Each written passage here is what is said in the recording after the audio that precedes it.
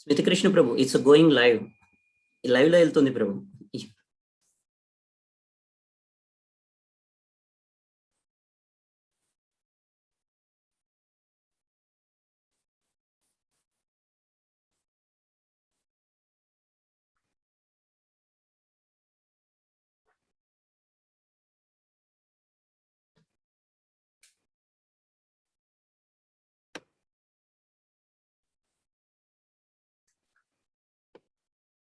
Prabhu, YouTube live is it start 1 minute, Prabhu? YouTube live is not showing. Prabhu. Yes, Prabhu. Should not be speaking from now. Just do the live and just check the WhatsApp. Yeah.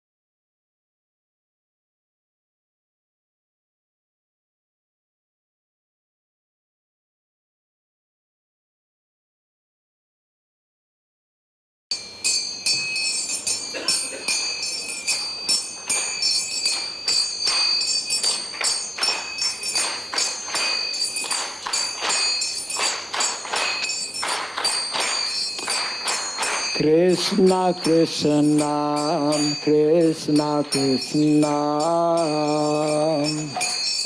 Krishna Krishna Krishna.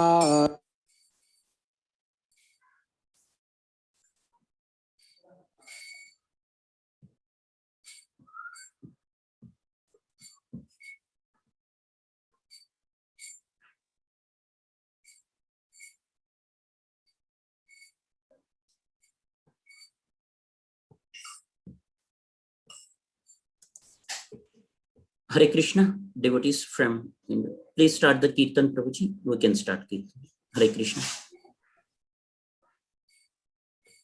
From Indonesia, devotees. Hare Krishna from Indonesia, devotees. Di depan tu.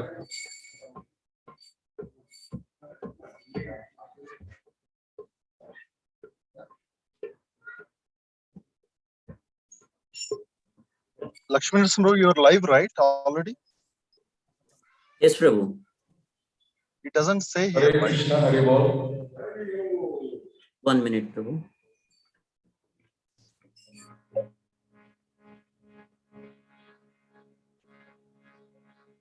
Yes, Prabhuji.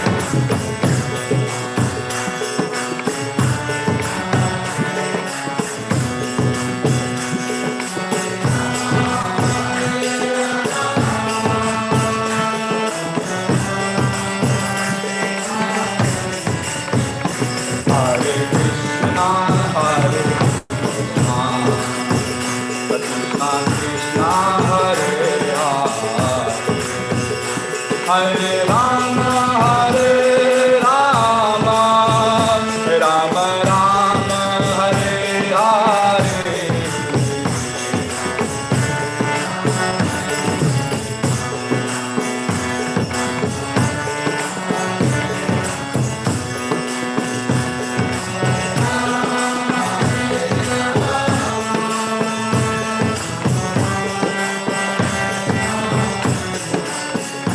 Hare Krishna,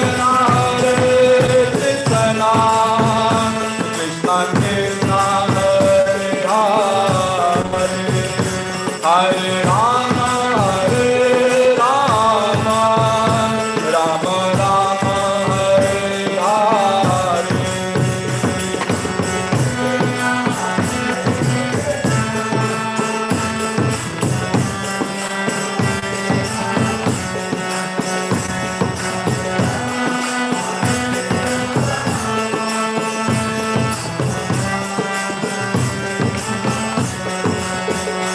Hare Krishna, Krishna Krishna, Hare Hare, Hare Rama, Rama Rama, Hare Hare.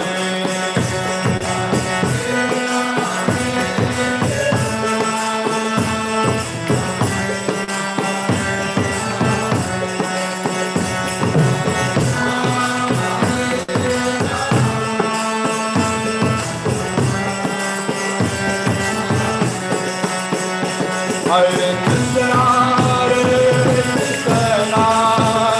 Krishna Krishna, Hare Hare, Hare Rama,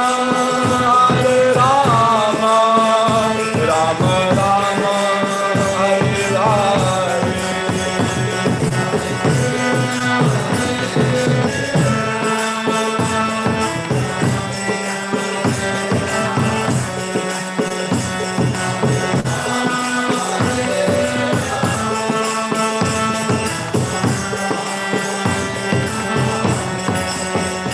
Hare Krishna, Krishna Krishna, Hare Hare, Hare Rama, Rama Rama, Hare Hare.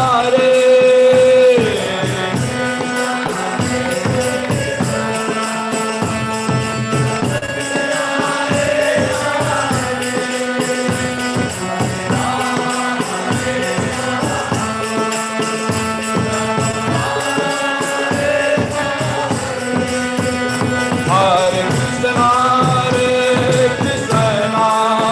Krishna Krishna, Hare Hare, Hare Rama, Rama Rama, Hare Hare.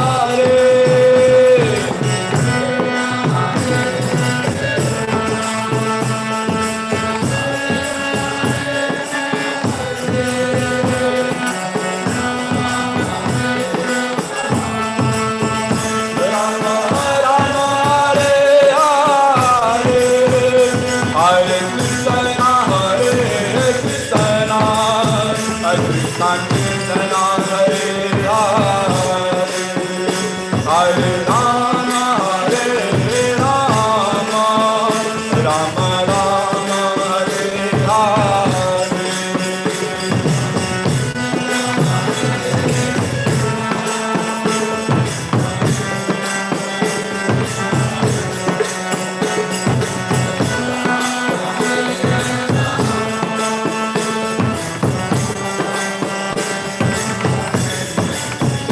Hare Krishna, Krishna Krishna, Hare Hare, Hare Rama, Rama Rama, Hare Hare, Hare Krishna,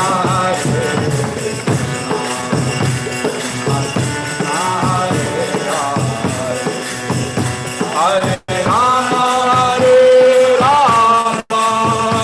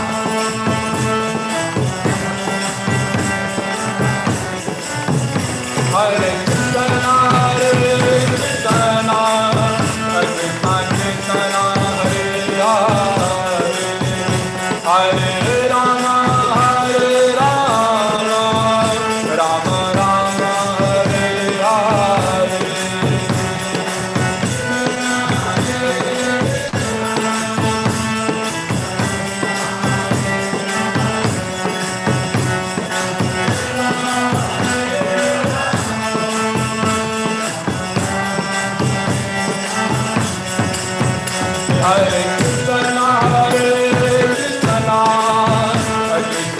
Krishna, Hare Hare, Hare Rama, Rama Rama, Hare Hare.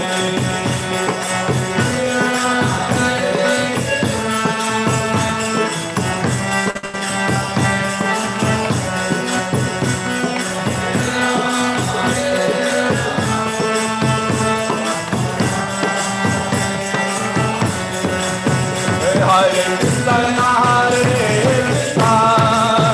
Krishna Krishna, Hare Hare, Hare Rama, Rama Rama, Hare Hare.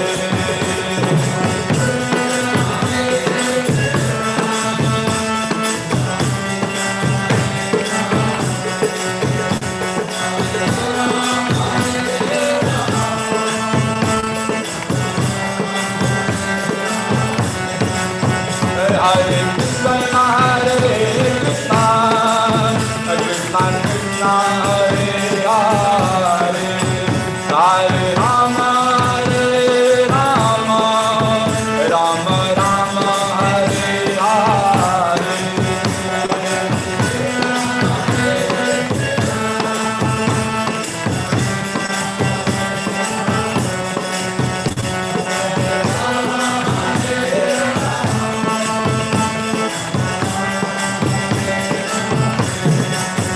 Hare Krishna, Krishna Krishna, Hare Hare, Hare Rama,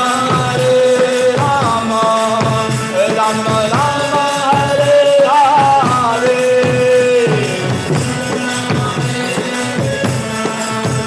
Krishna Krishna, Hare Hare,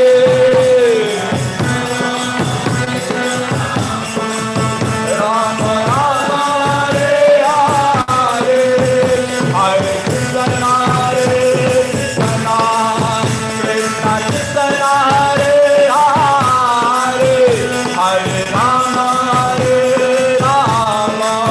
Rama Rama, Hare Hare.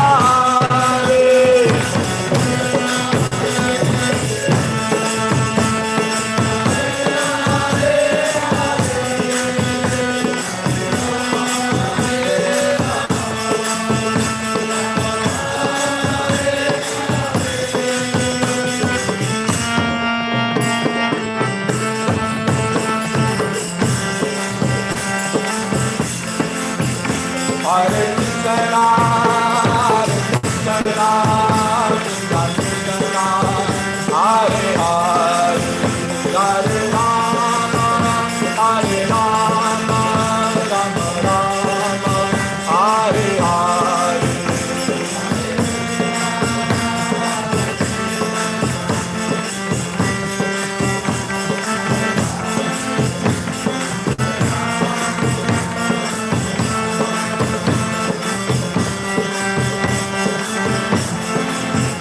Hare Krishna, Krishna Krishna, Hare Hare, Hare Rama, Rama Rama, Hare Hare.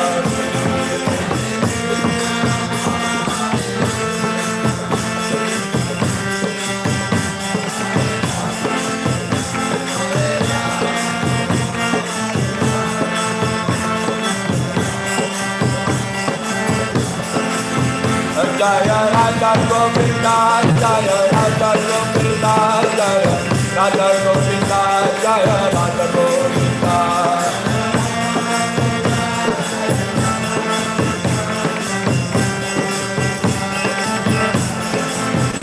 Jaya Radha Govinda, Jaya Radha Govinda, Jaya Radha Govinda, Jaya Radha Govinda.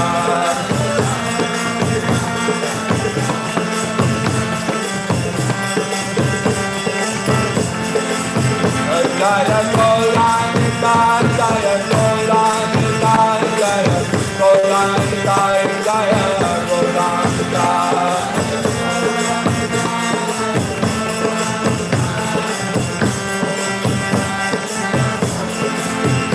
Jaya Prabhupada, Jaya Prabhupada, Jaya Prabhupada, Srila Prabhupada.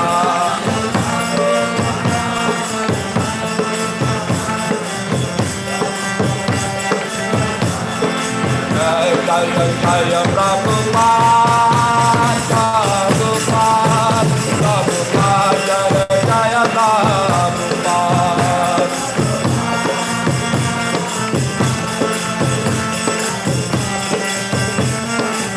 Jaya Jaya Prabhupada, Prabhupada, Prabhupada, Jaya Jaya Prabhupada.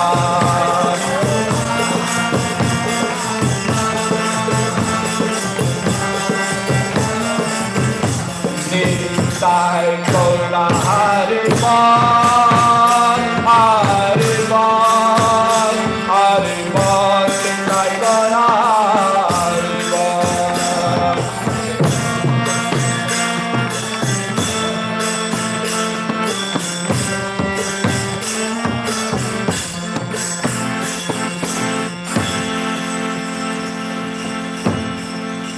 Shri Harinam Sankirtan Ki, Sankirtan Mahayagya Ki, Srila Prabhupada Ki, Gaur Premanandi.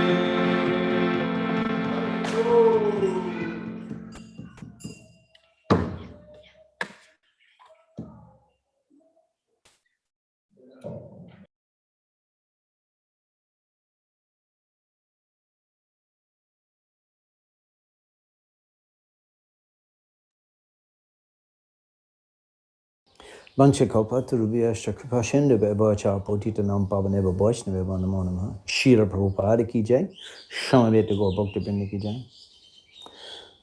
Sri Chaitanya Mahaprabhu, he spoke to Nityananda Prabhu in Jagannath Puri that Nityanande Agidilo Jao Godadeshe Anargal Prem Bhakti Kodaho Prakashe. You go to Godadesh, Bengal, and distribute without restriction, Prema Bhakti.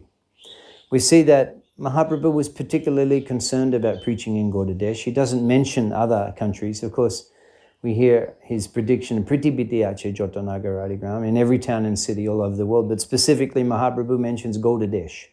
On several occasions, to Nityananda Prabhu, oh holy man, don't come to Jagannath Puri every year, you stay and preach in Godadesh. Mahaprabhu was concerned about the Gaudiya Vaishnavas, the Bengali community. And therefore, anybody...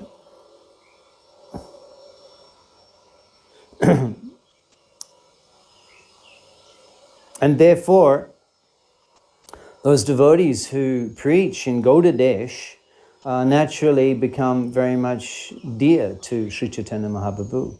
His Holiness Bhakti Raghava Swami Maharaj is one such devotee, pioneering the Namhata preaching in Mayapur and all throughout West Bengal, which has become so successful. We count in the millions of followers of Namhata in West Bengal, Assam, Orissa, and East Bengal, Purba Bengal, Bangladesh. And His Holiness Bhakti Raghava Swami Maharaj was one of the pioneers of the Namhata preaching in Bengal. The historians will describe how a handful of Western disciples of A.C. Bhaktivedanta Swami Srila Prabhupada revived Gaudiya Vaishnavism, the traditional culture of Bengal, revived Gaudiya Vaishnavism in Bengal. And that is a wonderful achievement. And His Holiness Bhakti Raghava Swami Maharaj is amongst those exalted Vaishnavas that can take credit for that. I particularly appreciate His Holiness's commitment to the Varnashram mission of Srila Prabhupada. In fact, every time I've heard His Holiness speak in Mayapur, he's spoken on the 4 waves of the Varnashram mission as taken from Srila Prabhupada's direct writings in the Gita Nagari. And this is very encouraging when I see Maharaj. In a way, Maharaj is like a crying alone in the wilderness. We don't have sufficient leaders. From the leadership level down, we don't have sufficient devotees committed to the Varnashram mission and developing this very important anga of Srila Prabhupada's vision. And the constant voice and commitment and enthusiasm of His Holiness Bhakti Raghava Swami Maharaj is very much encouraging for us who believe in the importance of this mission. It's like a lamp that's always, it may not be able to fill up the whole because it's gone so big, so many projects, so many things devotees do. But the Maharaj he never lets us forget that important commitment to the Varnashram mission. And for that I'm very much indebted to Maharaj, and I pray that his monoboncha, his desires to serve Srila Prabhupada in that way, are fulfilled, and I aspire to be somehow involved and to assist Maharaj in that mission, and in that way I would be highly benefited. His Holiness Bhakti Raghava Swami Maharaj ki jai. Srila Bhakti Raghava Swami Maharaj Shubha Vyasa Puja Maha Mahotsav ki jai.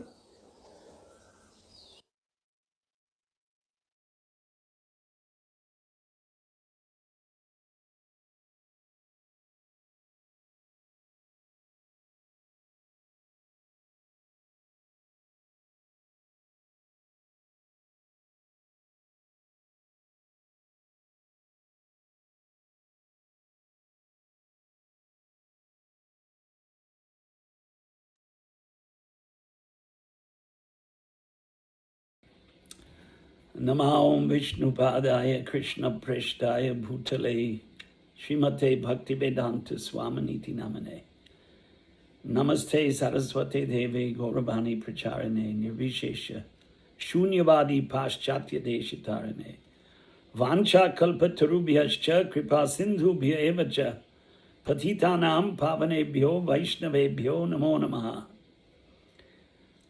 Let me begin this very short offering to His Holiness Bhakti Raghava Swami on his 75th Vyasa Puja day. Yati Bhyo Namaha, obeisances to the sannyasi. Shatam Jiva Sharado Vardhamanaha. In the Rig Veda, there is a mantra wishing 100 autumns of life. On the occasion of this appearance day of Maharaj, I pray to Radha Madhava at Mayapur, Radha Shyam Sundar at Vrindavan, Radha Rasa Bihari at Juhu, Radha Shyam Sundar at Baroda, Jagannath Baladev Subhadra at Jagannath Puri, to please bestow a very long life with full health on Bhakti Raghava Maharaj. Of course, he's already lived a long time. And as we get older, we get tired of this material body. But Bhakti Raghava Maharaj has been rendering outstanding service to the mission of Srila Prabhupada by broadcasting the message of Daiva Varnashram. And it's indisputable that Prabhupada wanted a Daiva Varnashram society. And so, as an advocate for that, Maharaj is engaged in very important activity, which unfortunately many of our God brothers somehow are missing. Bhakti without Shastras is Sahajiya. That's what Brahma Yamala says. What is the Brahma Yamala? We don't know. But Rupa Goswami quoted it in his Bhakti Rasamrita Sindhu, Nectar of Devotion. Shruti Smriti Puranadi Pancharatra Vidhim Vina Aikantika Harer Bhaktir Utpata Yaiva Kalpate. Utpat means disturbance.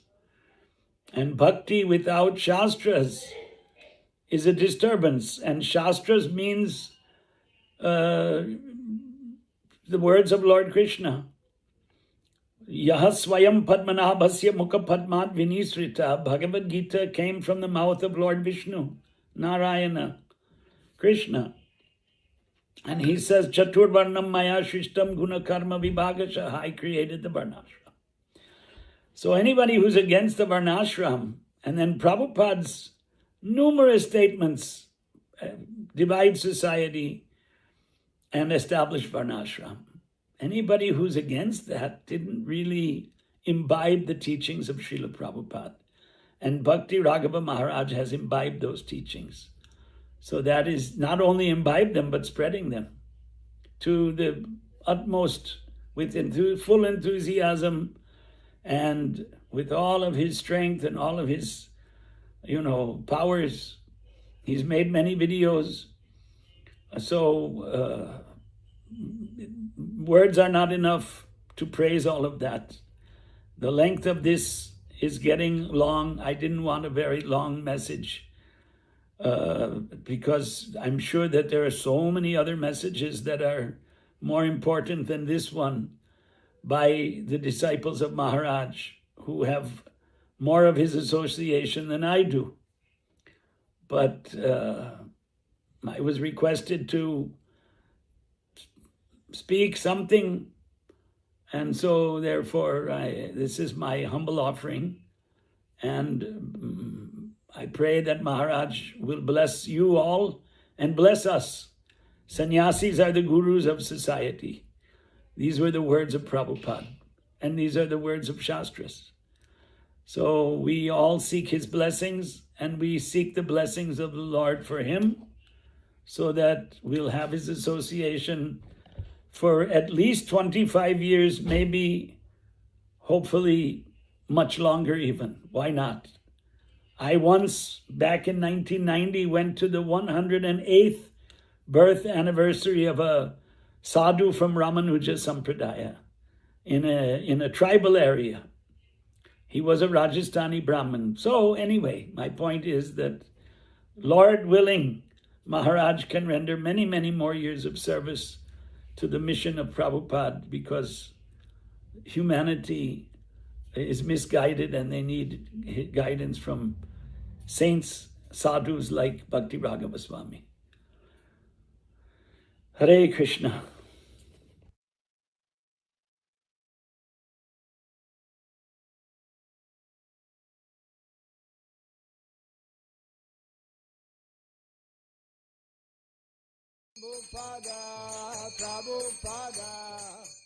Our city temples and our cities are meant to be primarily our preaching basis. Srila Prabhupada went to New York City to preach.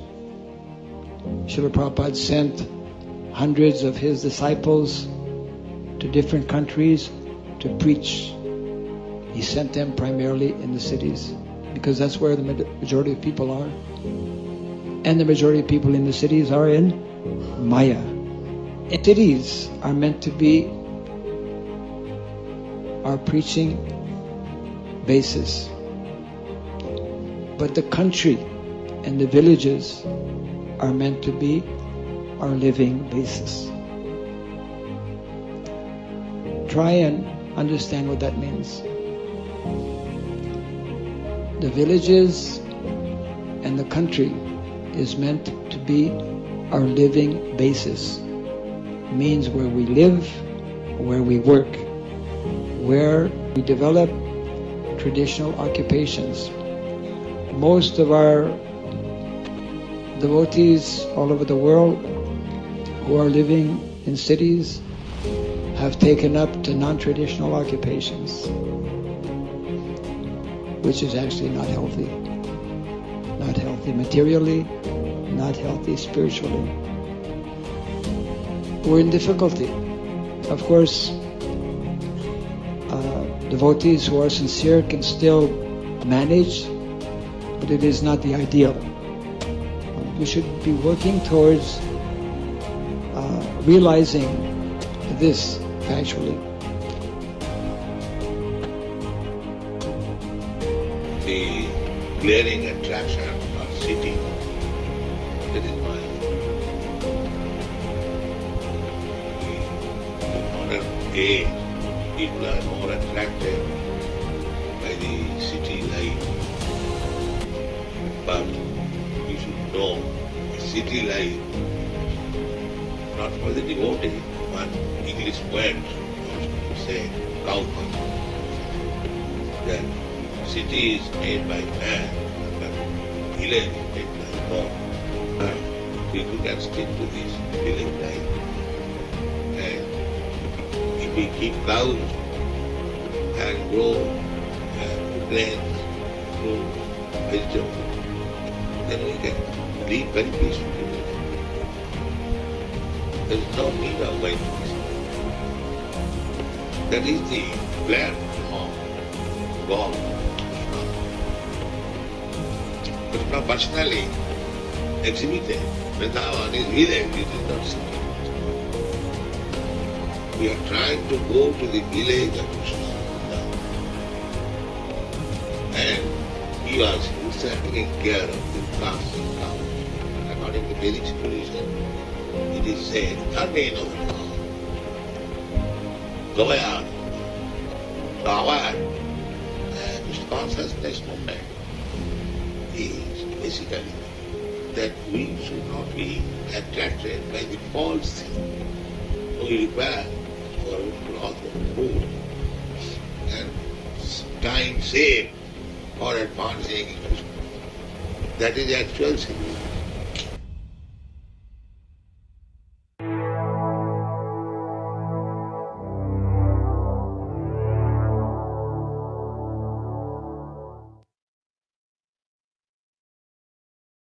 Hare Krishna.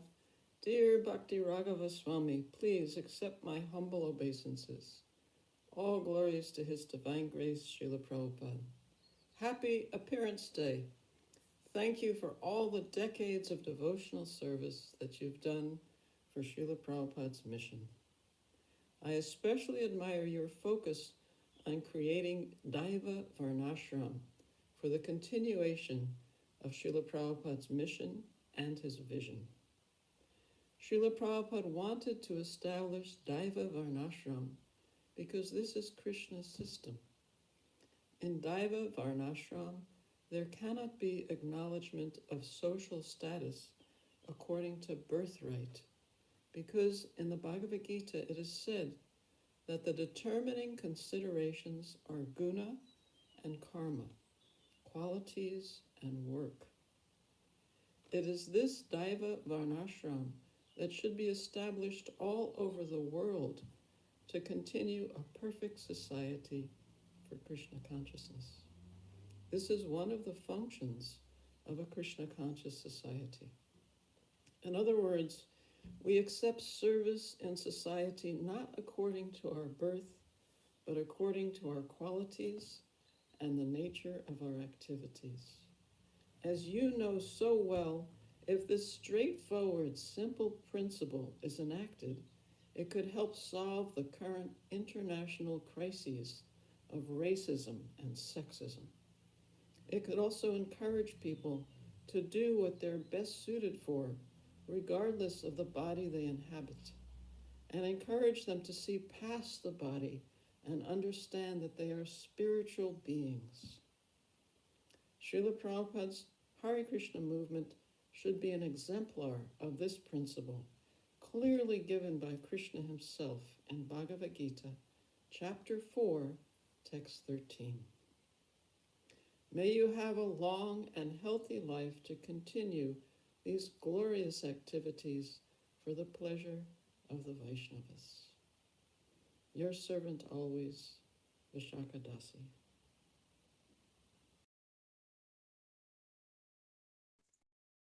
Hare Krishna. Thank you so much for kind offerings of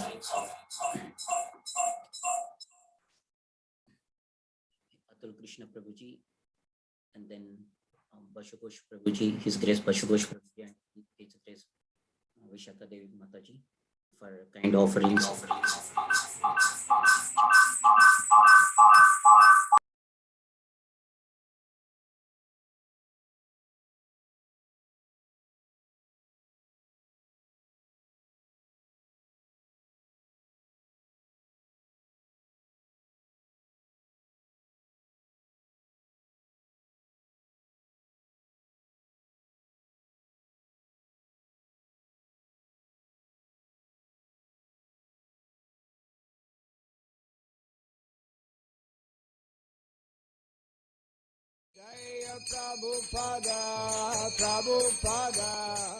We speak of ahimsa milk.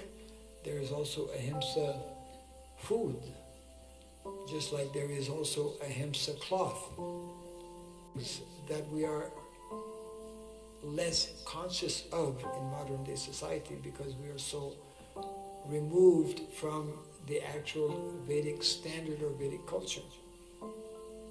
Just by wearing, for example, clothes, which is not in the mode of goodness, and most clothes that we buy today on the market is not in the mode of goodness. It is, it will have different kinds of effect on the body and on the consciousness as well.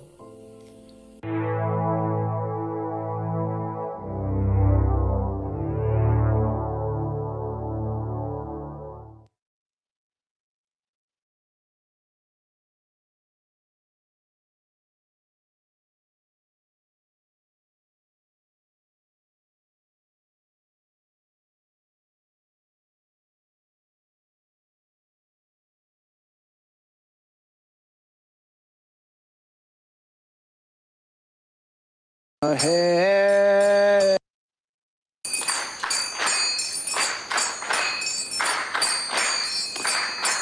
Krishna Krishna Krishna Krishna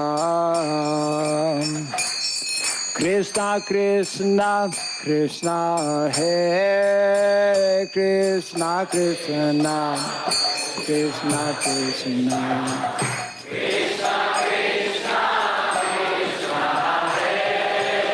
Krishna Krishna Krishna Krishna Krishna Krishna Krishna Hey Krishna Krishna Krishna Krishna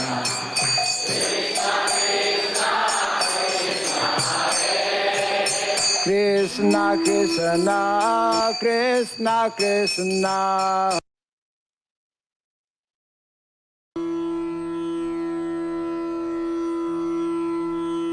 From the dawn of civilization, cows have been an integral part of human life. In many countries, agriculture flourished for thousands of years without grossly disturbing the natural cycles of the environment because it was based on cows.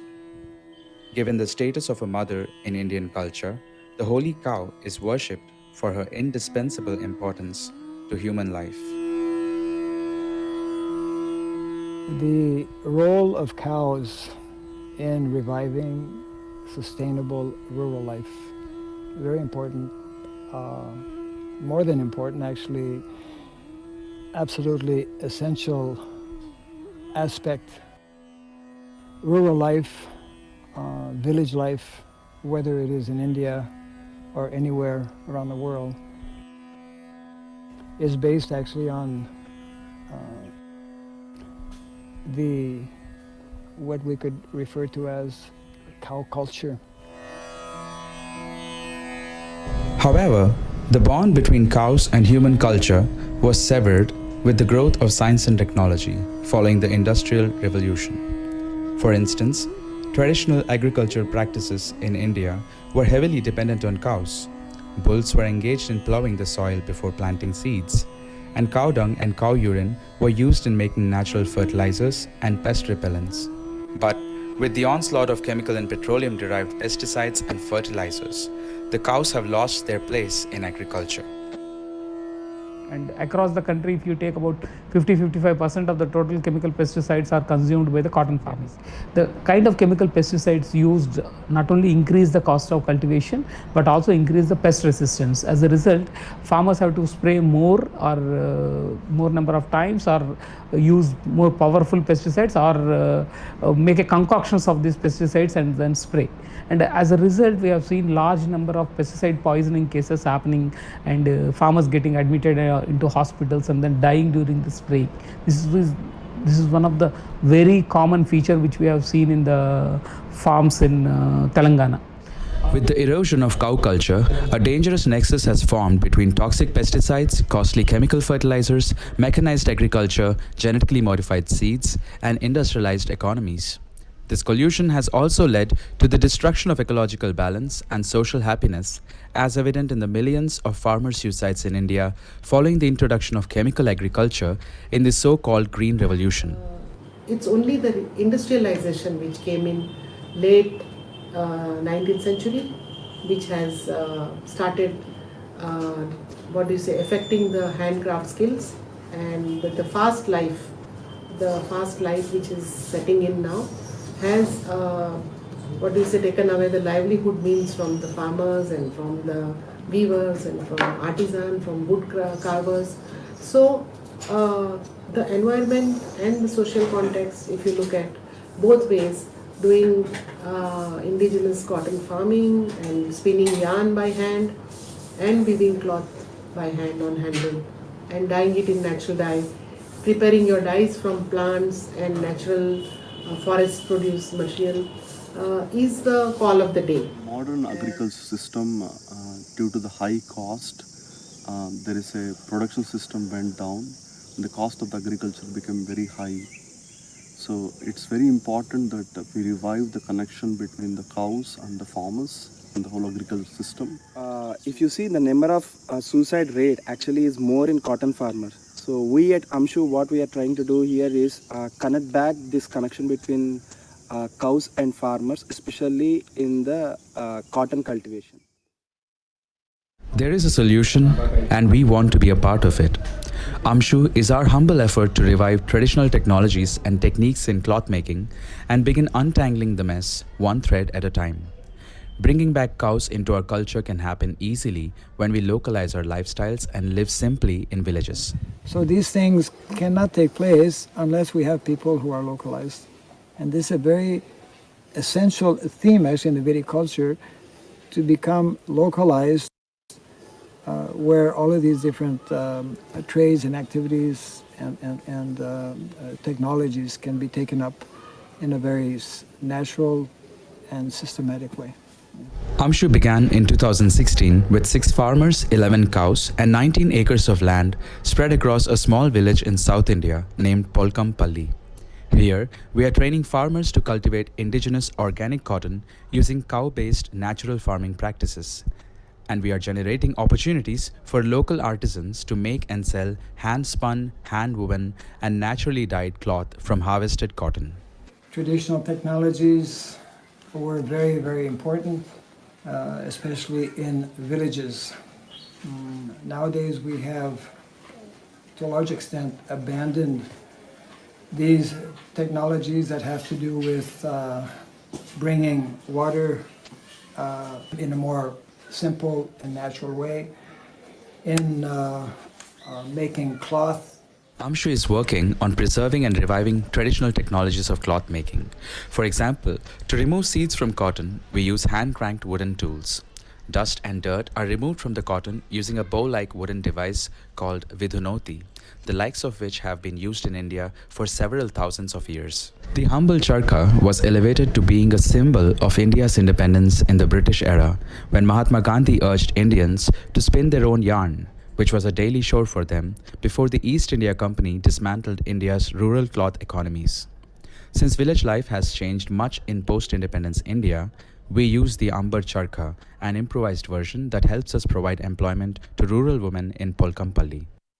Chemical dyes derived from petroleum and toxic heavy metals are commonplace in the modern textile industry. In contrast, Amshu uses natural dyes obtained from plant parts such as flowers, roots, seeds, and bark, which have traditionally adorned handmade yarn and cloth. Cow products such as cow urine, cow milk, and cow dung are often used in the dyeing processes which were developed in an era when humans lived close to nature. It is not impossible to develop systems centered on cow culture to produce cloth, even if it is not easy to establish them. Although not all ancient technologies are immediately replicable, we are using some of them to reduce the social and ecological costs that are externalized by modern industries. We have employed nearly 20 people in the process of reviving these age-old cow-based cloth technologies. Every Amshu shirt you buy plays part in building the new future.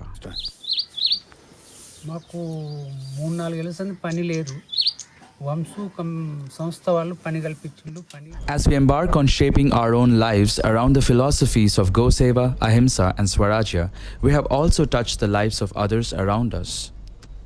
Not only have we revived the livelihoods of 20 people, including weavers, yarn spinners, and farmers, we have also invested in their betterment by offering training and support.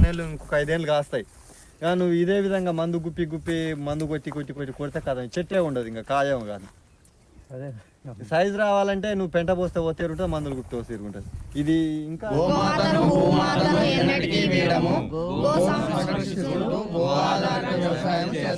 more people, more livelihood can be created, and the know-how can be popularized if the youth of the country come forward. And that's how I see today in Amshu initiative that youth has come forward, educated, highly intellectually inclined group of people have come together to make this initiative, to go to the grassroots level and make the difference in the society and in the environment. Polkampalli is but one village and Amshu is but one project. What we have accomplished and hope to accomplish is a fraction of what is truly necessary to rebuild the social systems that uphold the relationship between cows and humans. There is so much more to be done. Cow culture is calling upon each one of us to contribute in whatever ways we can as consumers, investors, experimenters, entrepreneurs, or advocates to further this movement on to the future generations. सुजलां सुफलां मलयज शीतलां सस्यश्यामलां मातरं वन्दे मातरं Vande Mataram.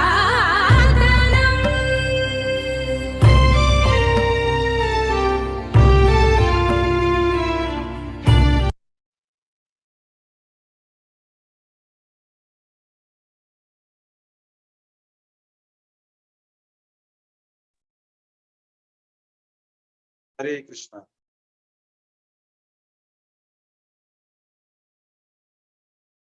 Om Ajnanam Timirandasya Jnananjana Chakshurmilitam Jena Tasmai Shri Gurave Namah.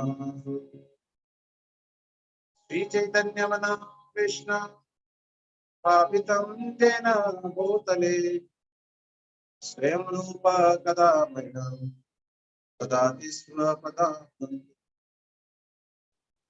Vandeham Shri Guru Shri Jutapadakamalam Shri Gurun Vaishnavamsa Rupam Sakrajatam Sahagna Raghunathatam Tvam Sajivam Satvaitam Savadhutam Parijana Sahitam Krishna Chaitanya Deva Shri Radha Krishna Pada Sahagna Lalita Shri Shakadita Namo Vishnu Padaya Krishna Pristaya Bhutale Smate Bhakti Raghava Swami Nitinamne Namaste Goloka Sevaya Sada Niveditmane Yuvadho Prabhupada Varunasya Gacchami Namo Vishnu Padaya Krishna Pristaya Bhutale Srimate Bhakti Vedanta Swami Namaste Saraswati Devi Gaurvani Pracharine Visesa Sunyavadi Paschalya Deshurani Jai Sri Krishna Chaitanya Sahyadri Gadadhar Vasadi Gaurava Hare Krishna Krishna Krishna Hare Rama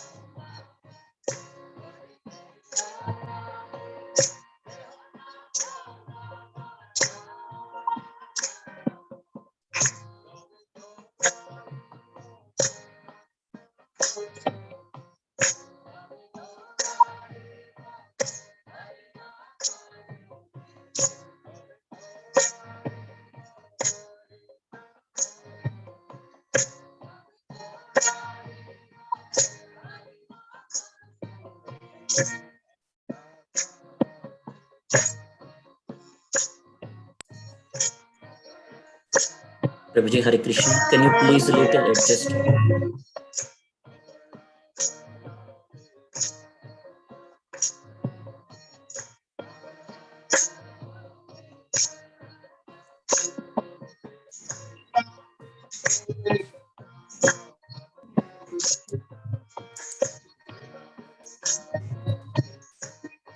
Hare Krishna. Very low audio is coming, Prabhuji.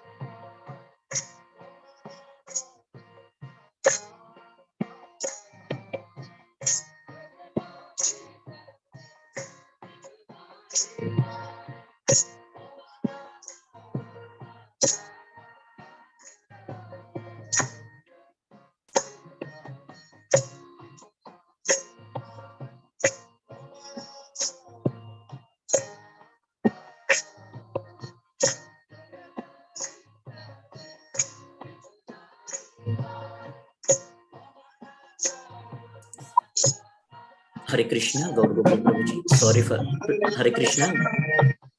Hare Krishna, Gaur Gopal Prabhuji.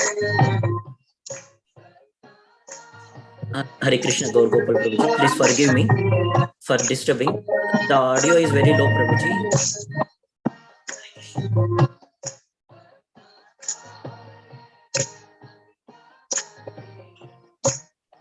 Hare Krishna Prabhuji.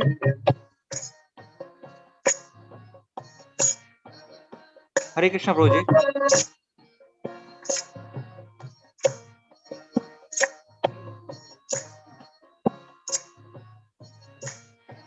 Hare Krishna, Gaur Gopal Prabhuji.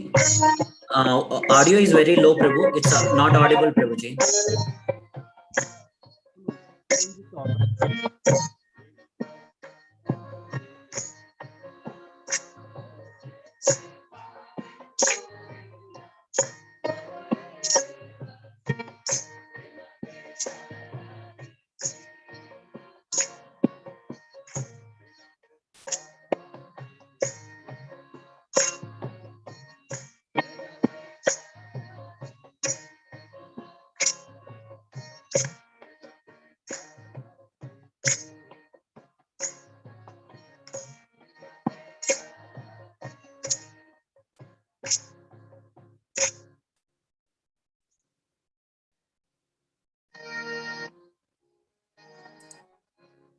Prabhuji, Hare not Pranam Prabhu, Hare Gaurgopala Prabhu. Audio is not coming, Prabhu, properly. Very low audio is coming, Prabhu. Sorry, please forgive us. Really? Yes, Prabhuji.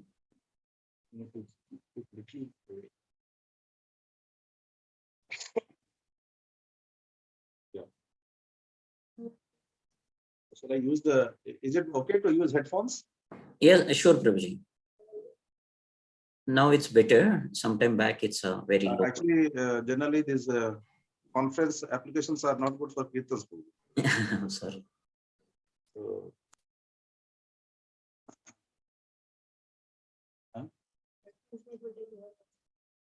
correct. Yeah, it is. If I use only headphones, it will take only my voice, not the audio instrument sounds. I'll try to manage with another song, Prabhuji. That's it.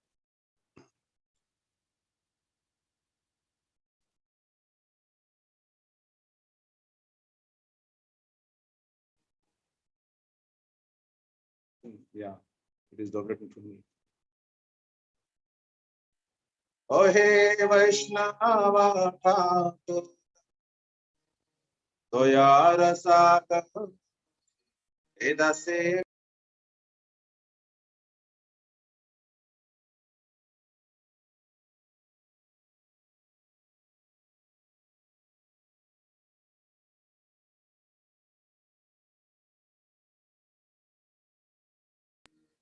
The sound is okay? Yes, Prabhuji. Okay. Oh hey Vaishnava Thakur, Doya Sagar, Edase. Oh hey Vaishnava, Doya.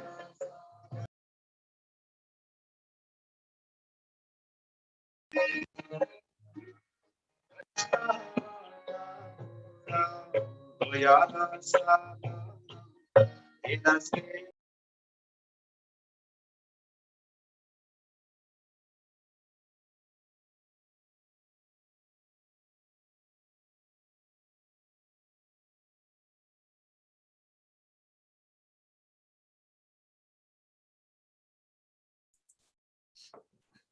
Prabhuji, it went on mute, Prabhu.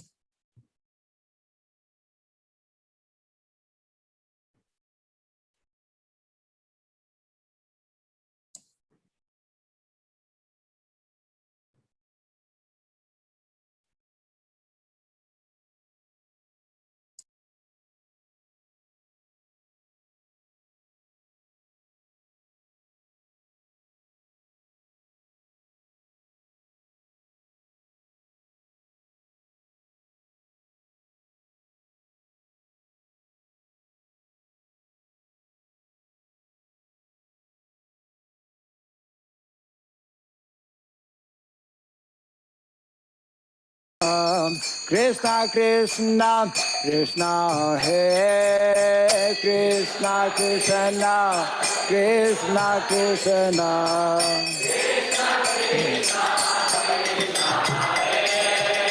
Krishna Krishna Krishna Krishna Krishna Krishna Krishna Hare Krishna Krishna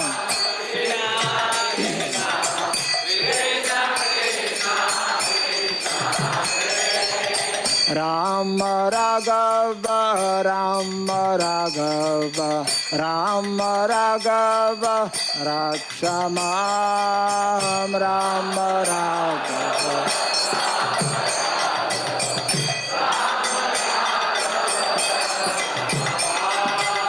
Rama Raghava Rama Raghava Rama Raghava Rakshamam Rama Raghava Rama Raghava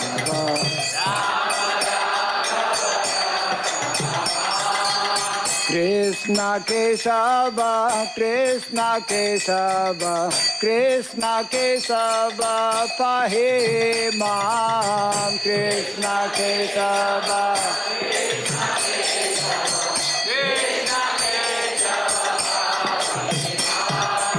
Krishna Kesava Krishna Kesava Krishna Kesava Pahe Mam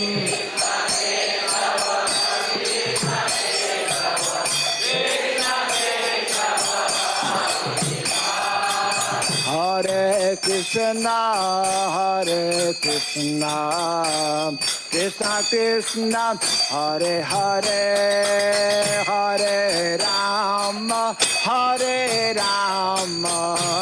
Rama Rama Hare Hare Hare Krishna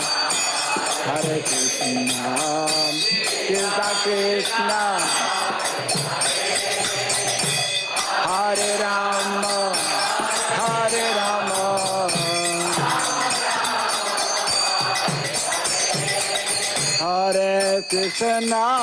Hare Krishna Krishna Krishna Hare Hare Hare Rama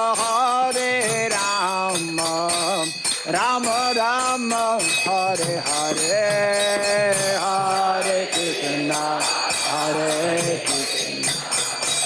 Krishna Krishna Hare Hare Hare Rama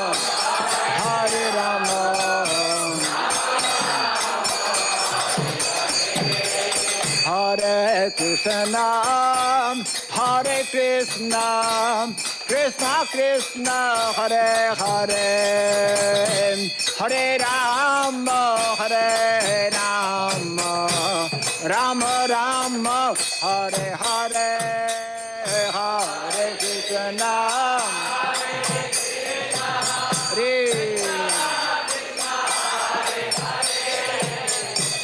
Hare Rama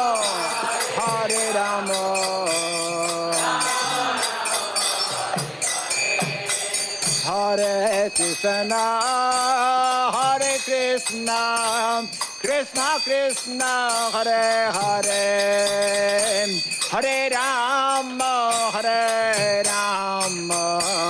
Rama Rama Hare Hare Hare Krishna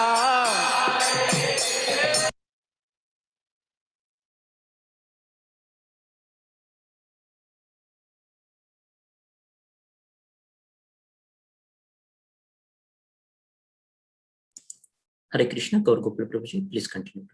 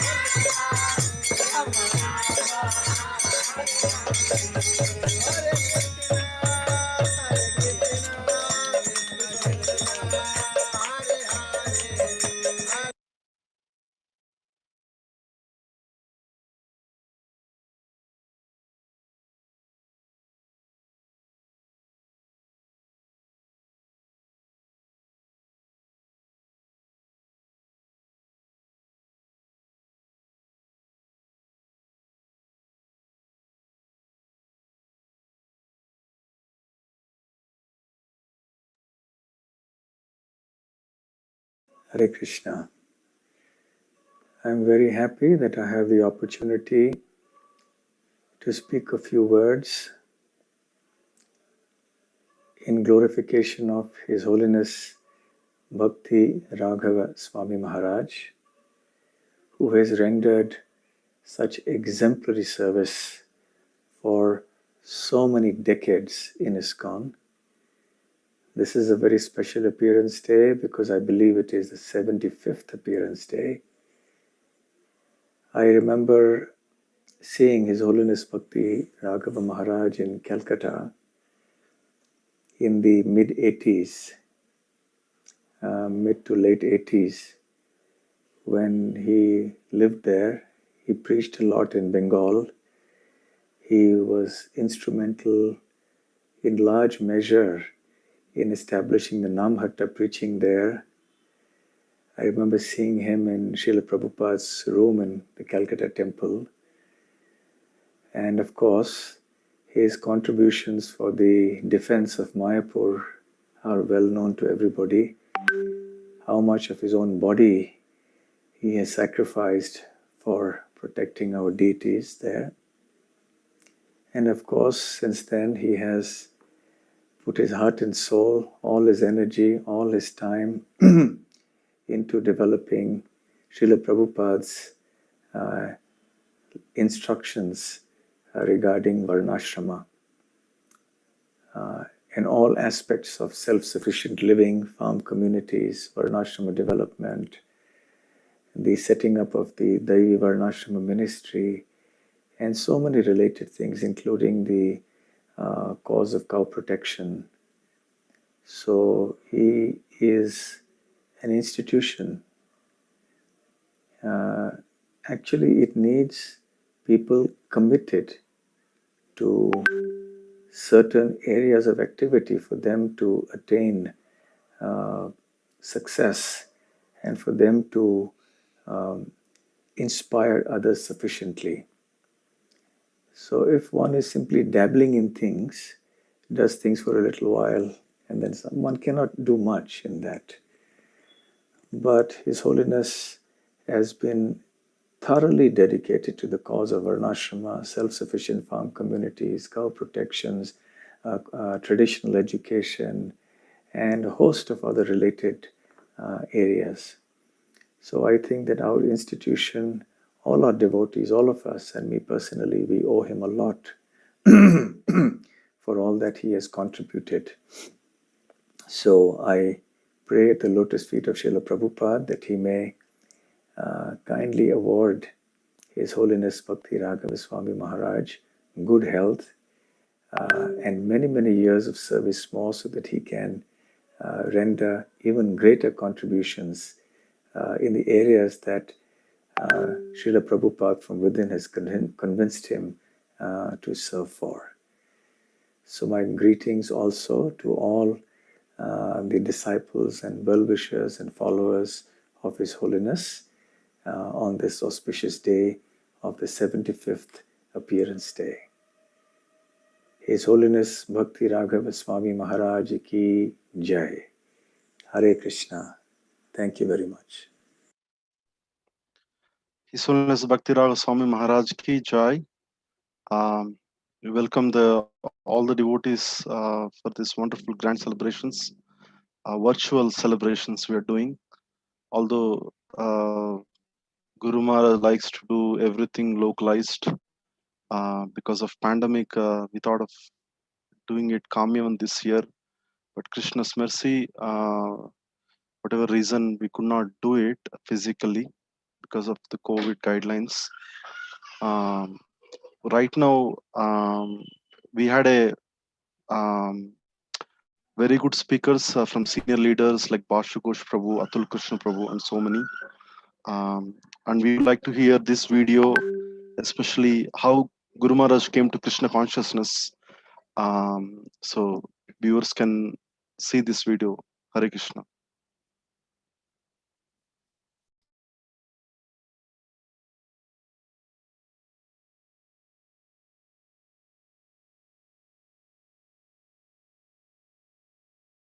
So, well, I'm sure every individual has his own story, naturally. So,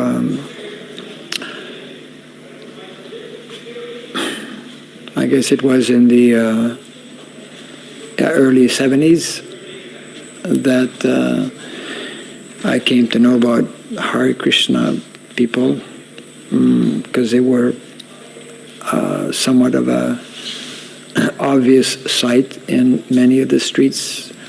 I'm from Canada, actually, so we had devotees in Toronto, Montreal, and Ottawa, which is on the eastern side. And the very first time I actually had seen devotees before, but the very first time I spoke with a devotee, a live devotee, was in 1973, and he was a good book distributor, because he got me to take the Bhagavad Gita, and I had known already about the Bhagavad Gita, but I had not come in contact with Prabhupada's Bhagavad Gita. Prabhupada's Bhagavad Gita was especially attractive, with photos, etc. And he gave a, invitation card as well. I was, by that time, already finished with my studies. I had worked, and I was kind of, searching for meaning in life, as young people normally do. And so I took the opportunity to actually go and visit the temple on probably one of the first Sundays that after my encounter meeting. And that's when I had, of course, longer exchanges or conversations with devotees. I came in contact with, they had a small altar at that time at the Ottawa temple. Came in contact with the Sunday Feast program, which, as Prabhupada explains, was for most devotees in the Western countries, and it continues today, actually, because prasadam was, and will always be a major attraction for everyone. The tongue is the most difficult to so anyways, I very much liked the Sunday Feast program, especially two things. One was the philosophy, which to me was the first time I was hearing an expose, philosophical presentation, and there was reference to a book that I'd never heard about before. And that book was called, I had a hard time pronouncing it at the time, Srimad Bhagavatam. So Srimad Bhagavatam was like a revelation, big revelation, actually, to me, because it was like, coming in contact with standard books of knowledge. And Now, even after 40 years, like we're giving a seminar this evening about these standard books of knowledge, because they contain unlimited knowledge, isn't it? Our Vedic literatures, etc., like that. So that like opened the doors a lot, and I kept coming on Sunday programs throughout the whole summer, basically.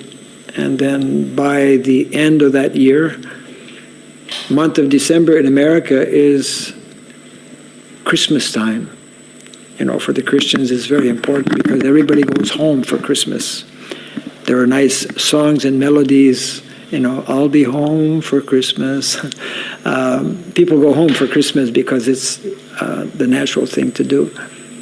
But that year I didn't go home for Christmas.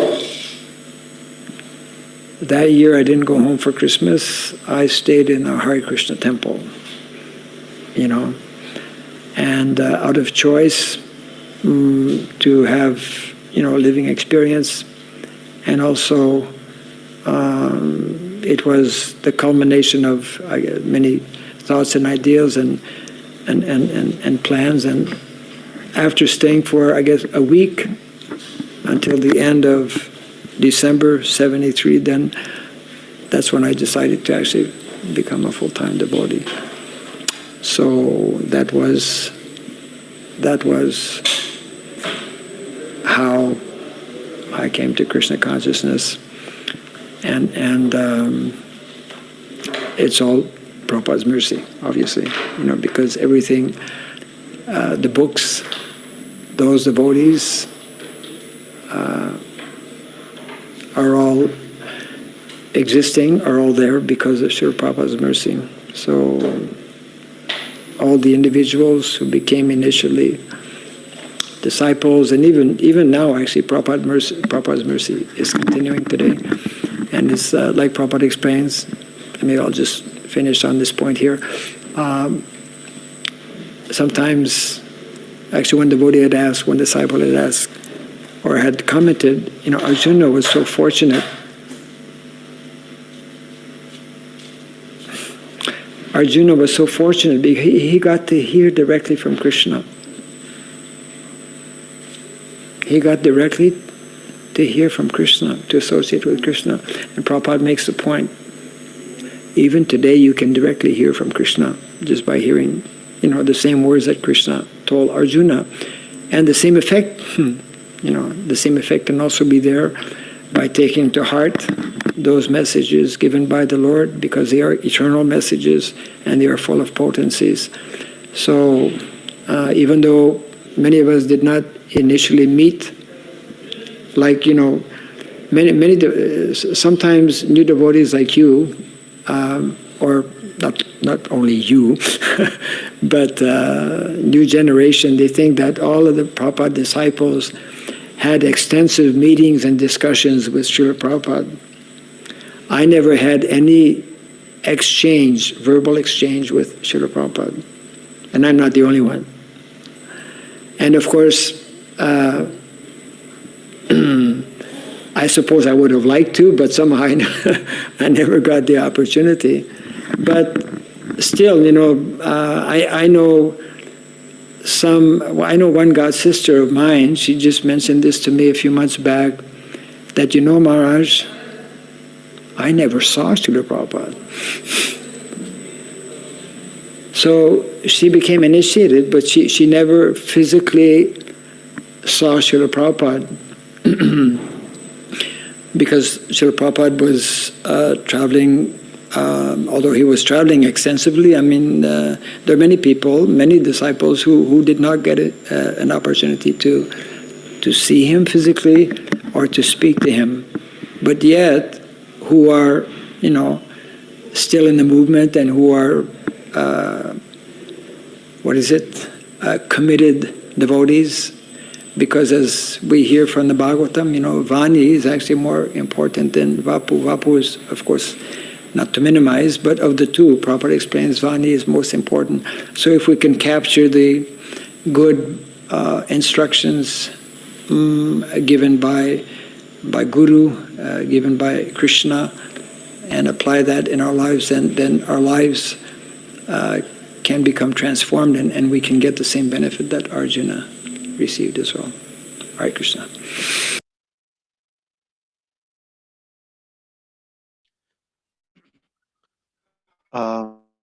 Thanks once again for everyone joining for this virtual Vyasa Puja celebrations. The Maharaj is to the venue in some time. To announce the program today, we'll have main offerings at 10 o'clock by senior disciples of Maharaj. We try to accommodate as many people as possible. And 12 o'clock, Maharaj will be giving a lecture for 1 hour, and there will be Arati, Pada Puja. And the online offerings will still continue from 2 o'clock in the afternoon as well, 2 to 5. If anybody likes to do the online offerings, we have Shrikant Das. It's written SHRWKNETH.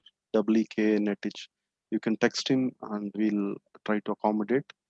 And we actually, Maharaj is right now situated in Sahyadri Goloka Dham, where Maharaja started a Parashurama Gurukula. It's been successfully running for many months now. So it'll be a very fantastic event at the ground. So stay tuned here, and we'll have hearing comes up. We stand spiritual master by hearing his glories. We already heard from very senior Prabhupada disciples and Guru Maharaj God brothers like Basugosh Prabhu, Vishaka Mataji, many more senior devotees. So it's a great opportunity for all of us. It's a good day to keep hearing this of Guru Maharaj so that we try to assist and serve him, develop some attraction and follow his footsteps. So we like to hear from now offering from His Holiness Bhakti Raghava Swami Maharaj, who is very close, dear to Guru Maharaj, working in the similar line of Varnashram and farm communities. They have very good exchanges each other, and also in part of working together as a Gurukul projects coming up. We welcome Maharaj. Hare Krishna. I've been asked to speak a few words about my godbrother, Sri Bhakti Raghava Swami Maharaj, so I'll do so. I first met him sometime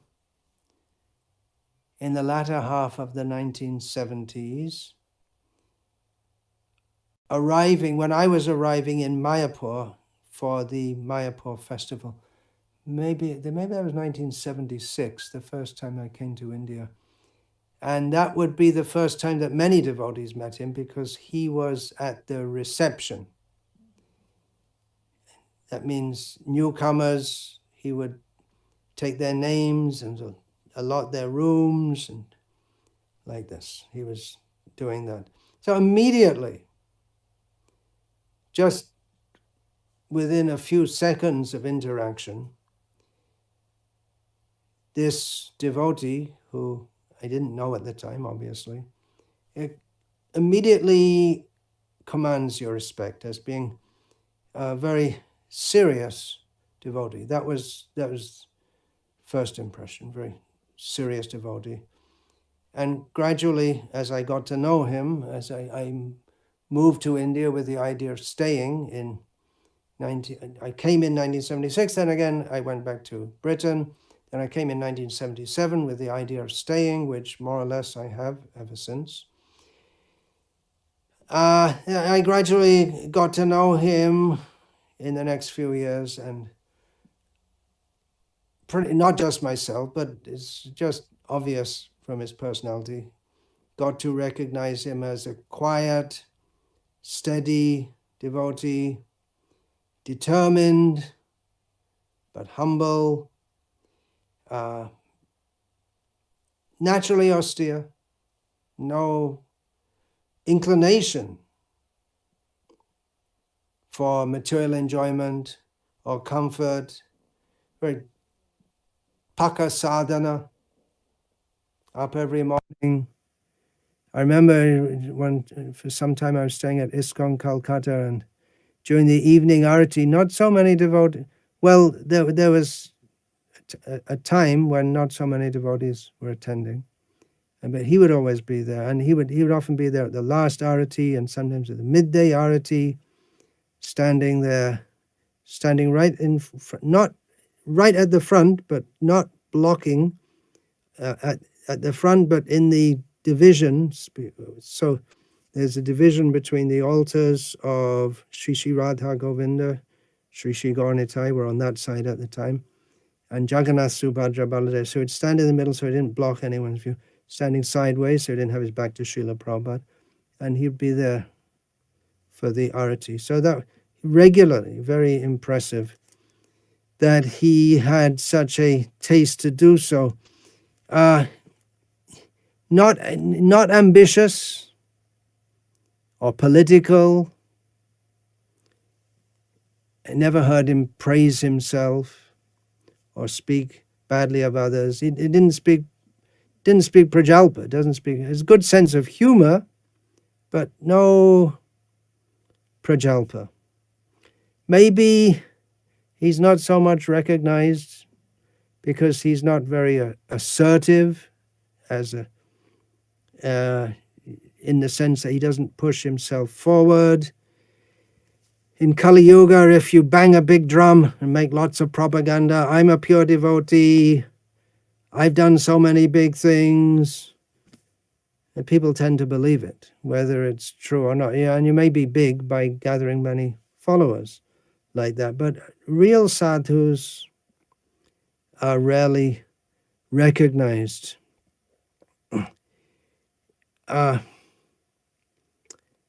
Here's a little anecdote. Krishna Kirtan Das in Bangladesh, who recently passed away, he sometimes used to say in his public lectures to hundreds and thousands of people that he sometimes gave this example of Bhakti Raghava Swami, Raaghava Pandit Brahmachari at the time, who once Krishna Kirtan asked him, why do you always walk everywhere in bare feet with no shoes?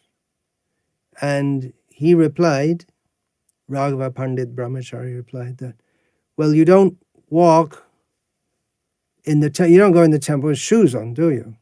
No. Well, to me, the whole of Bengal is just like a temple.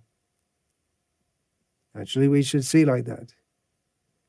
Shri Gaura Mandala Bhumi Jeba Jane Chintamani Tar Hoy Braja Bhume Bash. Narottam Thakur says that whoever sees the land of West Bengal, the land of Chaitanya Mahaprabhu and his associates, as being fully spiritual, such a person already lives in the Vrindavan. Another major event, which was in one sense a watershed in his life. Oh, first of all, I'll tell one thing. A little anecdote, which he probably forgot. Once in Mayapur, this was when he still had two legs. Now he has one leg physically. But the one leg he used to have two legs, but he was in Mayapur. Mayapur was his base for many years. And one evening there was an attack by dacoits, armed thieves, who maybe had the idea that the deities were made of gold or whatever, so they wanted to come and steal them. So hearing this, Raaghava Pandit Brahmachari, he went there as fast as he could to the temple. Now, he couldn't run because he had one good leg and one leg which was spindly and didn't work properly, although he could walk without crutches at that time.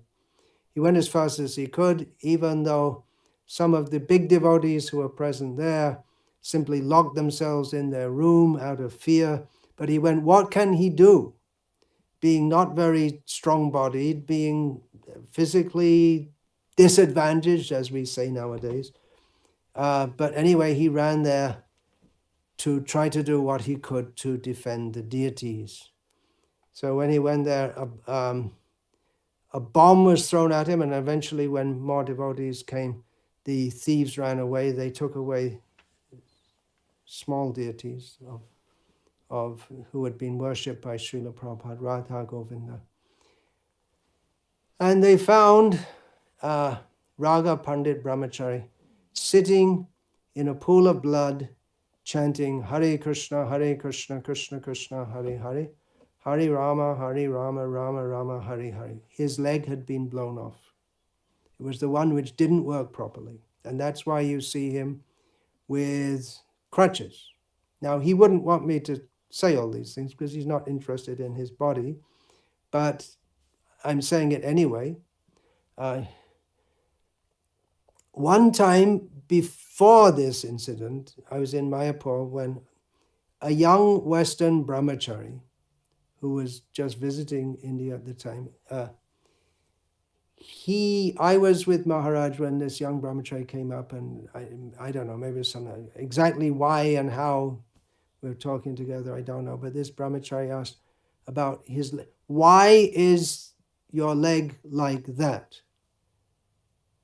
And Raghav Pandit Prabhu at the time said, oh, it doesn't matter.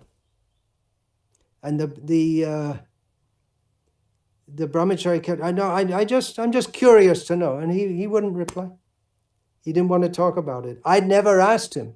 I'd never asked Raghav Pandit Brahmachari, why is your leg like that? And eventually the Raghav, he looked at me and we laughed together. That why is he so interested about this? That it's just of no real consequence whatsoever. So you can see he's very detached from his body. I never asked him, and nor did he reply, nor did I ever know, nor does it matter. Not very much known is that the Nam Hatha, which is based at ISKCON Mayapur and spread all over Bengal in particular, and in Orissa, the actual field work of spearheading that was done by Raghav Pandit Das Brahmachari.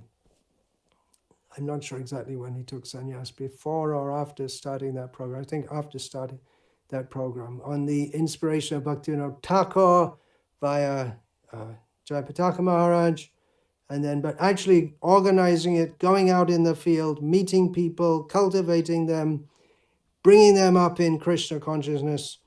That was the work which he did. He got it started. And what happened, I remember Jayapataka Maharaj said to me once that people are very impressed that they're living in some remote village in Bengal or Orissa, and they've written a letter to ISKCON Mayapur, a postcard saying, I'm interested, want to know more. And then this Western sadhu who has given up all the comforts of his Western way of life, and India at that time was much more austere in so many ways than it is now. He'd given up all comforts to travel by public transport, bus and whatever, walking, even though he can't walk properly, to come to our remote village because I'm interested. And I became very, very impressed by this. And naturally gave them a lot of inspiration in Krishna consciousness. Another little known fact is that the youth preaching in India, which has so much blossomed over the last few decades, that was actually started by him. After he came out of the Nam Hatha, he started talking about preaching to the youth and making brahmacharis and devotees in this way. And at that time, no one had you have to remember, at that time, ISKCON had much less centers, much less devotees. It was still mostly Western devotees. When I first came to India, in the temples. It was the vast majority of devotees were Westerners. Just around the time that Srila Prabhupada departed from this world, many Bengalis started to join in Mayapur.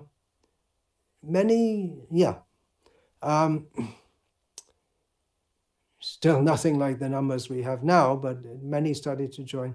But they were mostly not from such an educated background. Not that we have anything against those who are less educated, but generally those who are more educated can take up the preaching on a different plane than those who are less so. So we're interested in bringing in such people. Now, at that time, when he started going, Bhakti Raghava Maharaj started going to colleges in Calcutta, preaching, no one had thought of it. We didn't think of it. We didn't think it was possible, because you see the young people, they seem to be very materialistic, going away from religion. Actually, the present generation, or for the last couple of decades, the young, educated youth in India, many of them are inclined to religion, but at that time, and especially in Bengal, it wasn't so. The Communist Party were at the height of their power. The general attitude was very atheistic and materialistic, and so it seemed. But then when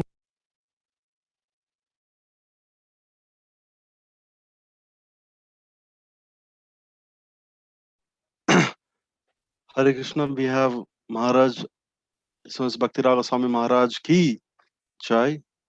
Maharaj came to the venue now.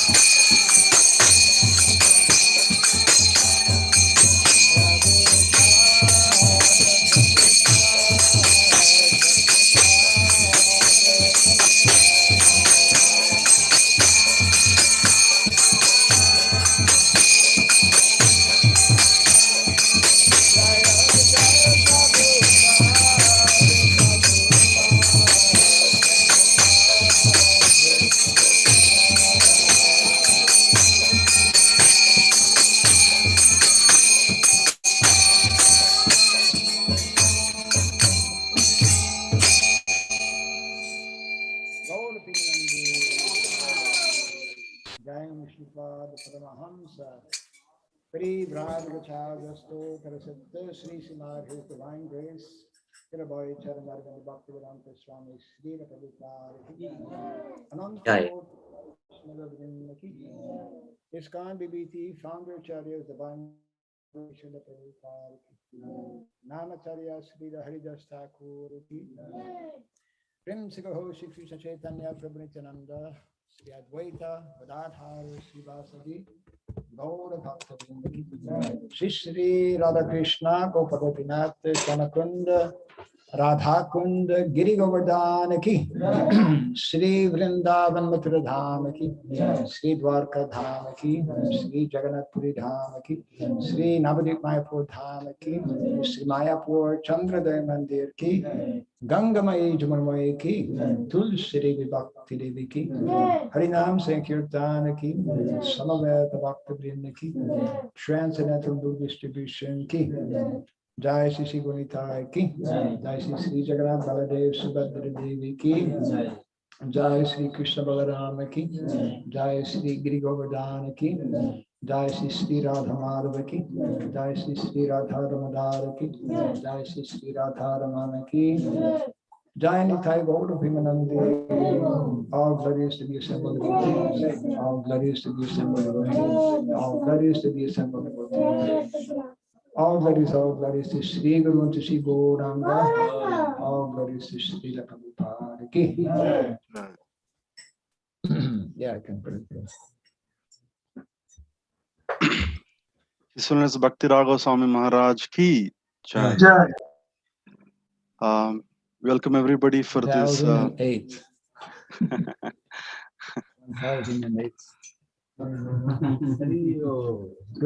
Good timing, eh? Good light, Maharaj.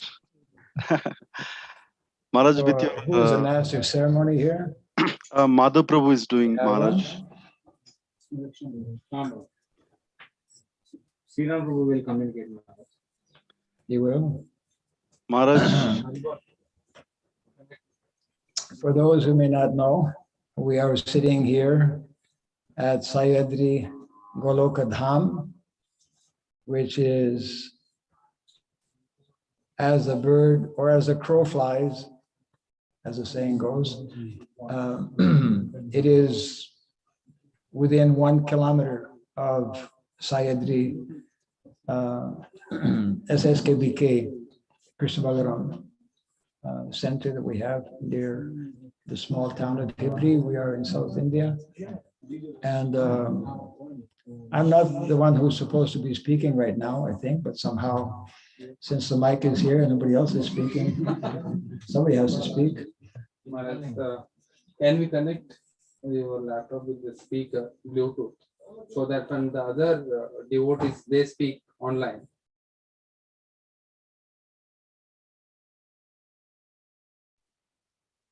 Maharaj got muted for some reason. Okay. I didn't mute myself. Somebody did that. Now Thank I will you. look at the Bluetooth. 1 second.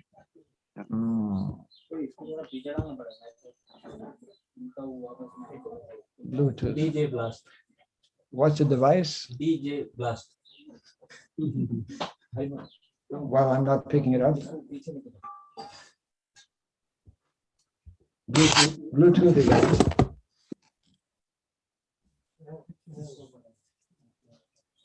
Yes, we have to add whatever.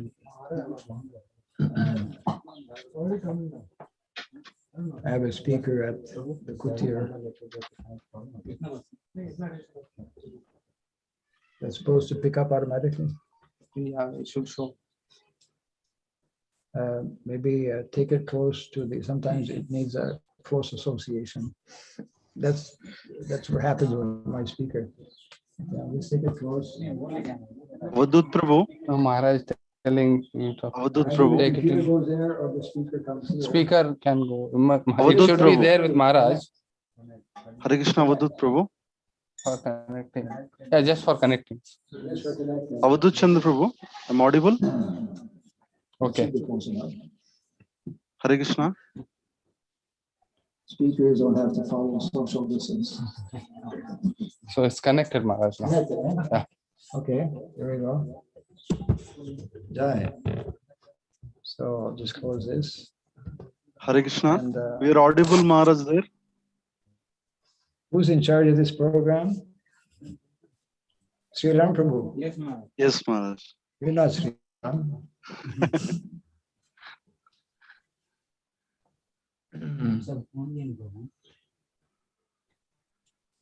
Looks like they haven't quite rehearsed sufficiently.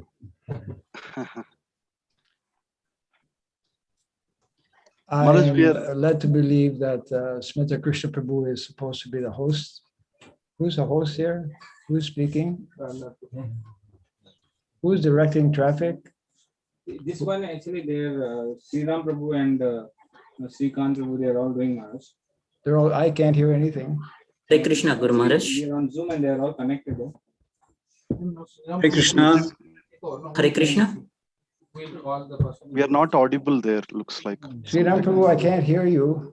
Yes, Guru Maharaj, looks like some And, problem there locally. Everyone needs to be a little bit patient here because we don't quite have our act together here. Maybe due to some technical hitch. Yeah.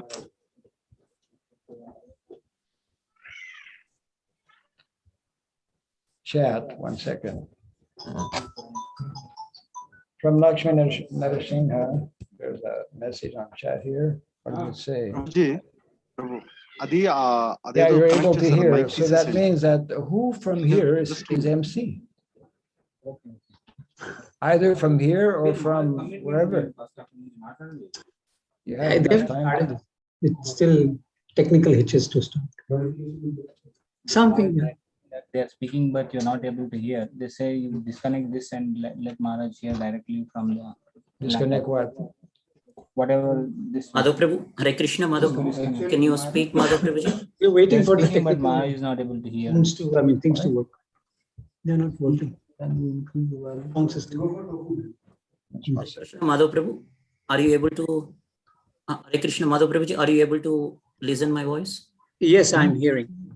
Hare Krishna. Can you take Madhav Prabhu? You can log off and once. Hare Krishna, I am Okay, able to I hear will be you. logging out.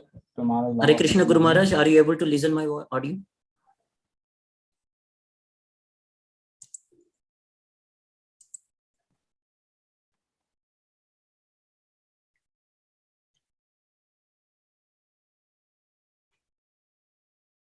Hare Krishna. Hare Krishna, Prabhuji. Looks like I think there is some problem at the venue. Once the Maharaja comes online, maybe I think we can start. Kindly To just use give, please. Yes. Prabhu. Hare Krishna. Hare Krishna, Sri Ram Prabhu. Yeah. Is audible? Yes, yes, Prabhuji. Okay. Sometime back, it was discussed like there is a another laptop, right, Prabhuji? From that laptop, I think we can. Yeah. Lakshman, Lakshman, let them figure out. At that time we can have some problem. Yeah. Introduce is Grace Madhav Prabhu, today's MP. The message came now that I am able to unmute. Madhava Prabhu, can you hear me? Yes, Maharaj. But we are not able to hear. But I cannot hear you.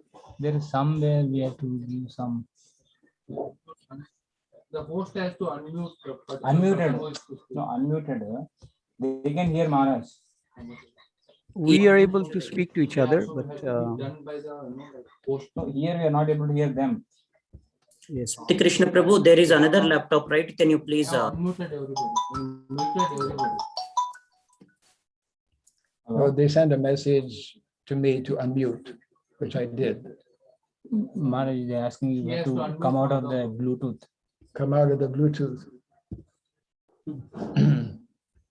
Just disconnect Bluetooth? Yeah. I have disconnected Bluetooth. Maharaj disconnected Bluetooth.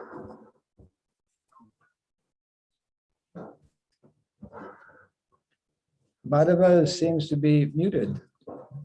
Maharaj, you can hear you, Maharaj. Can you hear us?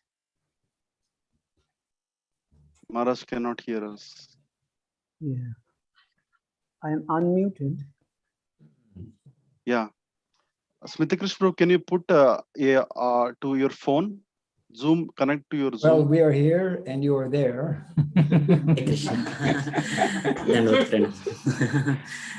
Smita Krishna Prabhu. Or we try with this laptop.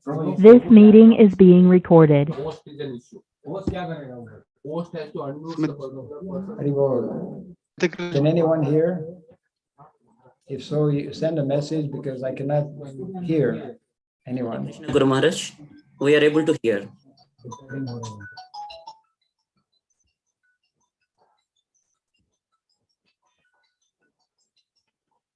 Oh.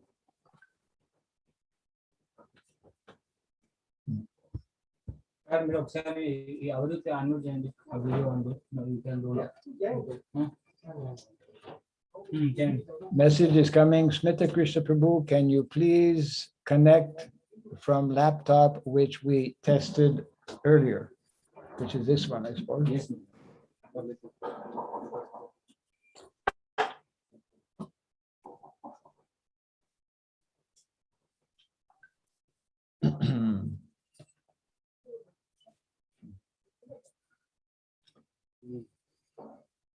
We're trying to work out a few things here from our side. Don't do anything. You just keep sending. Lakshman, can you Prabhu? Last year.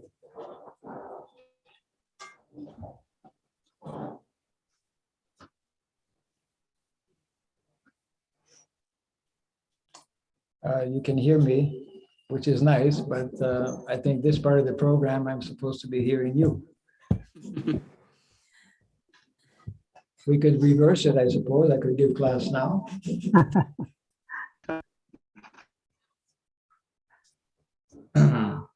So can we do that? Avadut Prabhu, Avadut Prabhu is co-host now.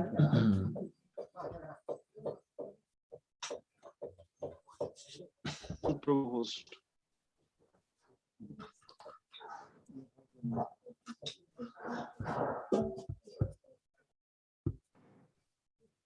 Hare Krishna. Madhav Prabhu, can you hear me? Yeah. Yes, I can hear yes, you. Prabhuji. Yeah, we hear you. Yeah. I can hear you. Yeah. Madhav Das speaking.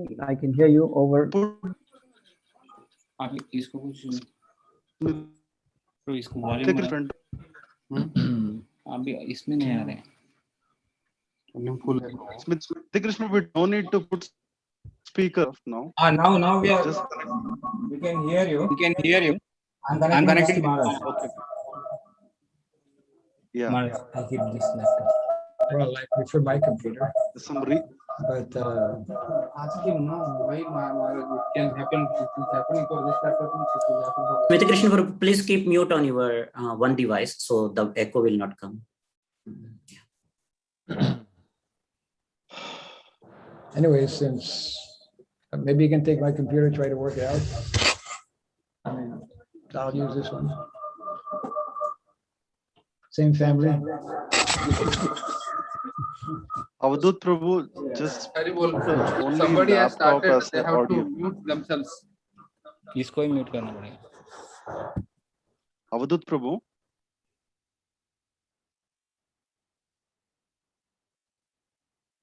Lakshmi Narasimha, can you make Bhakti Raghava Maharaj as co-host? Yeah, and I made a co-host as Avadut Chandra Prabhu, and also I'm making Guru Maharaj also co-host. Yeah. Yes, He's Prabhu. muted. I don't know why. Yeah. Chandra. Yeah.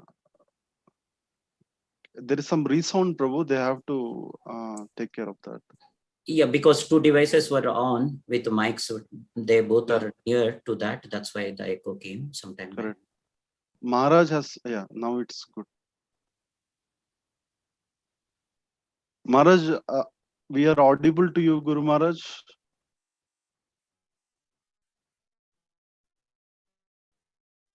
Things can you Maharaj?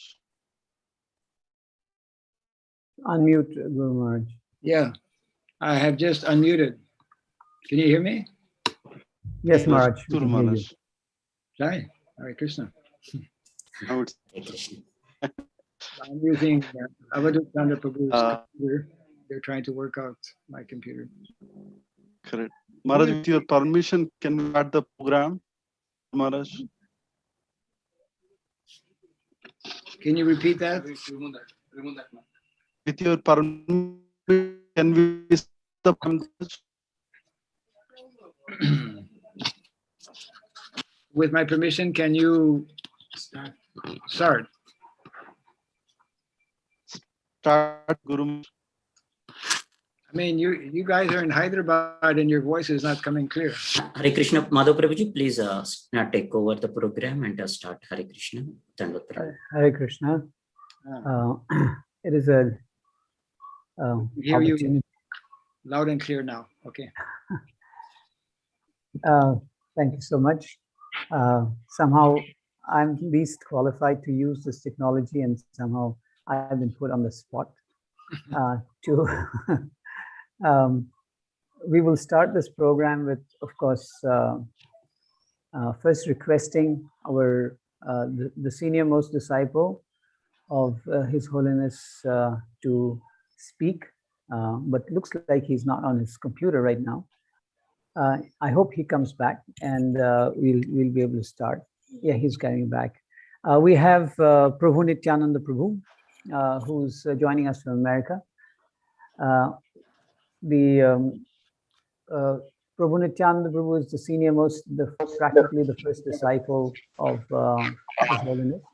He was with Maharaj from 1982 onwards, and has been a very a guiding light for all of us, who has been always reminding us about the importance of serving His Holiness in the proper way. So he has a lot to say, and therefore we request, before I request Prabhu Nityananda Prabhu to speak, I would just remind everyone that we have a schedule which is to finish about 12 o'clock, and we request everyone to limit themselves to about 5 minutes during their offerings, so that we can cover as many people as possible. So thank you, and I would request Prabhu Nityananda Prabhu to kindly start his offering. It'll be followed by Gopinath Prabhu from USA. Gopinath Prabhu, you can be ready. Namang Vishnupadaya Krishna Prestaya Bhutale Srimate Bhakti Raghava Swami Niti Namine Namaste Gaura Sevaya Sada Nivedita Jnana Bhuvado Prabhupada Vanna Sama Pracharine Namang Vishnupadaya Krishna Prestaya Bhutale Srimate Bhakti Vedanta Swami Niti Namine Namaste Saraswati Devi Gauravani Pracharine Nirvishesha Sunnavadi Paschatya Deshatarine Jasya Devi Para Bhakti Yatha Devi Ratha Guru Tasyaite Katayan Kya Hai Artha Prakasante Mahatmanaha. So I offer my respectful obeisances to my spiritual master, my beloved Srila Guru Maharaj and Srila Prabhupada, and all of my godfathers and god sisters and other devotees also. So I first met to Srila Gurudev in 1982 in Mayapur. So, but I am not so advanced in spiritual line. I consider myself as the fourth grade of disciple of Srila Gurudev. But I never give up his lotus feet from 1982. So when I first time met him in Mayapur, he is at that time teaching Namhatta and he is a regional director. So he asked me, so for the village preaching, so I helped a little bit in village preaching at that time. At that time I am also a student, so I can't give so much time.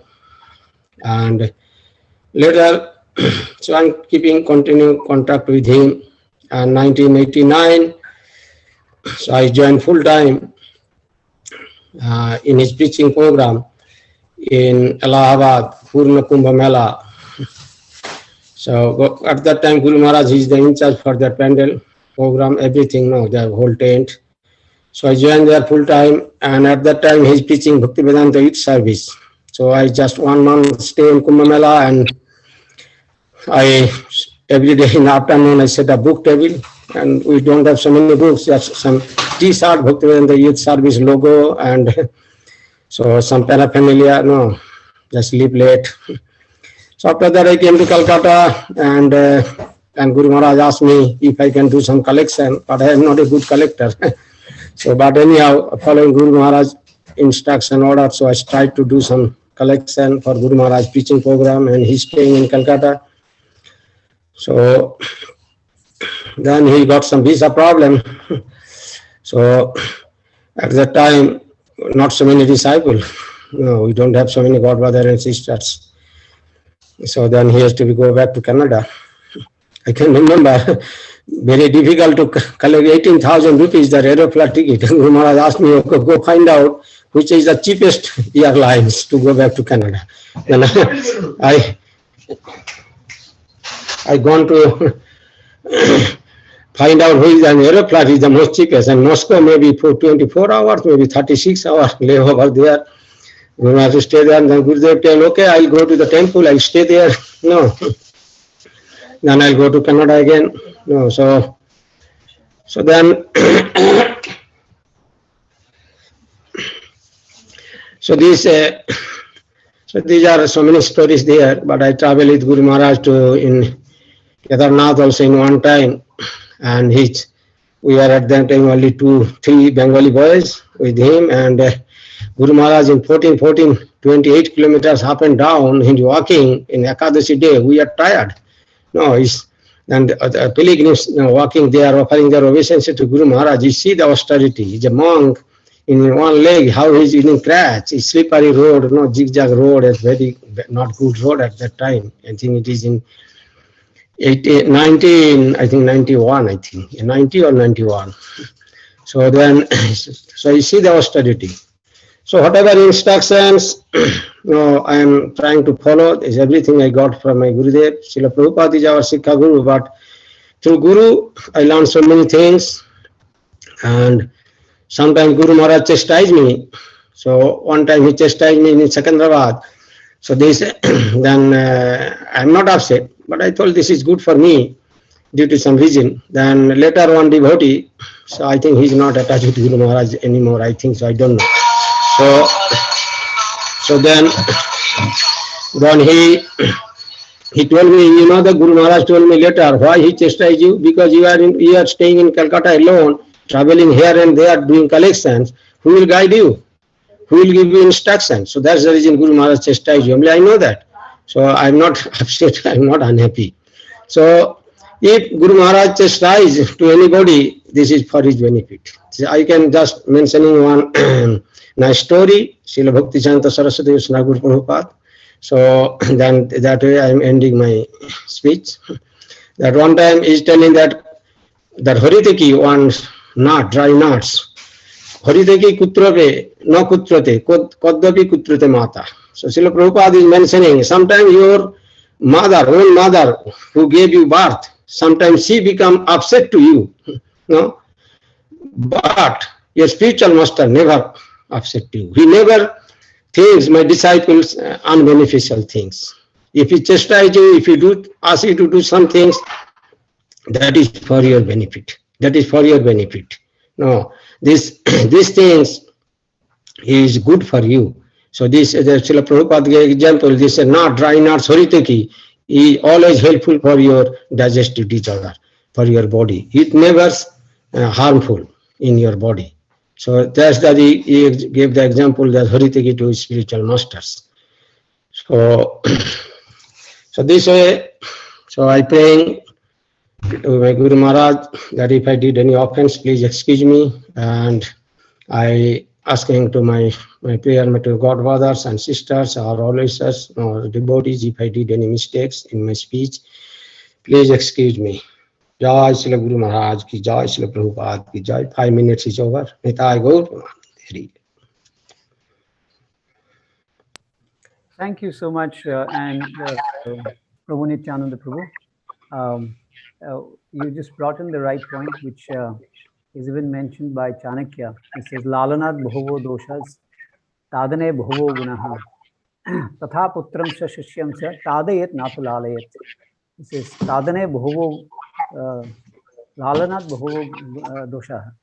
So if one pampers, then it become a lot of bad qualities come. Tadane bhuvo gunaha. Disciplining brings a lot of good qualities. So therefore, sons and disciples should always be corrected, not be pampered. Thank you so much for bringing this point of Guru Maharaj out. Gopinath Prabhu, are you ready to make a presentation for your offering? Gopinath Prabhu. Hare Krishna. Hare Krishna, requesting all the devotees to please rename with the initiated names so that it will be easy. Gopinath Prabhu, are you there? 1 minute, Prabhu. Hare Krishna, please raise the hands. Prabhuji, prime staff, PRIME staff. Prime staff, prime staff. Okay, yeah. Okay. Just unmute, Prabhu. Hare Krishna. Yeah.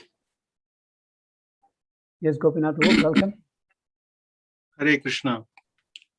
Gopinath Namam Prabhu. Vishnupadaya Krishna Prestaya Bhutale Srimade Bhakti Raghava Swami Namne Namaste Gaura Sevaya Sada Niveditaatmaye Yuvado Prabhupadartha Varnashama Pacharine Namam Vishnupadaya Krishna Prestaya Bhutale Srimade Bhakti Vedanta Swami Namne Namaste Saraswate Deve Gauravan Pacharine Nirvishesh Sunyavadi Paschati Deshtarine.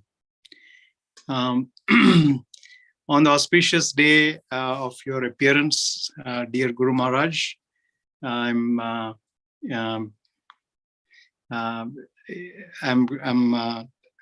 trying to recapitulate. This is my 30th year of my association with Srila Prabhupada's books and his Sangha and your family.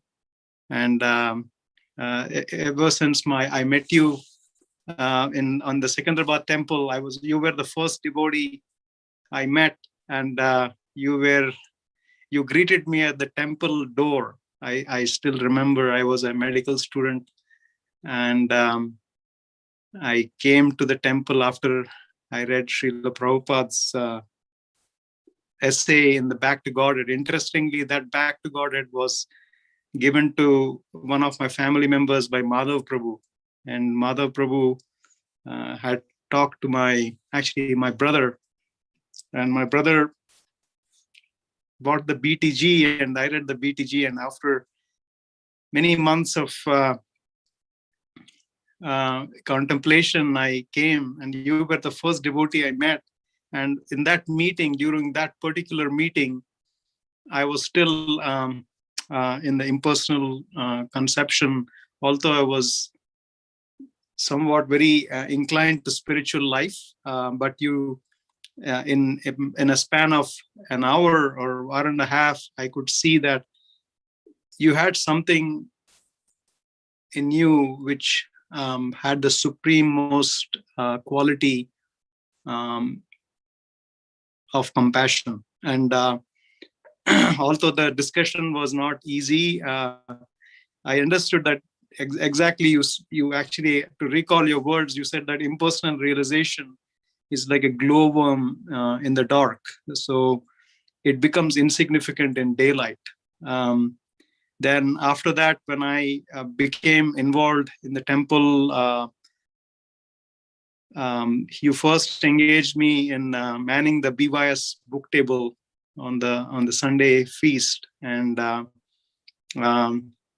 although I read Srila Prabhupada's essays a few times in different BTGs, and I told you that I only know Srila Prabhupada's essays, but I have not read these books. And you said that if you have read Prabhupada's essays from the BTG, it actually, most of the time, it encapsulates Srila Prabhupada's spirit of sharing love of God.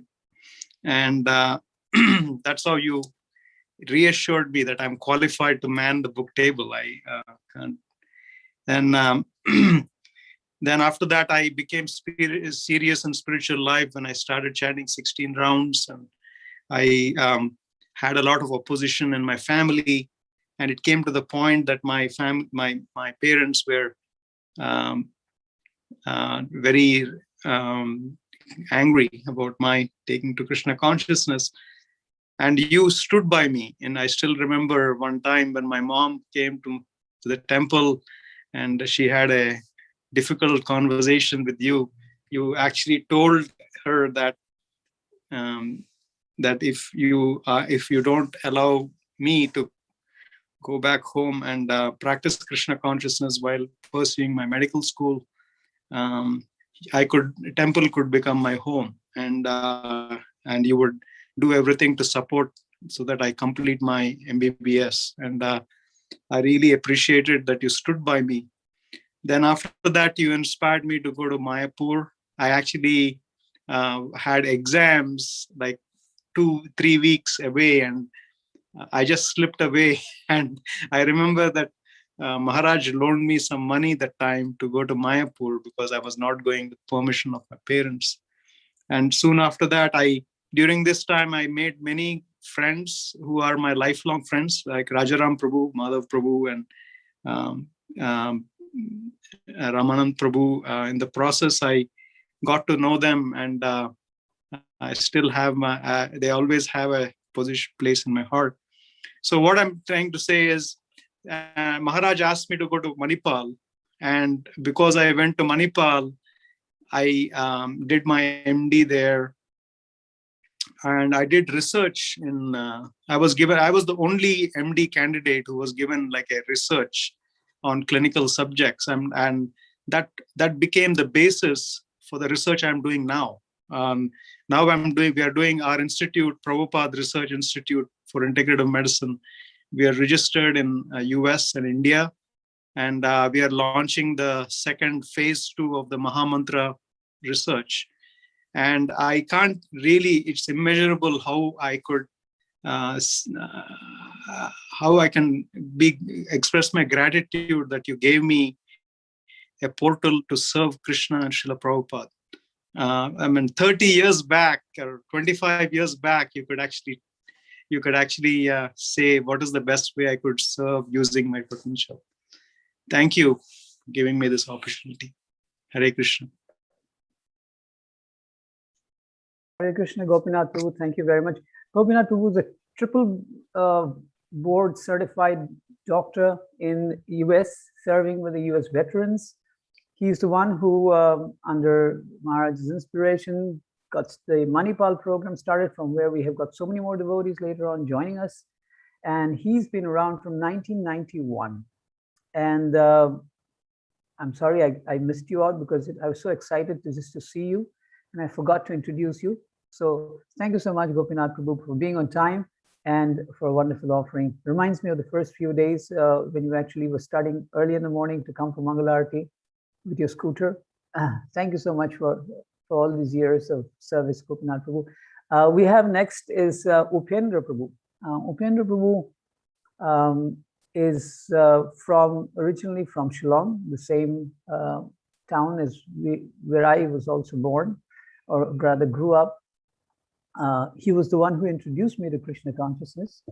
He's an engineer, civil engineer by training, has been to different parts of the world, and was in England for some time. And now he's back to Mayapur, the place which he loves most, and is there kind of, I would say, retired, but reorienting himself towards serving. Upendra Prabhu, please take over. Thank you so much for coming alive. Thank you.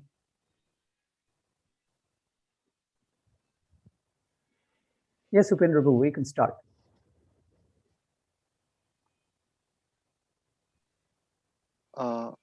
I think Upendra Prabhu, you need to unmute yourself. Yeah. Yeah, you're audible now. Namo Vishnupadaya Krishna Prasthaya Bhutale Shri Bhakti Raghava Swami iti namane. Can you hear me? Yes, you are audible. Haribol, can you hear me? You're audible, yes. Yes, Prabhuji. Can you hear me? Yes, Prabhuji. There is a little. I have unmuted. Can you hear me now? Yes, yes, Prabhuji. Okay. Yes. Yeah, I heard. Yeah. Namaste Gaura Swam Sada Niveditatmane Yoda Pranashna Pacharane.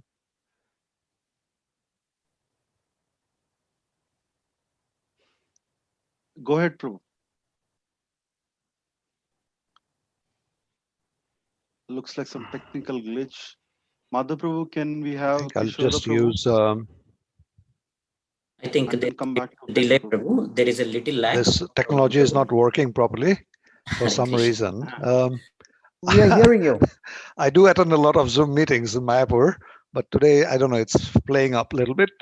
We can hear you. Please continue. I think I'll pull out my headphone. Use the laptop. This technology is not working properly. Can you hear me now? Reason. We can hear you, Prabhu. I do attend a lot of Zoom meetings in Mayapur. Oh, that's the Today, one. I don't know, it's playing up a little bit. We can hear you. Please continue. I'll pull out my headphone. Use the laptop. Lakshmi, can we open the Prabhu? Can you mute Is him? it better? Yeah, yeah. Yes, Prabhuji. Yes. I think Open the Prabhuji Prabhu. Just mute him for a second. yeah, Prabhuji Just is mute there him. in the YouTube and also on the It's okay. It's Zoom. okay. I understand. Madhu Prabhu, can we introduce Kishora Prabhu? Kishora Prabhu is there? Well, Upendra Prabhu, can you, you can speak, we can hear you.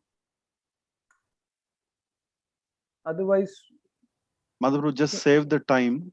We'll have Yeah. Kishora Prabhu and then Okay. Upendra Prabhu. okay, we will have, we will just switch till our team starts working out with Upendra Prabhu's system. Upendra Prabhu, can you wait for a little while and just follow up with Kishora? Speak after Kishora Prabhu.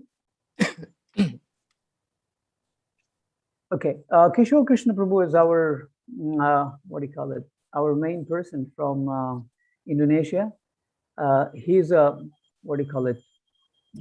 A power bomb. He's everywhere at the same time. He's able to do so many things. He's one of the earliest disciples of His Holiness from Indonesia, Bali, to be specific. Anyone who's come in touch with him cannot be but feel the enthusiasm and the power to actually serve Guru Maharaj. So, I mean, there's a lot to speak about Kishore Prabhu, but just that much to start with. Yes, Kishore Prabhu. Please start your offering. We can hear you. Upendra Prabhu, we will take you immediately after Kishore Prabhu till the glitches can be resolved. Yes, Kishore Prabhu.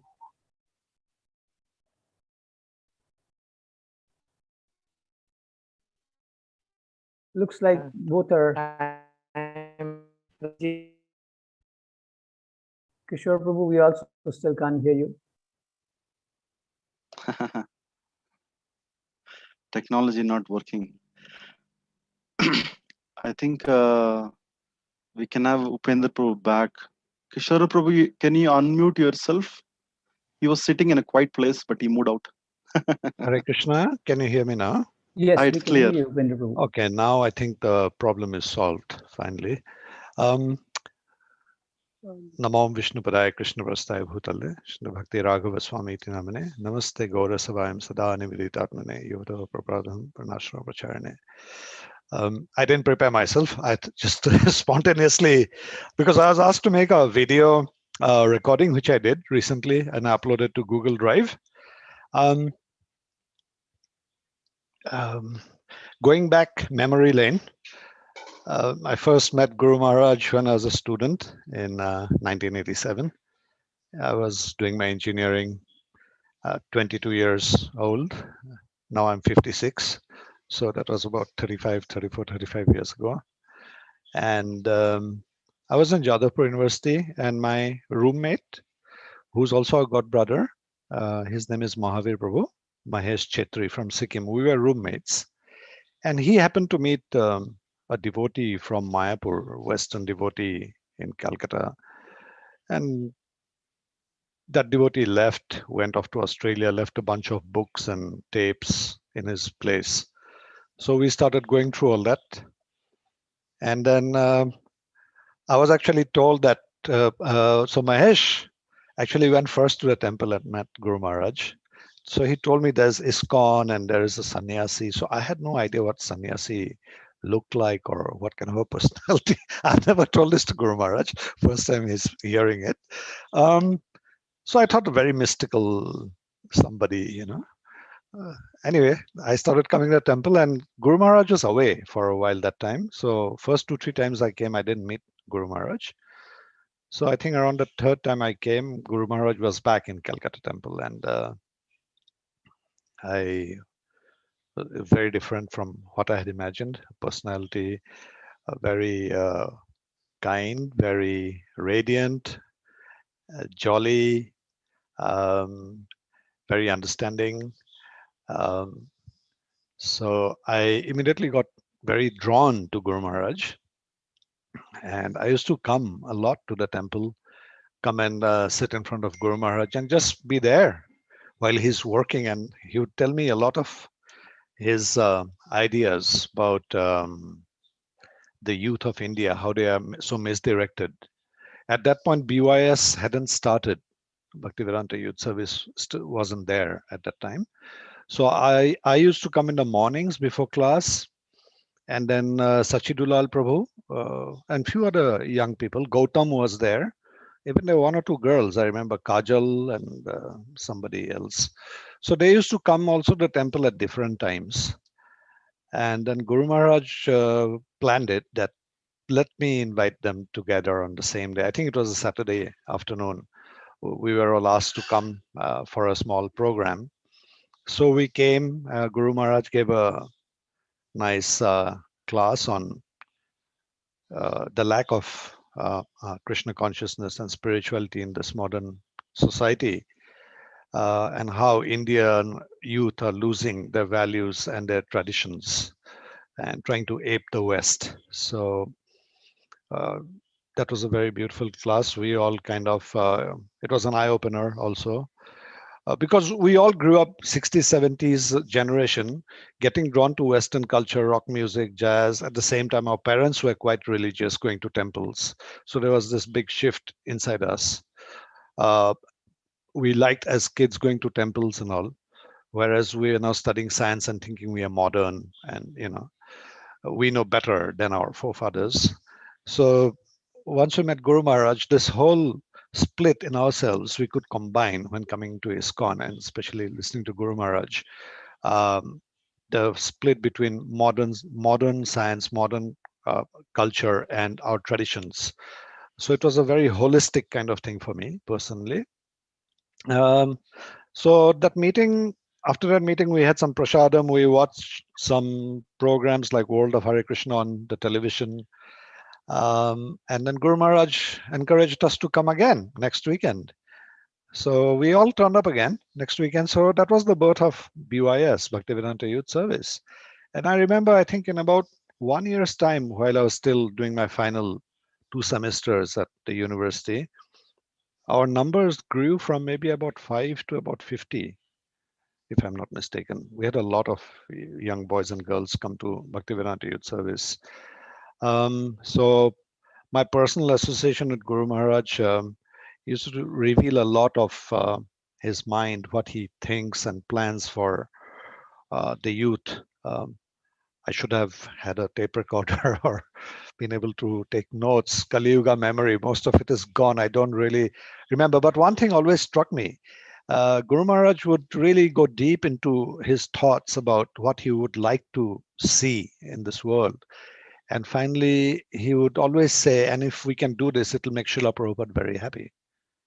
And that was for me something which was very different from how people normally talk. Because people normally mention about their big plans. But here, Guru Maharaj is actually, whatever he's doing is to make Srila Prabhupada happy. He's working for someone else who's not in the picture, is not in the room. So that was for me a big eye-opener, a very different paradigm shift in my whole thinking, that actually it's a service he's doing. to serve his guru. And that I've seen all along in Guru Maharaj. Of course, I went away from Calcutta to work. Then I met Guru Maharaj again in 1990, I think. Then there was a big gap. Met Guru Maharaj again in Kathmandu, 98, 99. Then again, there was a huge gap. Then I moved to Mayapur, 97 to 2001. I was in Mayapur for Mayapur project. Then I moved away to the West. Finally, I met Guru Maharaj in, I think, 2011 and 12, 2 consecutive years in London. And I remember driving Guru Maharaj to Heathrow Airport. And Maharaj flew to Canada that day. And yeah, then finally again now in Mayapur, I met 2 years back, 2019. I am in the loop, I guess. I get to hear what's going on from devotees around.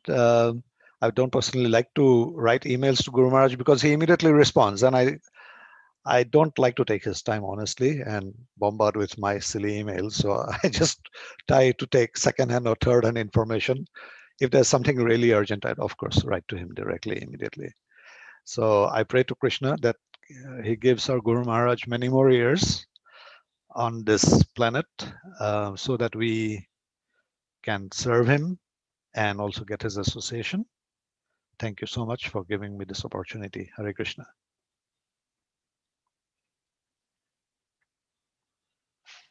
Thank you very much, Upendra Prabhu, for all these years, and also the little insight about the BYS, which was a very interesting thing for all of us. It's practically the starting of youth preaching in India. Prior to the BYS, I was told about almost everyone when I joined in that no one ever thought that you could actually preach to the young Indian educated youth. They thought they were unpreachable, untouchable kind of people. But you know, His Holiness changed everything, and BYS became the in thing, and that's the forerunner for all the youth forums that came later on. Yes. If I may just add, Guru Maharaj used to always say, "Catch them young." so and actually it works. Once people start working, once they get married, then they are surrounded by so many other problems. Spirituality is on the back burner. So catching them young was a catchphrase, catch them young. And Guru Maharaj used to personally tell me, because I was not very serious, I'm still not serious. Guru Maharaj used to tell me, now you're in your 20s, very soon you'll be 30, 40, 50. And actually, when I look back, I'm 56 now. Yeah, actually time really flew. And when Guru Maharaj was telling me that, he was actually 40. And even Guru Maharaj is now 75. So how time has flown for all of us. Thank you. Hare Krishna. Yeah, I think we have Kishore Prabhu here. Kishore Prabhu, can you speak up? Yes, Prabhu. We're eagerly waiting for you. Yes, Kishore Prabhu. Hare Krishna, thank you, Prabhu, for the time. Hare Krishna, all my God brother and God sisters. Hare Krishna, Guru Maharaj, please accept my humble obeisances.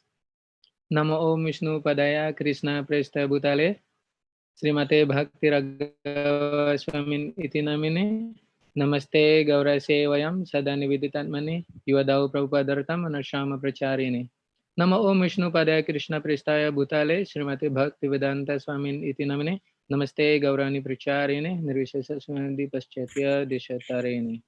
Very happy to join this program, even though I'm very sad could not directly celebrate there in Sahyadri, Golok Dham or Sahyadri Balaram etc., which is I love very much those place because Guru Maharaj loved that place. So here Guru Maharaj from Gaurahari village, all devotees, on behalf of all devotees in Gaurahari village, we pay our humble obeisances at your lotus feet. So praying that your long life and good health, so we got more mercy from your holiness. I remembering that first time my Pradarsaka Guru, it's Dhritatma Prabhu, bring me to Sri Sri Radha Govinda Mandir to join the Bhagavat Saptaha, which Your Holiness is the speaker that time. That first time I was brought to the temple where I still have my long hair and my dirty body as usual. But then first time when I visit the temple, devotee kindly cut off my long hair and remove all the dirt from my hair, from my head. And I don't understand what to do. I don't know any rule and regulation. And very kindly, devotees told me to pay obeisances and to touch your lotus feet. And somehow by touching your lotus feet, and my head is very cool, and my body is also nourished. And since the time, somehow my life is got spiritual vitamin. And it was in 1996 that after joining the 1 week of Bhagavat Saptaha, and somehow later on, when all devotees go back to Bali from Jakarta or from Puncak temple, and on the way, we are always remembering that how we meet you and hearing your very sweet voice on singing of Jai Radha Madhava, which is from that time till now, that still your tune of singing of Sri Jai Radha Madhava. And until that finally, that you yourself install the deity of Lord Sri Sri Radha Madhava along with Gaura Mandala Bhumi Prabhu in Bali. And now this is the place which is a little bit lonely because the restriction from the government and from many other aspect. But I always remember that your signature is there. So here is your name. And I always consider yourself as be here with us. And devotee is very missing you very much, especially myself. I'm very missing very much. I would like to be there, always in under your lotus feet in Hebri, and I'm keeping your lotus feet in my heart. So actually a summer season in Bali, it is very hot, but knowing that your Vyasa Puja celebration is there, so somehow 2 days ago was very good rain showering our place. So I consider that because of the rain is very happy to celebrate your appearance day, and everything is becoming now very green. All this is just because of your mercy, and we are just waiting and waiting for you to come again to our place in Gaurahari village, so where we can enjoy your class and your association. All the children is always asking when Guru Maharaj will come, when Guru Maharaj will come. I took that opportunity to every week to bring them to the rice field. Actually, I would like to show you our rice field because the children is always very enthusiastically to be in the rice field and remembering of you, and all they want, let us bring Guru Maharaj, let us bring Guru Maharaj to the field. So yesterday, I was visiting Maheshwasa Prabhu. Immediately, Maheshwasa Prabhu remembering of your lotus feet, and he explaining to me during he was in the difficult time. He was dreaming about your holiness, and he was explaining to me how devotees, my Swasa Prabhu, is love you very much. And before meeting my Swasa Prabhu, I was somehow meet Anutama Prabhu, my god brother. And he was narrated to me, Kishora, here was long, long, long ago when Guru Maharaj visit this place. And I served Guru Maharaj with a very simple prasadam in this land.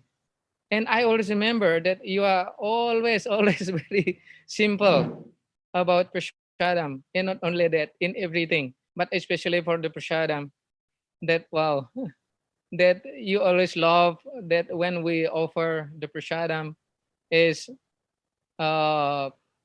cooked by devotees, offered by devotees, and especially planned by devotees. So thank you very much, Guru Maharaj, that your inspiration is very much in my heart, in our heart, and devotees longing very much to take darshan of your lotus feet. So please kindly be merciful. And yesterday you are so kindly already showering us with your kind class and your lovely class. So I pray that to Srila Prabhupada and to all, to the Lord, to Sri Sri Radha Madhava, very soon you will be visit us in Bali. Thank you very much, Guru Maharaj. Hare Krishna. Thank you very much, Madha Prabhu, and all my god brother and god sister. Hare Krishna.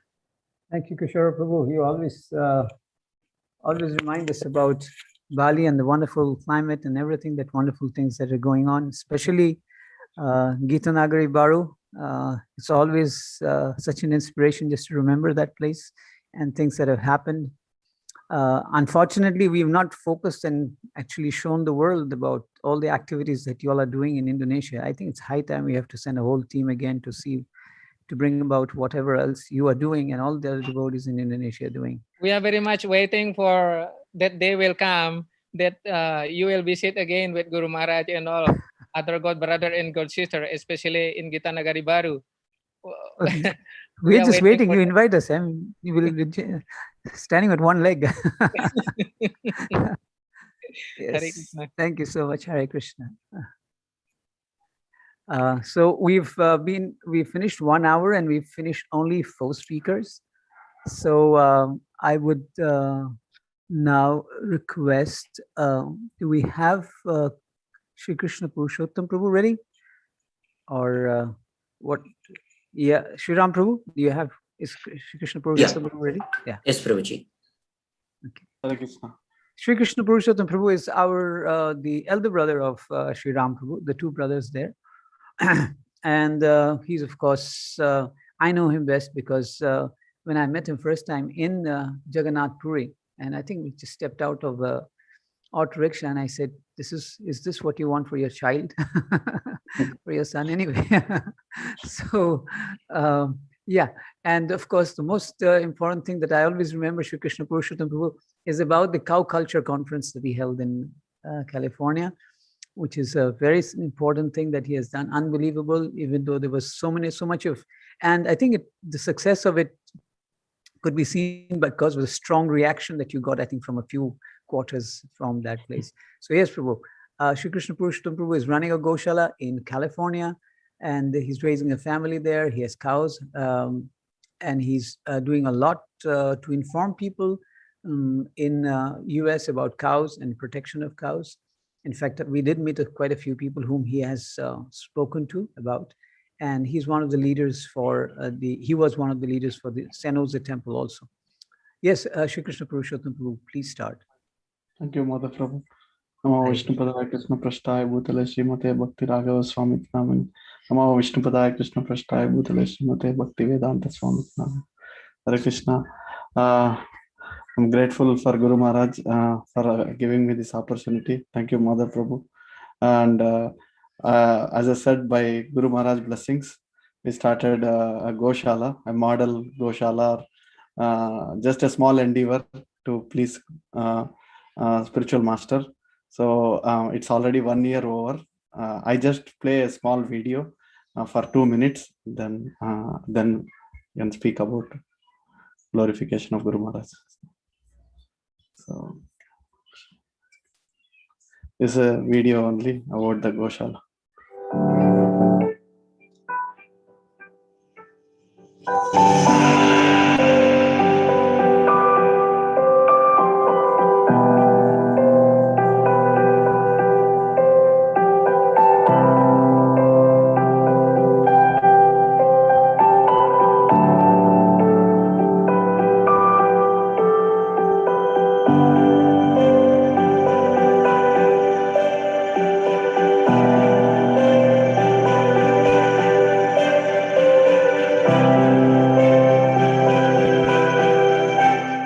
Hare Krishna, welcome to Sri Surabhi Gokshetra. In 2018, we did a cow culture conference in Milpitas. That's the first ever cow culture conference in North America under the guidance of His Holiness Bhakti Raghava Maharaj. This is the first conference we did it, and we invited Dr. Subramanya Swami as a keynote speaker. Dr. Swami is a parliamentarian in India.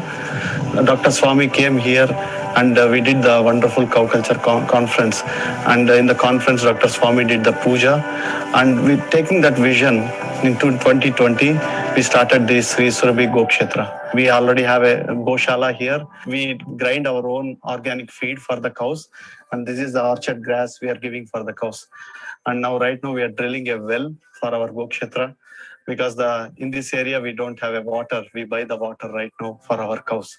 So we're drilling a well, and we also have a squeeze chute where anything like emergency, we can invite doctor here and the injections for all our cows.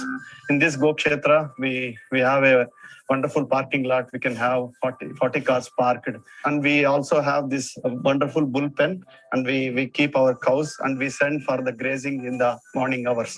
So our cows, this is our family. Her name is Lalita. Lalita daughter name is Yogini, and she is Surabhi, and she is Ganga, and Ganga's daughter is Puja, and she is Bahula, and she is Radharani. And this is our family, as I mentioned, and this all happened because of the wonderful vision of Bhakti Raghava Maharaj. And Hare Krishna. So it's a big video, and we are, time is not there. So just let me come back to the screen. Stop sharing. Okay. Hare Krishna. Yes, this all happened because of His Holiness Bhakti Raghava Maharaj. And Maharaj, when I met first time, Maharaj visited our hometown. And then my brother already, Sriram, he's already initiated. So he looked at me, who is he? That first thing Maharaj asked, Maharaj, I'm his brother, elder brother. I am not initiated at that time. So we went to Tirupati temple together. And when going on the hills, the driver is supposed to get down, and then Sri Ram asked me, can you drive? Then I sat in front seat, and that I was training. I'm a trainer driver at the time. I don't drive very much. And then Maharaj looked at me, do you know left and right? So I said, yes, Guru Maharaj, I know left and right. Then you are okay, you can drive. So Maharaj is always encouraging, and he meditates completely on Srila Prabhupada mission, and he sleeps on Srila Prabhupada mission. And as Prabhu Nityanand Prabhu mentioned, Maharaj encourages, and even Maharaj chastises is a blessing for disciples. So as Guru Maharaj, I traveled with Guru Maharaj, and everywhere we went in North America, Maharaj says there is royal road to hell. So there is not even we have many temples, but nothing connected to Goshalas or our Varnashram movement, because cows are the centric, right? So but because of only Maharaj meditation, this Sri Surabhi Gokshetra, this is our offering to Maharaj lotus feet, that it can improve. Right now we are leasing a land, but in future, with all the blessings of Guru Maharaj, we can own this land and then have more cows and we participate. And I'm from past 1 year, I'm seeing that Maharaj says we practically doesn't live with the cows. Now I can feel it, why Maharaj says that they keep us in discipline, they keep us in good consciousness, they are in Suddha Sattva. So thank you, Maharaj. Is because of your holiness we are able to do this. And I have 1 more minute, I can finish it. And also Maharaj vision is I mean to say, it's not easy thing, what Maharaj want to do it, so Guru Maharaj always want to achieve this, and whatever Guru Maharaj started, it is successful, the Bhaktivedanta youth services, and it's all done in the past, but still it is continuing. So it's only Yasha Prasado, Bhagavad Prasado, as if Guru is pleased, Krishna will be pleased too. So, and as Maharaj inner desire to have us go in this Varnashrama way and also implement, and please forgive me, Maharaj, for at your lotus feet, as we do a lot of mistakes, you are always available for us, and we are very grateful, so once after initiation, it's very difficult to get in touch with spiritual master, but you always give us time whenever we want. I've seen many other disciples, right? So, but you are always, whenever you take your time and give your valuable time for us, and we are very grateful to you. Thank you, Guru Maharaj. All glories to Srila Prabhupada, all glories to His Holiness Bhakti Raghava Maharaj. Hare Krishna. Thank you, Sri Krishna Purushottam Prabhu. Thank you so much. You are trying to do something which is practically the most impossible thing to do in America, is to protect cows, a place where they kill cows. We wish you all the best, and so that you can actually bring back the cow culture in America. Thank you so much. Thank you. Yeah. So, Sri Ram Prabhu, should we continue with the next one? Or? Yes, yeah. I would like to introduce Gaur Nataraj Prabhu. He's basically right now put up in Las Vegas. He's a very senior disciple of Maharaj.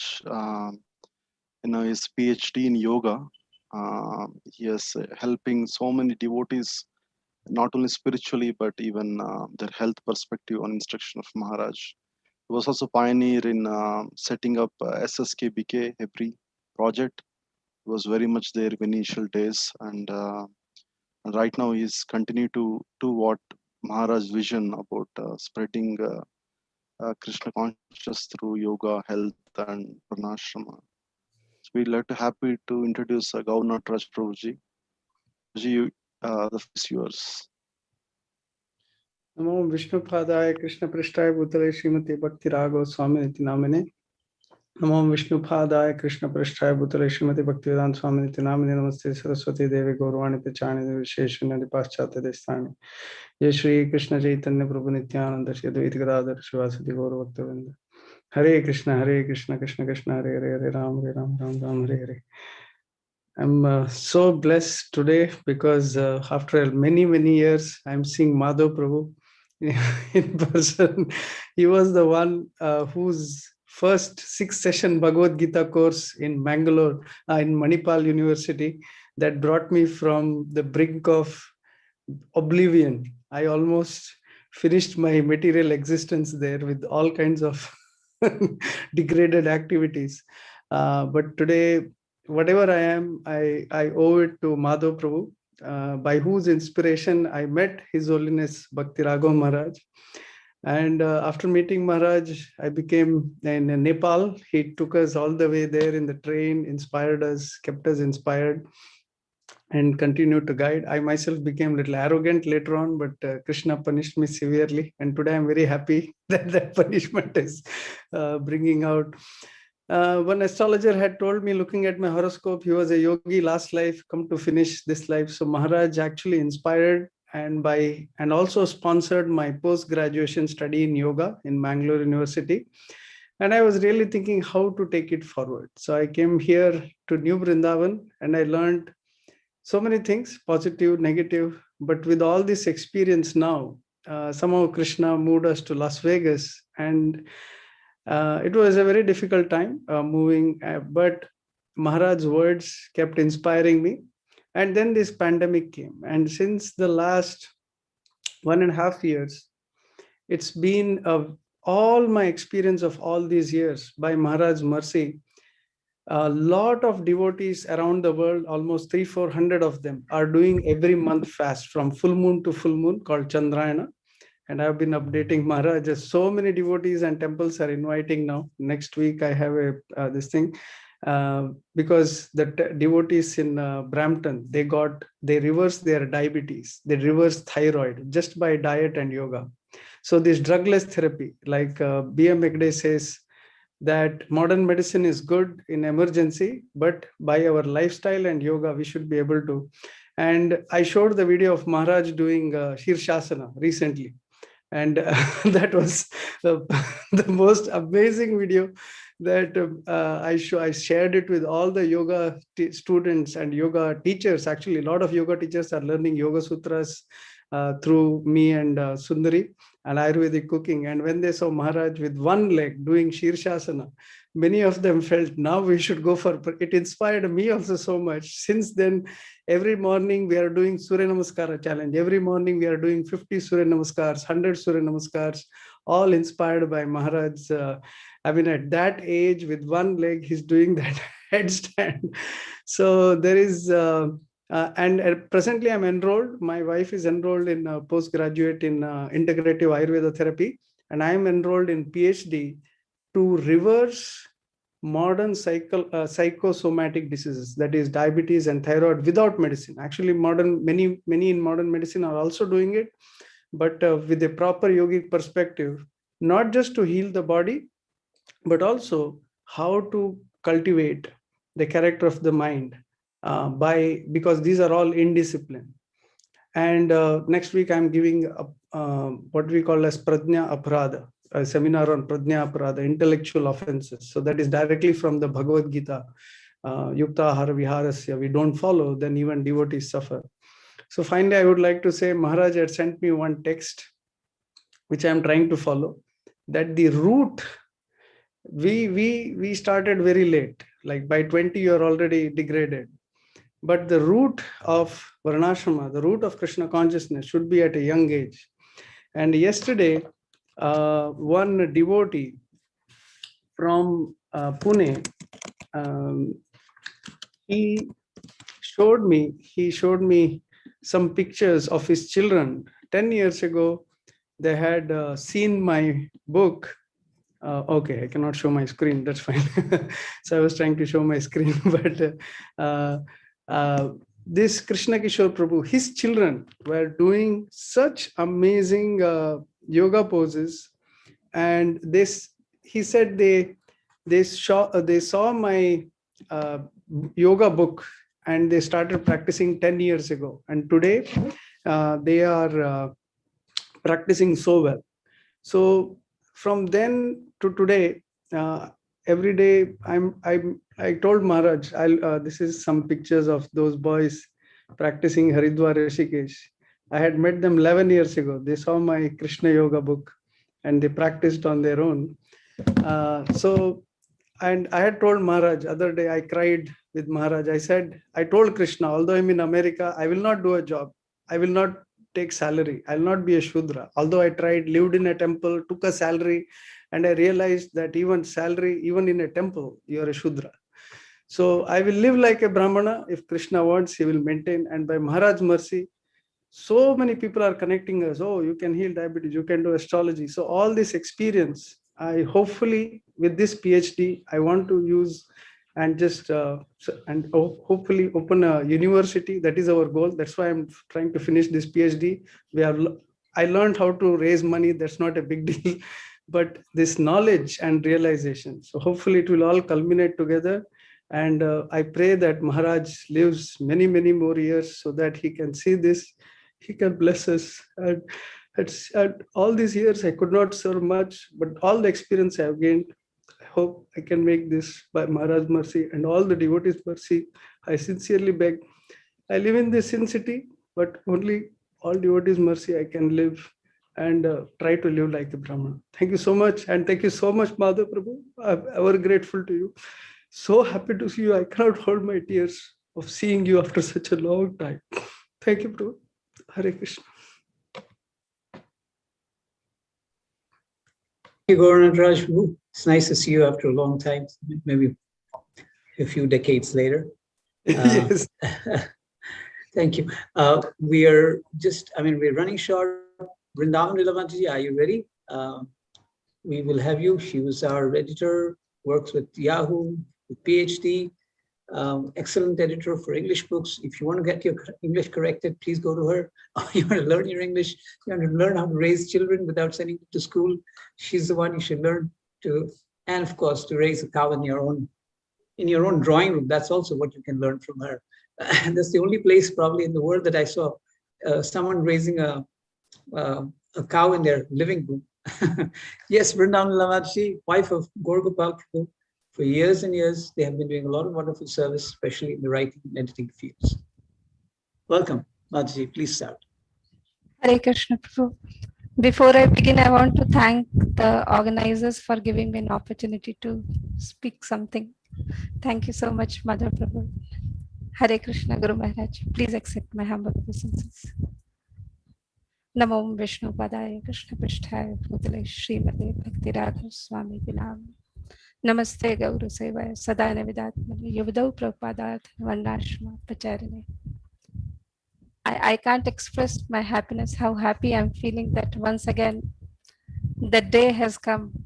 It's not just a day, it's a festival wherein we just meditate on Guru, we contemplate on his causeless mercy, we deliberate on his transcendental activities and reflect on the instructions that he has given to make our life successful.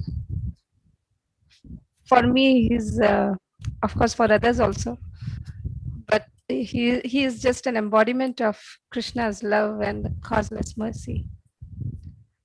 The moment I get the new year calendar in my hand, the first thing that I do is look for 3 dates. First is Vyasa Puja date, second is Radhashtami, and then Krishna Janmashtami. And this year also same thing had happened, and finally the first festival has come. It's today it's Guru Maharaj's Vyasa Puja. Generally, Chaitanya Mahaprabhu is considered the most munificent form of Krishna. He is Tarunavatar. He is, for the foolish people of Kali Yuga, he introduced the simple chanting of his holy name. And he also invested it with his own powers, making it non-different from him. Out of his mercy, his holy name is transcendental to any material rules and regulations or contaminations. One can remember him in any situation without any fear and concern. And further, he does not stop at that. He himself introduced Sankirtan movement also in a very revolutionary way across the country. Nam namakare bahuda nij sarva shaktas tatrapita niyamita smarane nakala. So interestingly, Chaitanya Mahaprabhu's eternal associate, Nityananda Rai, went even further in sharing the causeless mercy on the fallen souls. So lovingly and with playful relish, he went for Nama Bhiksha from door to door. He begged at every door and to every person to chant the name of the Lord at least once and make their human birth successful. Hare Krishna, Krishna Krishna, Hare Hare, Hare Ram, Ram Ram, Hare Hare. And more than Chaitanya Mahaprabhu, so it's Nityananda Prabhu who is more merciful. Chaitanya Mahaprabhu summoned his Sudarshan Chakra to kill Jagai and Madhai for hitting Nityananda Rai. When Mahaprabhu gave up his Karunya Swarupa, then Nityananda Rai fell at his lotus feet to remind Mahaprabhu of his descent and pleaded to forgive them. And forgive whom? Forgive Patita like Jagai and Madhai, who though were born in a Brahmana family, but they had forgotten their Swarupa. Forgive them who had insulted them for no reason. Forgive them who had been into all kinds of abominable sinful activities. Forgive them who had sadistically pelted stones at him, who is the eternal servitor of the Supreme Lord. Forgive them who had attacked him violently, simply because he had tried to deliver them by giving them holy name. Nityananda Prabhu not just requested Mahaprabhu to forgive them for their act, but also facilitated that he bestows them with the prasad of Krishna Prema. So much more merciful than Chaitanya Mahaprabhu. And then came Srila Prabhupada, who went many more steps ahead of Nityananda Rai in showing mercy to the fallen souls. He did not confine himself to any state or part of India, like Northern India or Southern India.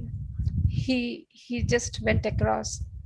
Chanakya Pandit says that a wise person never chooses to live in a place where there is a base governance, no friends or relatives, no facility for spiritual education or scope for economical prosperity or no sacred river. But Srila Prabhupada, he put everything at stake by choosing to do just what he should not have ventured for safe stay.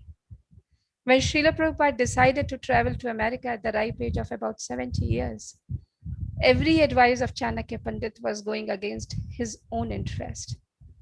He was aware of the enormity of the risk that he was taking, but he did not have much time and his heart was overwhelmed to see the humanity gripped in the shackles of Kali. His heart was so soft. He encouraged everybody, Indian or American, a Brahmana or a Malicha, man or a woman, to simply chant and try to take the shelter of his lotus feet by chanting holy name.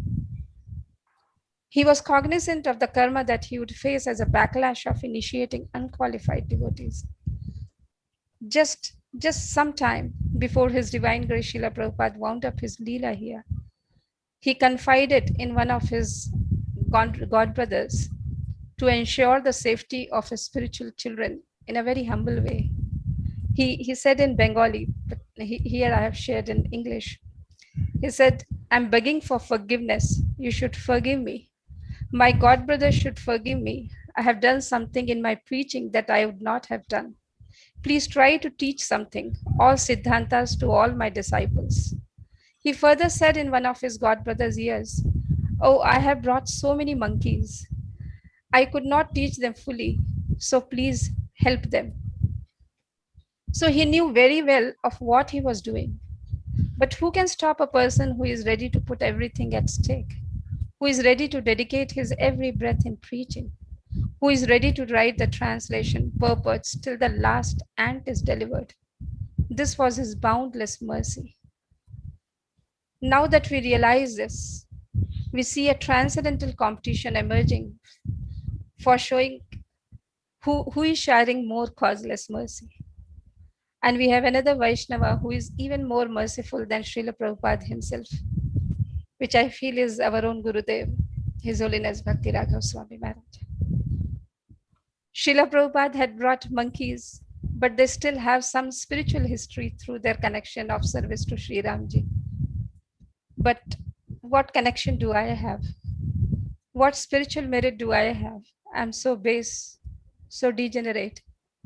I'm the one who rejected the sambandha of loving service to Krishna at the time I was to be born. I rejected when I was put in the womb in the material world. I rejected it even when Krishna was himself present, performing his leelas and giving the message of Bhagavad Gita to Arjuna. I rejected it even when Mahaprabhu distributed the holy name. I rejected it when Nityananda Prabhu begged for chanting just once.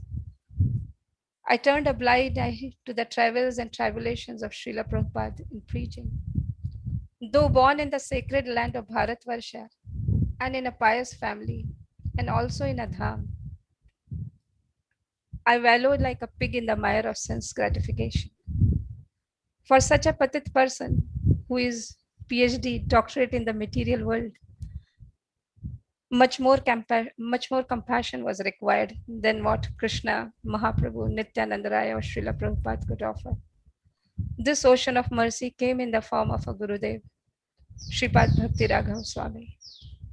My disqualification is indicative of the magnitude of his causeless mercy.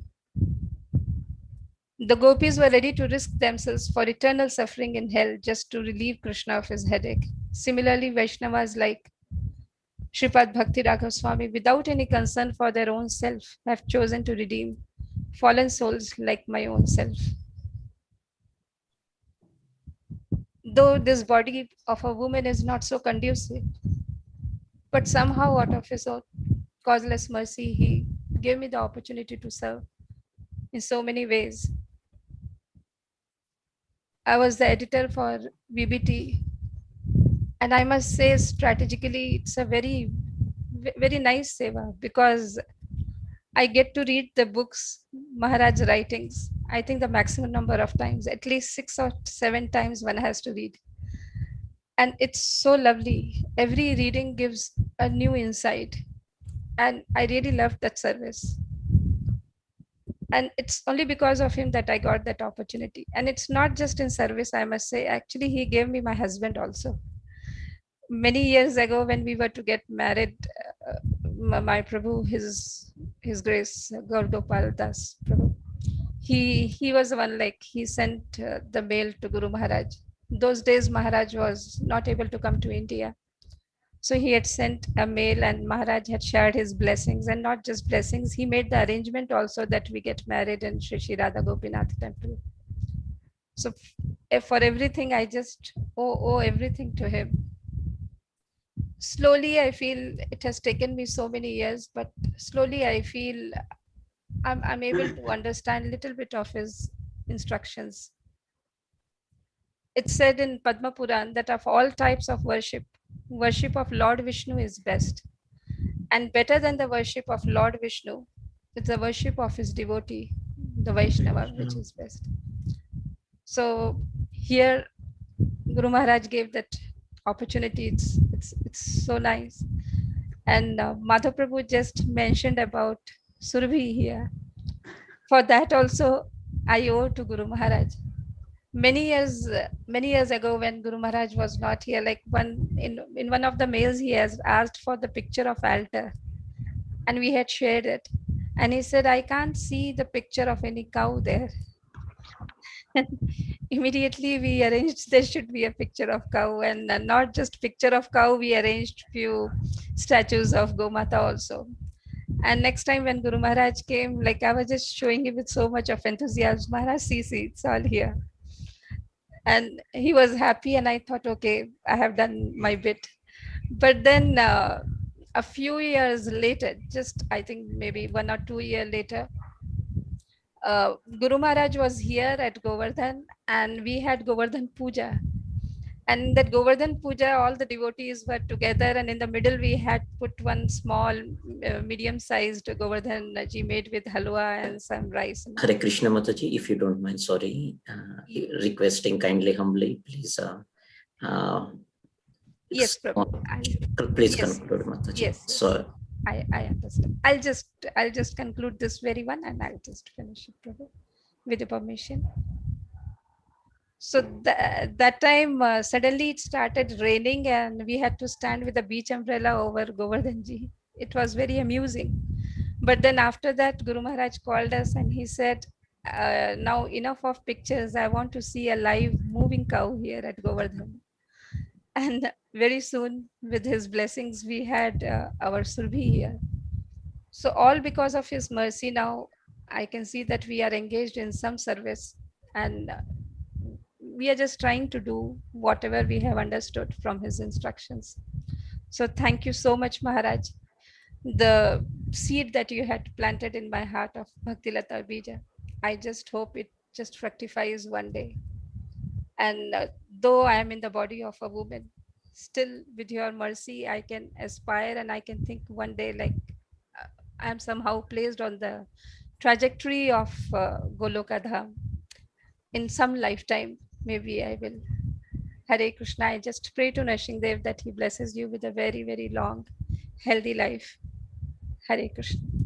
Thank you, Vrindavan Lilamaji. Thank you so much. Sorry to what time is restrained in the spirit, in the material world. Yes, I'm so sorry. No problem. We wish we could have more time, but we have Rajaram Prabhu waiting for us, and of course, Rajaram Prabhu practically needs not much of an introduction. He's the heavyweight for all of us in the group. And I remember seeing him in the first time when he came to, I think, Sikandrabad temple. He was a boxer, and he had all these muscles and strong built. He's been running a Goshala. He's been doing a lot of service. I don't think I can enumerate the amount of services that he's been doing to hold everyone together. It has been always the power or the source to keep everyone together going. Whenever we kind of drift away from our services, etc., he's the one who will actually somehow bring us all together and pull us all together. From the background, he doesn't want to come so much to the foreground, but he will always keep bringing us together. And of course, he and his wife are raising 3 wonderful children, great kids. I wish they were also there with us now. But anyway, Rajaram Prabhu, please, your offering. And only one request without crying, Rajaram Prabhu. Namam Vishnu Padaya Krishna Prasthaya Bhutale. Srimate Bhakti Raghava Swami Nitinam. Namam Vishnu Padaya Krishna Prasthaya Bhutale. Srimate Bhakti Vedanta Swami Nitinamine. Please accept my humble obeisance that you are just of your lotus feet, Maharaj. Just 1 second. I've got a message that it is beginning to rain at the venue.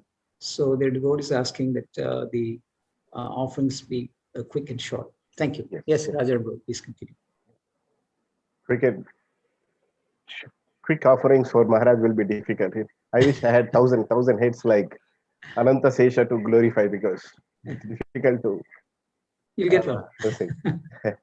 So I'll just share, like my preceders, senior brothers who shared, how I came, and then I'll tell you about Maharaj. I came to Krishna consciousness in the year 1990 or 91, I don't remember, but 30 years ago. Because there is no Krishna temple. On a Janmashtami day, when I walked into the temple, I joined the Janmashtami celebrations. Maharaj just came 1 year before I came to Secunderabad. There was a group called Folk, Friends of Lord Krishna. They were conducting the Janmashtami. I'm used to South Indian temples, so the kind of jumping, the kind of kirtans in Bengali didn't suit me. I mean, but the Janmashtami program went on late till around 12:30. So I had to sleep in the temple. So when I slept in the temple, early morning, I left to the temple. But unfortunately, I lost my keys. I had a room in my house which has a separate entrance. So I went back to the temple to pick up the keys.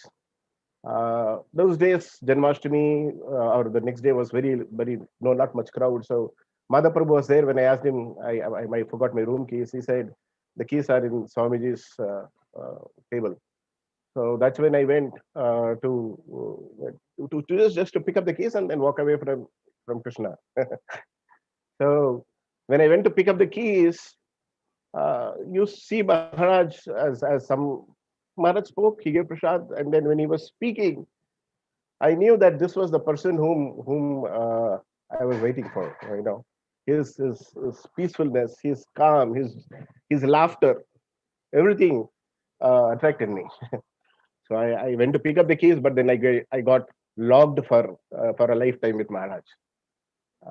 Glorifying the spiritual master is like cleaning the tongue. We use our tongue to chant Hare Krishna, but our chanting of the Hare Krishna will never be effective without glorifying the spiritual master. Its tongue cleaning is very, very necessary. We clean our body to worship Krishna by bathing in the Ganges.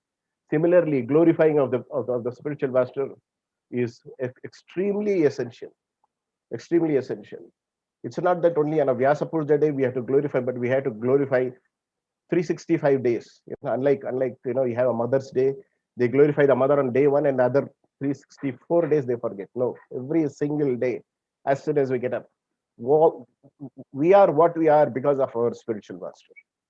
Everyone who's there in this, they will agree to this. We are because of our spiritual master. Especially our spiritual master, especially my Guru Maharaj, is extremely kind, extremely kind.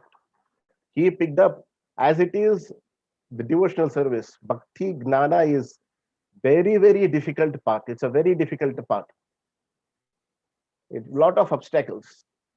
And in that, Maharaj has chosen the most difficult path of Varnashrama Dharma.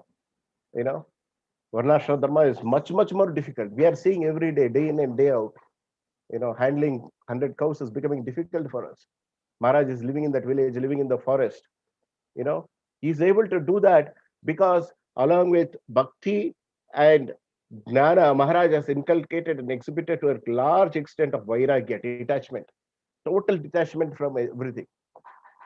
He is not at all attached to any of the things. He is only attached to Krishna, Krishna's mercy, Prabhupada, and Prabhupada's vision, what Prabhupada wanted for him.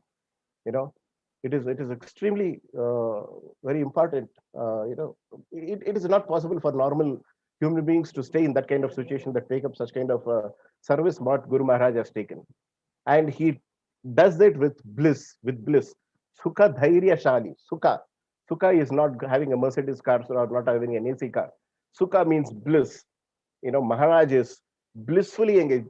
The condition what we have hearing from devotees in Hebri, it rains, room is leaking, wet floor is wet. He's Sukha. It doesn't make difference for him.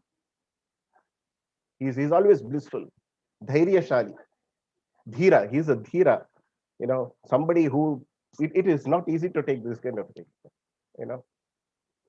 I had a few years back, I visited a astrologer, some business issue. So when I visited the astrologer looked at my chart and he said, "Your guru is weak." I said, my spontaneous answer for him was, "My guru is the strongest." What he meant was the guru means the guru of the Brihaspati in my chart was in a malefic position. When I told that my guru is strongest, he said, "Do you have any difficulty?" I said, "No, I'm good. I'm doing good." He said, "The kind of chart you have, the difficulties you have, you should have been having a lot of trouble." That because my guru is in a different position. The Brihaspati is in a different position. But when I said my guru is the strongest and explained him that my spiritual master's mercy, he said, "Yes, you are able to overcome all your troubles only because of your guru's mercy."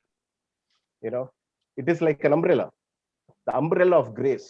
I carry this umbrella of grace always, and this is possible only because the guru's mercy that we are able to go ahead. I pray to Lord Nrsingadev that Guru Maharaj lives at least about 108 years, so he guides us. And generation after generation, we want to serve. We are not qualified. We are not even anywhere close to what he wants us to do. We are more disqualified, but he still tolerates us. Please forgive me for my offenses, Maharaj. We are also I was very moved by Kishora Prabhu. We are all longing to see you. We are longing to see you as soon as the lockdown is finished. The first destination will be to come and take shelter at your lotus feet. Hare Krishna. Hare Krishna. You're the host. Are we going to play a video now, or are we going to? Yeah. We like a short video from His Grace Vaisheshika Prabhu. He gracefully gave a nice offering. SKP, you're sharing? Yes. Just 2 minutes. Yeah. Okay. You're able to see my screen? Yes. Vansha kalpatarubhascha kripa sindhave vacha patitanam pavanebhyo vaishnavebhyo namo namaha. On this most auspicious day of the Holy Appearance Day of Srila Bhakti Raghava Swami, I offer my respects and hundreds and thousands of obeisances at his holy lotus feet. I'm so fortunate to have a godbrother who's a living example of Krishna's instructions in the Bhagavad Gita, to be a kind friend to all living beings and to be completely tolerant amidst the changes of the material world, going on with one's duty to the Supreme Personality of Godhead, to one's spiritual master, despite any obstacle whatsoever. Maharaj is a leader for the entire world in developing cow seva and also village preaching. I was extremely inspired last year during the Bhadra Purnima when Maharaj spoke about reaching the various villages, and I saw the wisdom in his approach to life. Maharaj, the way that you deal with one person at a time, you go to lengths to meet people in their environment and make friends with them and put Krishna consciousness in their heart, and it changes their lives, and then the whole village changes. And I've never seen such potency and methodically presenting Krishna consciousness to individuals, one after another, and staying on message and staying with the exact mission that you've taken as your heart and soul for Srila Prabhupada. I admire you so much from every different aspect that one could consider in devotional service. I'm a servant of your servants, and I offer my obeisances to your servants. All glories to your appearance day, to you on your appearance day, and may the world benefit from your presence here for many, many decades to come as you spread Krishna consciousness all over the world. Thank you very much. All glories to you. All glories to all your followers. Gaur Premanande Haribol. Hare Krishna.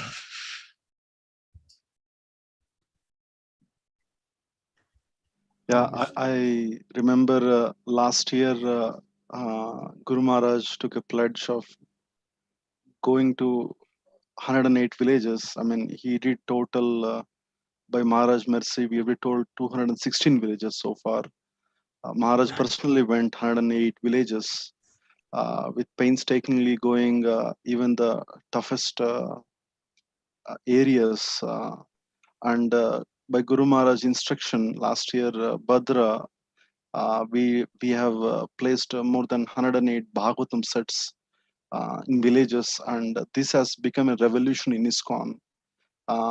If anybody speaks about village Bhagavatams, people remember Bhakti Raghava Maharaj. And in all the meetings I hear, they say how Maharaj could reach out to these villages. That was a very exemplary. So Maharaj made a history of doing village preaching, and the legacy is continuing by his mercy. And Maharaj is glorious of spreading this Bhagavatams to the villages. Thank you, Maharaj, for inspiring us. Just to Sriram, one thing to add, Maharaj, I showed video in ISKCON Silicon Valley, and one devotee came forward and he said he want to donate 108 Srimad Bhagavatam sets for villages, just to see Maharaj going on a bullock cart. They've never seen a bullock cart in North America, at least. So thank you, Maharaj, all your both Sankirtan and also cow protection. You're spearheading both of them. Thank you. Hare Krishna. Yeah, I want to just check the devotees in the group. We have a shorter time. We are just crunching. We have Govind Prabhu and Champakalata Mataji, Prema Bhakti Prabhu, and also Vijay Prabhu, the Gurukul principal and the Gurukul boy. These are lined up for the next some time. Kindly be online. You will be asked to speak. Now, humbly request His Grace Madhav Prabhu do his offering. As you all know, you heard from many of them that about Madhav Prabhu up to now. He's a double masters from Assam. Is a pioneer in establishing a project in Gokul Dham in south near Belgaum, Karnataka. Very knowledgeable, very deep, and he's touched. We heard from about Guru Maharaj legacy through Madhav Prabhu. We heard about Maharaj, how the mood and mission. Sometimes as a newcomers, we come to Krishna consciousness. We may misunderstand, oh, Maharaj is talking about cows and only, and Madhav Prabhu used to give a clear explanation how it could connect and how we can maturely understand Maharaj instructions. He's been a Siksha Guru and he's been guiding us from many decades for many, many devotees. We had Hari Kirtan Prabhu with him, and unfortunately Krishna has taken him away, and we are also happy to have Madhav Prabhu with us. He's in even sannyasi list, so much senior, many decades in Krishna consciousness. We like to hear from Madhav Prabhuji, even it's a little more lengthy. Thank you, Madhav Prabhu. Hare Krishna. Namo Vishnu Padaya Krishna Prishtaya Bhutale Srimate Bhakti Raghava Swami Namane Om Jnana Timirandasya Jnananjana Shalakaya Chakshur Militam Yena Tasmai Shri Guruve Namaha. Dear Guru Maharaj, I think I still have to practice this new mantra. It still hasn't gotten to my tongue as yet. But I'd like to tell you about one thing that probably, I don't know if anyone y'all have heard. I don't think if I've spoken about this. It happened in 1990 when we were in Secunderabad temple. I mean, actually the Secunderabad temple was only being used for weekends by the folk group when we were there in Hyderabad. So Maharaj decided that it's going to become a regular temple with regular programs. And sometime in August, I was sent there. Maharaj said, go there and start regular worship, be there all the time. So we started off and tried to do some book distribution, etc. So anyway, later on, Maharaj came there and we had I think the first Janmashtami there, which Rajaram Prabhu was talking about. And we moved the deities from here to there, and Maharaj moved to another room, and so all that happened. Now, I'd like to tell you about one thing, which in particular, that it keeps me going even today, and I keep telling a lot of people. You see, as usual, I was, as a nonsense, what do you call it, student from the northeast part of India, hardly had any culture. And I was, and we were also sharing the bathrooms and the toilets with Maharaj practically and living. I mean, he was merciful enough to actually allow us to stay around him. And there weren't any other bathrooms. So one of the first instructions that I got from Maharaj was he would look at me because he would get up in the morning and he would actually take his bath and then wake us up. He would wake up at 3:15 with his Casio watch and then come and wake us up. And we would hate the moment he would come back and, clap his hands 3 times and he says, Hari Bol, Mangalarti. And oh no. But then I remember one instruction that he gave in Secunderabad temple was, I would always get up in the morning and then go and brush my teeth. So he would come and he asked me one day, I noticed that you first brush your teeth and then go to the toilet. He said the mouth is more dirtier than the anus. So it is most important to actually first clean the mouth, then the other parts. So, so that was one instruction. The other instruction was that he was saying that, as usual, because we were living in a very small room and we were all, drying our clothes there. It was the rainy season, August, September, October, part of the rainy season. So we were all drying our clothes there. And as usual, I was using the modern underwears there in that place. And Maharaj, one day he said, you don't use a kopin? I didn't even know what is a kopin, and I didn't know how to wear it or do anything about it. Then Maharaj told me an interesting thing that he said when he actually joined the movement, he said before he came to the ISKCON movement, he had gone to a few other groups also. And then he finally, I think it was third on the list or the second on the list was the Hare Krishnas. I think first, was the Jehovah's Witnesses. And then he came to the Hare Krishna. So he said one of the reasons that he was convinced that this Krishna consciousness movement was, a real one was when he saw the devotees actually wearing kopin. He says they were so renounced. They were even to the extent of their private lives, they were using kopins. And I was always meditating, what is this kopin lila? And I couldn't really figure it out. I mean, all these years, till I was just reading again, years and years of thinking about it. And then I was thinking about this, and then this verse from Bhaja Govindam from Srila Adi Shankaracharya. He says, Balastavat Kriya Ashaktaha. Children are always asaktaha or very much attached to playing. Tarunastavat Taruni Ashaktaha. When you are young, you are always attached to the Tarunis or the opposites, gender. Vriddhas Tavat Chinta Ashaktaha. When you get old, you just start thinking more and more, get more worried about so many things, whether my food is going to be on time, whether we'll get water on time, whether I have medicines on time, and so many chinta is always there. Parame Brahmani Kopina Shaktaha. Kopina na Shaktaha. So he says, but Para Brahmani, only those who are actually going to be thinking about, and there's a two-way to analyze this word, kopina na sakta, or kopyasaptaha.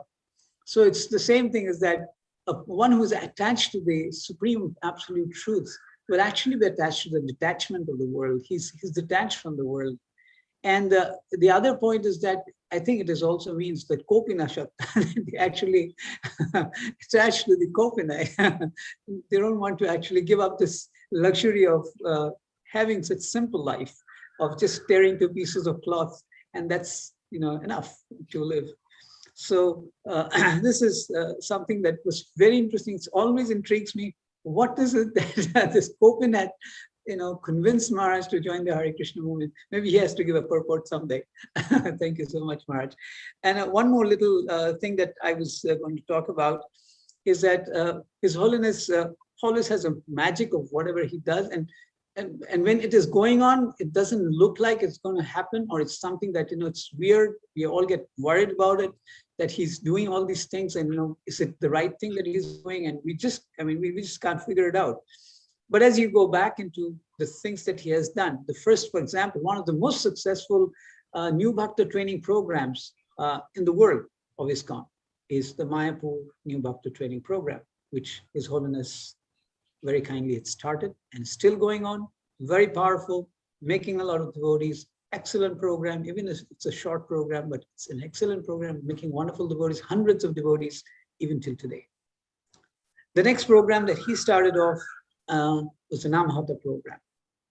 And he personally told me that when he left the Namhata, I think 1986, 1987, he left it in 6 years. He built up 1,200 Namhata sanghas.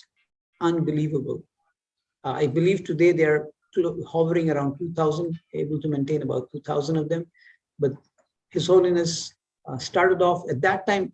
His Holiness was personally saying it. I think it's also written in the Namhata, the Congregational magazine. He writes that people, they had difficulty in convincing the managers of Mayapur at that time that it's going to be a good program. But it is one of the flagship programs of ISKCON today. Then youth preaching, as I was just telling you, at that time, if you are anyone in ISKCON worth anything, you become a life membership preacher. Youth in India, Indian youth, forget it. They'll never become devotees. And as Upendra Prabhu was mentioning, and how he has transformed. Today, youth preaching is the biggest thing in ISKCON today. All the big shots and the big guns are in ISKCON. Now, we have two things that is going on right now, the Varnashram and the Gurukula system. We may be completely, flummoxed by what is going on, what is Maharaj doing in a small room in Hebri, trying to make some, young, some Gurukula, some trying to start some farms, cows. No, but that's what's going to be seen as the next phase of ISKCON. I don't know how long it's going to take us for doing it, but yes, that's what is going to happen. And of course, we are all seeing right now, I'll end with this, Maharaj's last book. The latest book that I was reading, I don't know if any more have come in. Since 1 year I've been with this. Modernity is killing civilization. Right now, we can see how modernity is actually killing the civilization. The very fact that we are having to do these kind of programs in this environment with all these technology and all these things, it is modernity which is actually killing the civilization. It's killing the food. It is killing the very essence of life. The soil is getting degraded. The UN report is that we have only 60 years of cultivation left on this earth if we're going to use the modern systems of agriculture. We have only 60 harvests left. After that, you're going to be over. There is going to be severe shortage of food, and you'll be practically be seeing killings like that is going on in Haiti for food and water. So we need to take this, if we have to change the course of ISKCON and the course the world is taking, we have to take this message very clearly. Get back to the roots, get back to the land. This is what His Holiness is continuously presenting. I won't take any more time.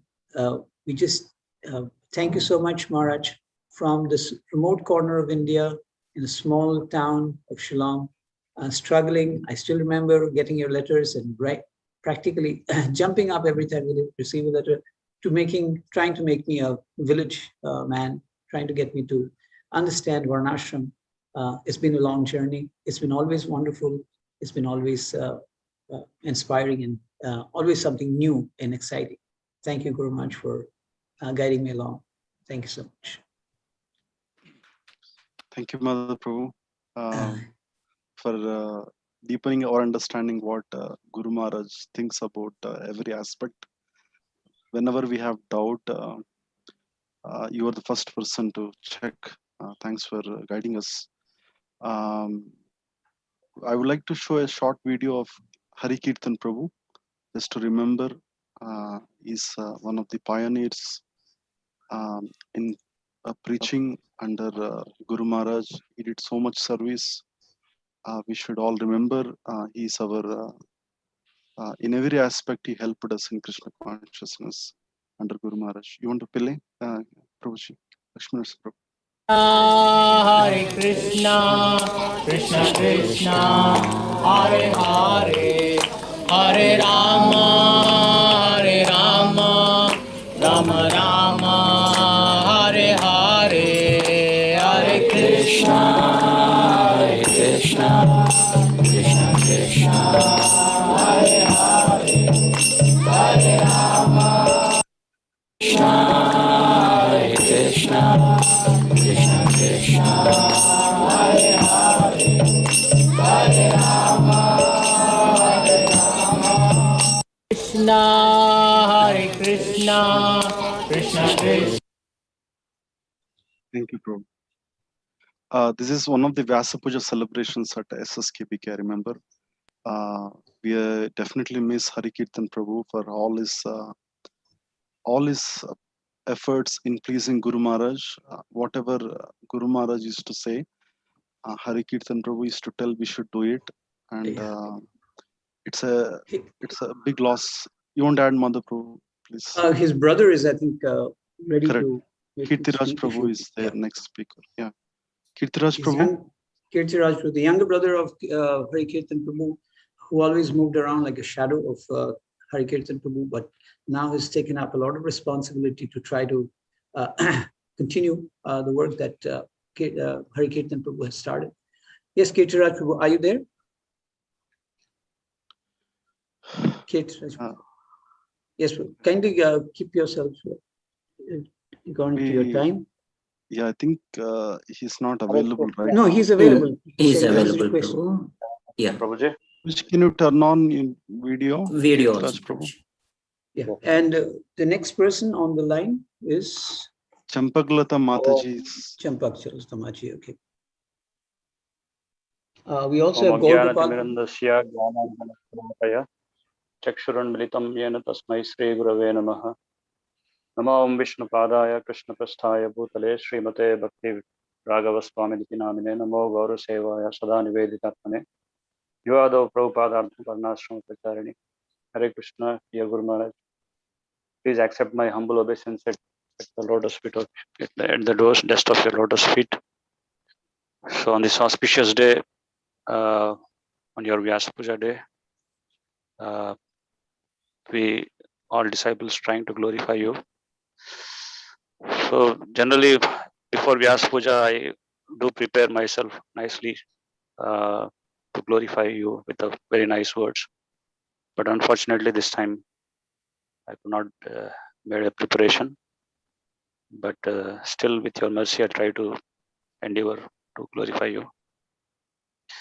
So recently I have been given a service by you last few months ago to come to Hebri and do yajna on the initiation ceremony. So after attending this initiation ceremony and seeing so many Gurukul kids and that wonderful Gurukula, what you made it really inspired a lot. Yesterday in your lecture, you were saying that how we have to connect to bona fide Sampradaya and how we have to be connected to bona fide Guru. So we can practically understand that just by connecting with the bona fide Guru, does not only receive this transcendental knowledge, but practically teaches us how to apply this knowledge in our day-to-day life. So Bhagavad Tattva Vijnana, practical application. So this Gurukul setup and leading a life according to the our Param Acharya's desire, Varnashrama Dharma. This is really a very inspiring, and life after life, we aspire that at least in this lifetime we could not get a chance to join Gurukul, and in this advanced stage also, if I want, I cannot join Gurukul, but at least if I get another lifetime, but I definitely aspire to join in such Gurukul setup what you have made. And you have inspired me in spite of my disqualifications. You have really inspired me in every aspect of my life. And I was always arguing with Harkirtan Prabhu in many ways, but Harkirtan Prabhu always used to keep me in track. He used to say, we have to always remember under the shelter of Guru. Yasya deve para bhaktir yatha deve tata Guru. So in those only we can really gain spiritual knowledge and we can become successful on our spiritual attempts. So in this auspicious day, I really beg your mercy. Ekaki amara nahi paya bala. All alone I don't have any strength to do this Harinama Sankirtana. So I request you to kindly award me strength, especially when we take shelter of our Param Guru. Three things happens. First thing is Vidyate Hridaya Granthis. Hridaya Granthis, so many unwanted things are there hooked up in the heart by this illusory energy. So just by taking shelter of you, we request you to please eradicate so many unwanted things which are accumulated from life after life within our heart. And Chidyante Sarva Samsayaha. So I may be like one among the seniors who has taken in earliest days like Diksha, but still I feel that my mind is not completely free from doubts, because I don't really know that I'm doing quality chanting or not. I don't know I have developed taste for serving Guru or not. So many things, so many doubts are still accumulated in my heart. So I really beg at your lotus feet to clear all these doubts and help me to overcome these anarthas. And Kshiyante Sarva Papani.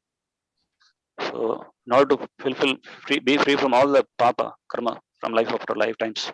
So that atonement is required. And the real atonement, what Rupa Goswami suggests in his Upadeshamrita, is to revive our Krishna consciousness. So in order to revive our Krishna consciousness and do prayaschitta according to our Sanatana Sampradaya. So I request that we all following in your footsteps, timely take in retirement and work on this aspect of prayaschitta, because knowingly and unknowingly we may have committed so many mistakes.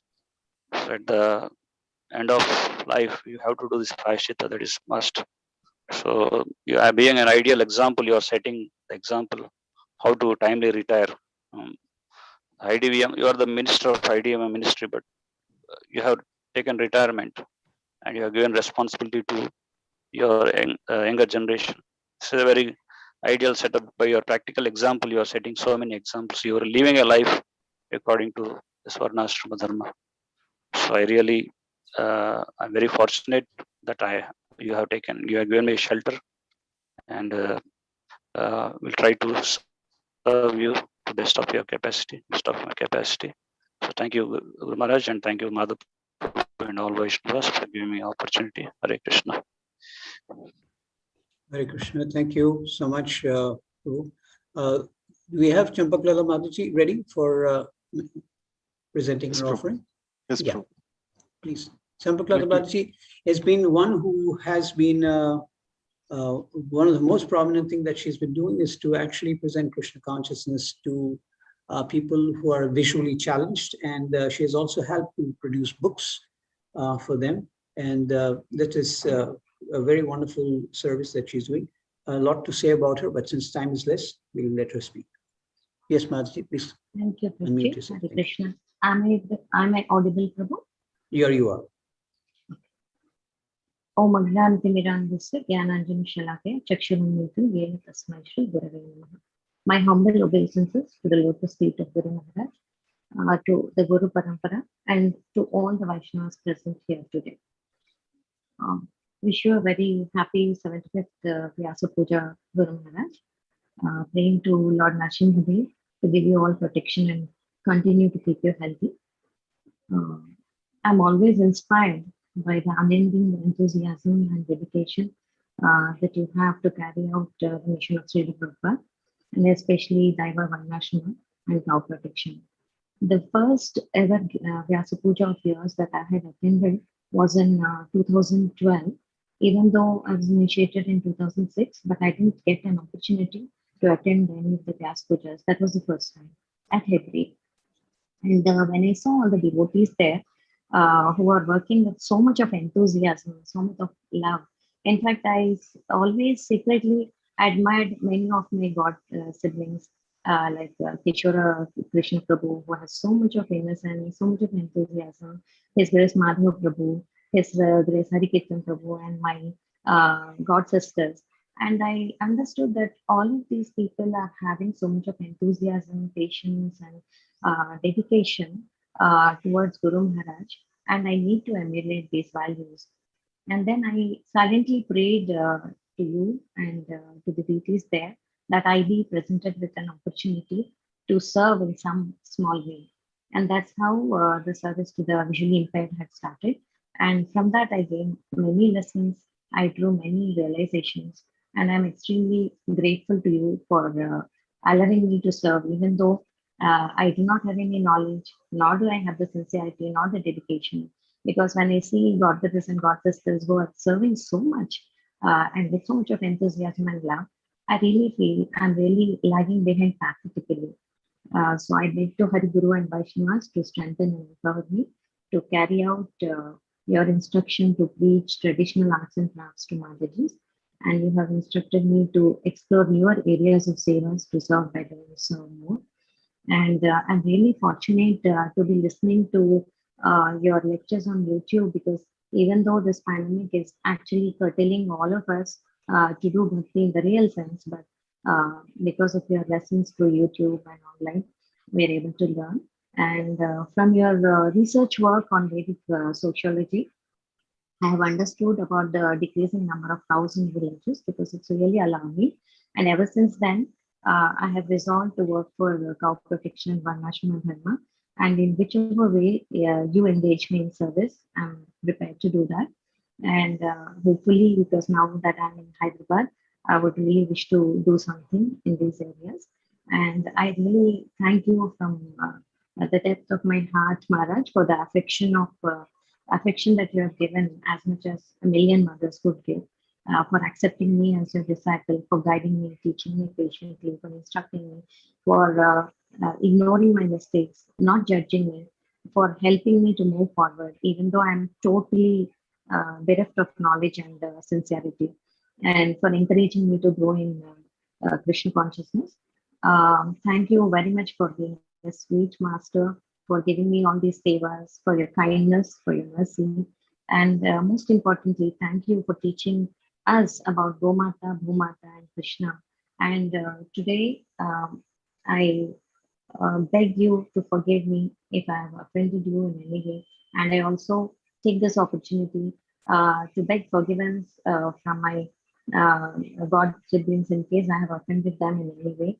And with a heart full of gratitude, I bow down to your lotus feet and beg for your continued mercy to serve according to the mode and mission of Srila Prabhupada Maharaj, for which you have dedicated your life. Thank you, Guru Maharaj. Hare Krishna. Thank you, Champaklata Maharaj, for being on time. And we would request Sriram Prabhu to get ready, the next thing. And of course, after Sriram Prabhu, we would like to ask Gaur Gopal Prabhu to be ready for his offering. Thank you. Sriram Prabhu. Thank you. Yeah. Thank you, Mother Prabhu. I'll keep it short. One thing I learned from Guru Maharaj is like life is marathon.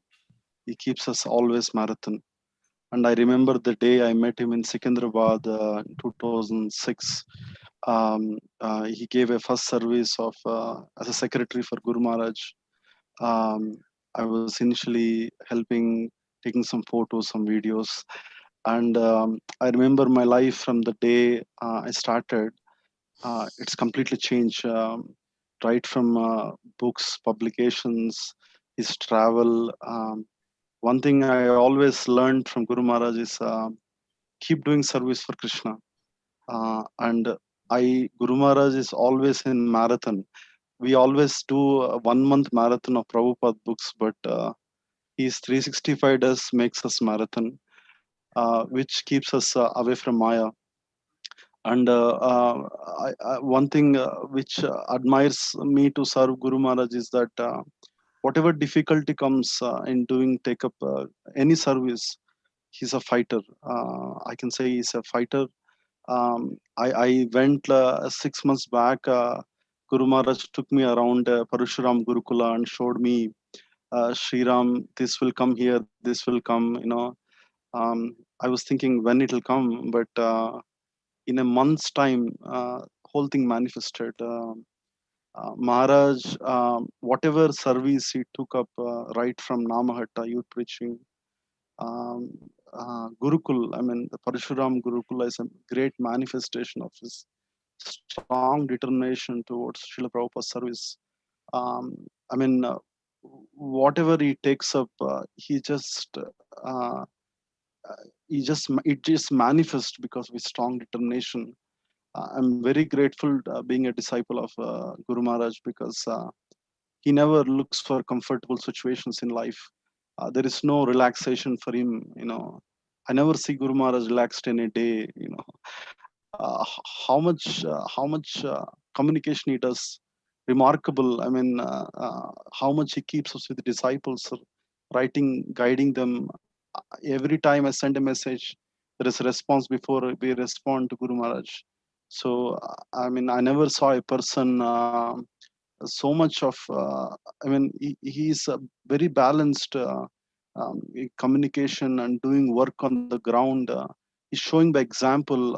I know his kutir. I don't know. Very small kutir. Very small kutir. Maharaj is staying. Very austere. The floor is completely wet and it's with cow dung.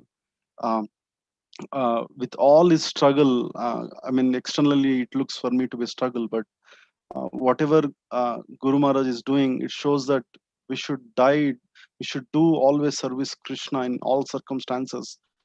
And he never takes comfortable situation. He never takes any rest in life. That something admires me all the time and keeps me alive in my Krishna consciousness. I really beg for Guru Maharaj for accepting me as his servant, because without Guru Maharaj, that marathon mood, I would have been doing something else in life. So thank you, Guru Maharaj, for keeping me engaged all the time. Whatever you said, it's getting manifested. And I always tell, somebody says, we are there or not there, whatever Bhakti Raghava Maharaj thinks from his heart, it happens, because it's a pure instructions from Srila Prabhupada.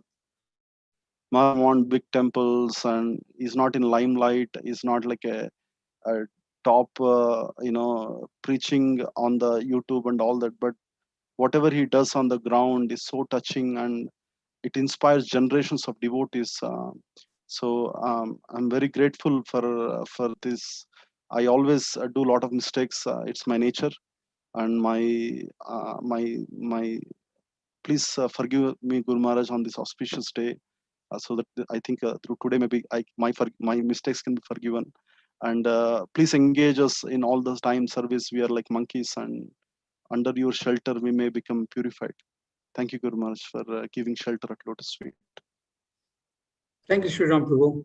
Prabhu, I would like to welcome Gorgopal Prabhu next, of course, but I would also like to invite, I'll get two more people ready for some short offering. One is a person who has practically, we've not seen much of him. That is Mahavir Prabhu, who actually came before Upendra Prabhu and was one of the early members to be a part of the BYS, the early BYS days. He's from Sikkim, Gangtok. We'll talk more about it. If he is available, please. Other than that, Srimati Prabhu, please be ready. Gorgopal Prabhu, the floor is yours. Gorgopal Prabhu is in Hyderabad, Secunderabad. I remember seeing him as a young man. He practically was introduced to Guru Maharaj by his father in his village, and his father told him one thing which he took very seriously. He said, if he is coming here, he will give you something. So be careful to receive what he has given you. So that's what he told me. So yes, what have you received from Guru Maharaj? It's a big story. I don't want to share it now because it will take definitely long, and I want to hear more from others. Am I audible to everyone, Prabhuji? Yes, you are. Yes. Okay. But there's, I mean, from the childhood, I am there, fortunately, under his service. So definitely it will take very long time. Days together, I have a lot of experience. I mean, experiences under his guidance. So just one thing I would like to share here is Maharaj keeps on talking about in most of his lectures, how dharma is supported by 4 pillars. The 4 pillars are, like most of you know, like satyam, daya, tapa, saucham, truthfulness, compassion, austerity, and the cleanliness. And I have always noticed that basically when he talks about these 4 pillars of this satyam, daya, tapa, saucham, he personally represents these 4 actually these 4 pillars. When it comes to, I can really, if somebody is more interested to know about this, he can personally call me and I can really talk to them in detail how he represents the 4. Hare Krishna. Something else is going on? No, go ahead, Rochi. Go ahead. Okay. Please go ahead. So this is my personal observation that he represents all the 4 pillars. The Satyam, living his life on the basis of scriptures only, on the instructions of scriptures. Daya, he cannot, I am yet to come across someone who is more compassionate, having more compassion even to the fallen souls. I mean, we all can understand and experience it. And then Tapam, in fact, many times I have spoken to many of my God brothers that, Maharaj is like, he's the king of austerity. So, and Socham, everybody, we all understand how, what kind of lifestyle he leads. I mean, so much clean, so much. So when somebody who talks about these 4 pillars, Satyam, Daya, Tapa, Socham, he himself practices in his life. That's the best part in him. I do not want to share many, I mean, since time is restricted and there are so many interesting things to be shared by many more devotees. So I want to keep it till this point. Very happy to hear from so many devotees and very thankful to the organizer who have made it very nicely, well organized. I'm seeing very nicely they have been managing it. So credit goes to all the organizers. Thank you so much, Guru Maharaj, for hearing us and for tolerating us for all these years. Like as my wife said, like, Prabhupada has brought a lot of monkeys, but they are all very loyal and sincere monkeys, like the time of Sri Ramji. But we monkeys are little different, very stubborn and not ready to bend down. But please forgive us for whatever mistakes or offenses we have been committing. So thank you so much, Guru Maharaj. Thank you, organizer. I'm done with this. Thank you so much, Guru Prabhu. Do we have Mahavir Prabhu? Are you able to connect? I mean, I think most of us have not seen him. So I would like to see if can you come online, Mahavir Prabhu? Can you put him on the thing, organizers? We can't see him, Prabhu. I mean, he's online. He's online. How do you spell his name? Mahavir, M-A. No, it's not there. No MS in the chart. He was here. I just saw him. Maybe we'll come back to him. Okay. Then probably we can go to Prabhu. Sripati Prabhu, yeah. Sripati Prabhu, go ahead. You want to introduce Madhu Prabhu? Yes. I think you do it. Okay. You're more close to it. I remember Sripati Prabhu the day he started his Krishna consciousness, having Gaunita deities installed at home. And the day he continued service to Guru Maharaj, right from constructing a nice kutir, Bhakti kutir at SSKBK. His whole family is dedicated for Guru Maharaj. Whenever I go to his home, his daughter, his son, always thinks, what can we do for Guru Maharaj more? So we're very happy to have Sripati Prabhu and family so dedicated. Sripati Prabhu, please go ahead. Thank you, Madhav Prabhu. Thank you, Sri Ram Prabhu. Hare Krishna Guru Maharaj. Om Agnana Timirandasya Gnananjana Shlakaya Chakshurunmilitamena Tasmai Shri Gurave Namah. Namo Om Vishnu Padaya Krishna Prasthaya Bhutale Srimate Bhakti Raghava Swami Namani. Namaste Gaura Sevayam Sada Niveditatmani. Vivado Prabhupada Varnashram Pracharani. Namo Om Vishnu Padaya Krishna Prasthaya Bhutale Srimate Bhakti Vedanta Swami Namani. Namaste Saraswati Deve Gauravani Pracharani Nirvishesha Shunyavadi Pachatya Destarani. My dear spiritual father, I feel very fortunate to be in the part of the most auspicious occasion of your Silver Jubilee Vyasa Puja celebrations. I am offering my humble obeisances unto your holy lotus feet. All glories to you, Maharaj. All glories to Srila Prabhupada. Guru Maharaj, myself being so fallen and conditioned so, how can I glorify your holiness glories? But for my own purification, I am trying to glorify about your holiness. Gurudev, whenever I meditate upon your wonderful and magnanimous achievements, I wonder how you are getting such amazing Sankalpa Balam. Your holiness Sankalpam is very, very strong. How come you are having such strong Sankalpa Balam?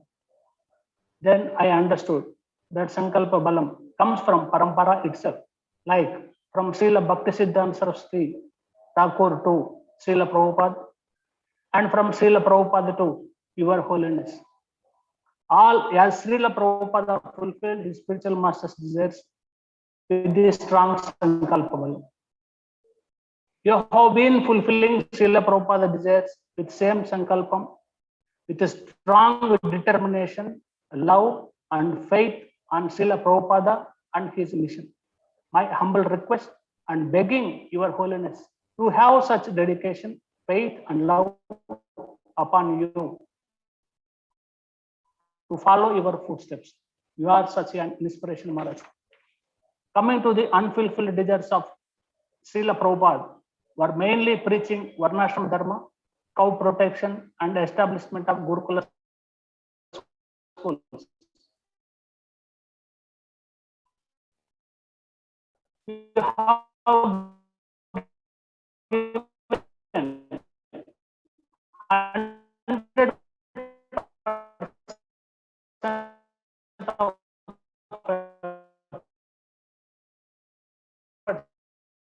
to fulfill all unfulfilled desires of your holiness. Not speak through this online medium, but Maharaj, we are missing your personal association, your innocent smile, childlike smile.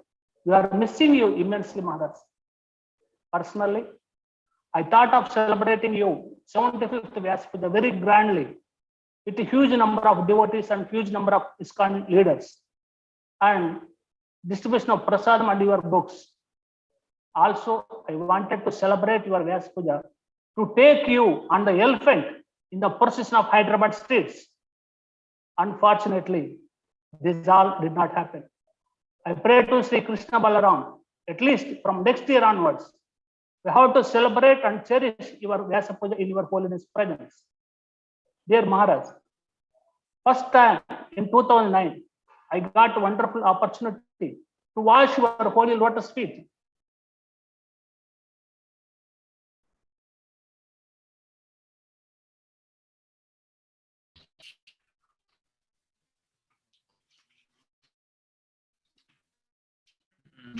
Hare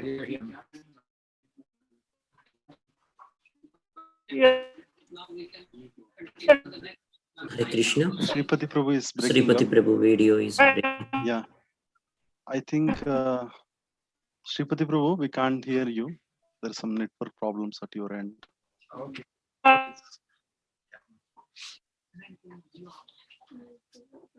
Okay.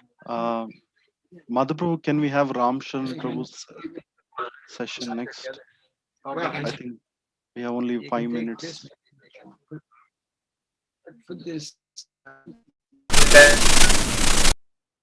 Yeah. Okay. Hare Krishna, Ram Sharan Prabhu. Ram Prabhu, Still coming, trying to come back. Yeah, we can hear you, Madhaprabhu. Go ahead. Please speak up. The offering. Ramcharan Prabhu is always our person who's always takes care of our difficulties with finance. He's always there because he always deals with steel. So he's always like a steel behind us. He's the rod that keeps us going. Yes, Ramcharan Prabhu, please continue.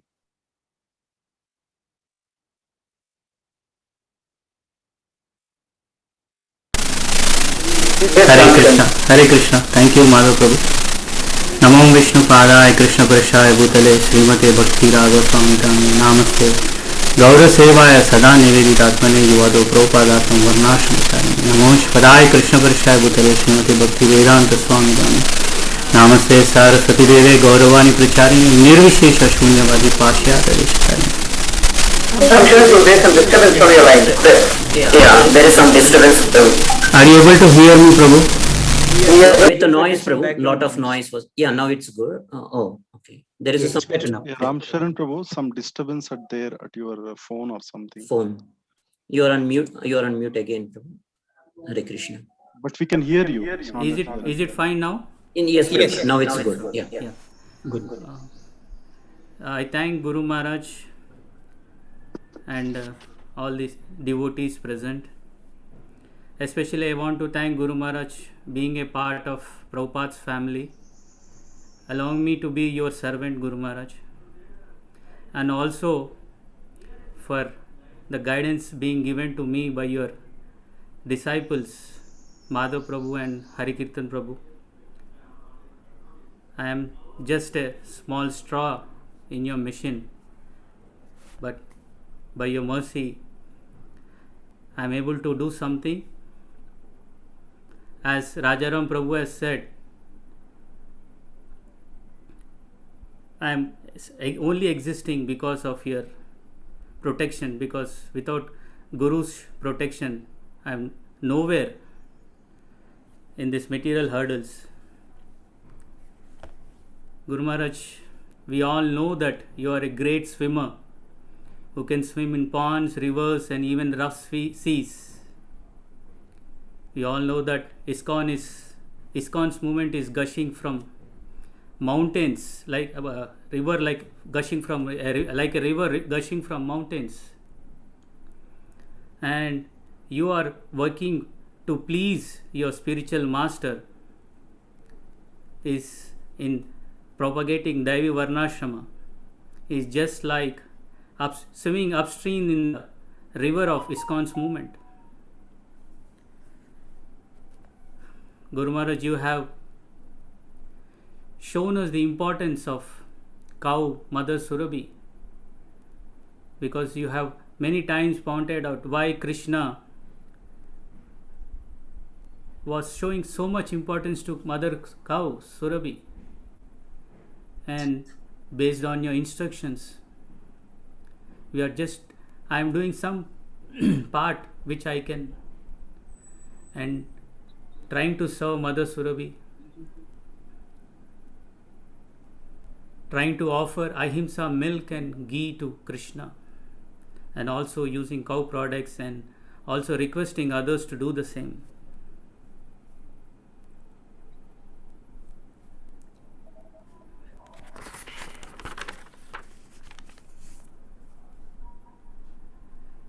Your Holiness always instruct to shift to farms and live in communities, devotee communities, by only which bhakti, one can do a bhakti in a purer form. Maharaj, we will work in that direction. We are still in the phase of transition, but you always point out the urgency. As Madhav Prabhu has said, there are only few years left when we can get natural resources, because by that in the future everything will be lost. Only we put our effort, we can just give something to the next generations. If not, it would be very, very tough to serve Krishna and all the Vaishnavas. The servant prays at your lotus feet so that he can do some work to please you, Guru Maharaj, because you are relentlessly working to please Srila Prabhupada. Please bless me, Guru Maharaj, so that I can be a speck in your mission.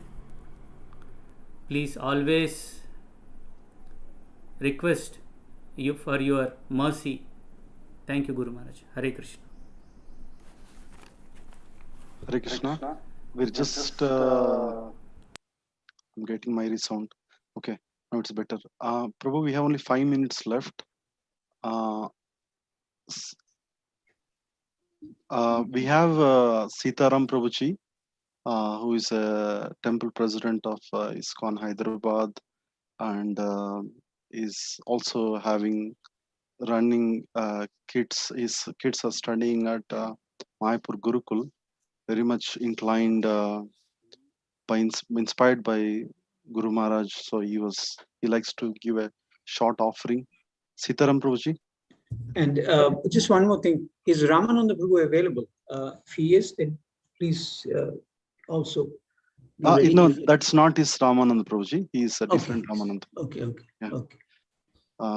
Yeah, Sitaram Prabhu has many positions in ISKCON. It will be very big list, but in short, is inspired by what Bhakti Raghava Maharaj is doing, and he likes to give a short offering. Yes, please. Sitaram Prabhuji, the floor is yours. Hare Krishna Prabhu. Hare Krishna. Thank you, Sri Ram Prabhu, for giving me this opportunity. Hare Krishna Maharaj, please accept my humble obeisance at your lotus feet. Am I audible, Sri Ram Prabhu? Yes, Prabhu, it's clear, very clear. Hare Krishna Maharaj, please accept my humble obeisances at your lotus feet. And I thank you. Sorry? Go ahead, Prabhuji, it's clear. Can everybody see? Because I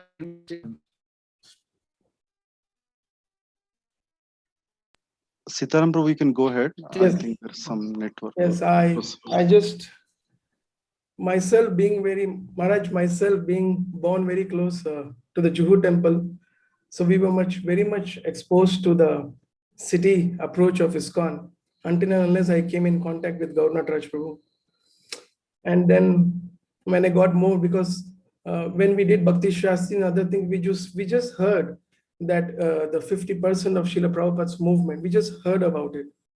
But Maharaj, when I came in contact with your disciples and some of your writings, and actually this whole understanding that the 50% of the movement is what all about, because I remember lightly when I met one of your disciples through Governor Raj Prabhu, Bhagirath Prabhu from Indonesia. And he was there for a short while in Jew, and he spoke to me about your vision of Varnashram in your services there. And later on, I went more online and tried to understand. And then because the passion of the movement was youth preaching and making devotees in the cities and fundraising. But this aspect, Maharaj, one of the reason I admire you a lot is this 50% of Srila Prabhupada Deva Varnashram mission would have become a history. And we had to go back to read them only.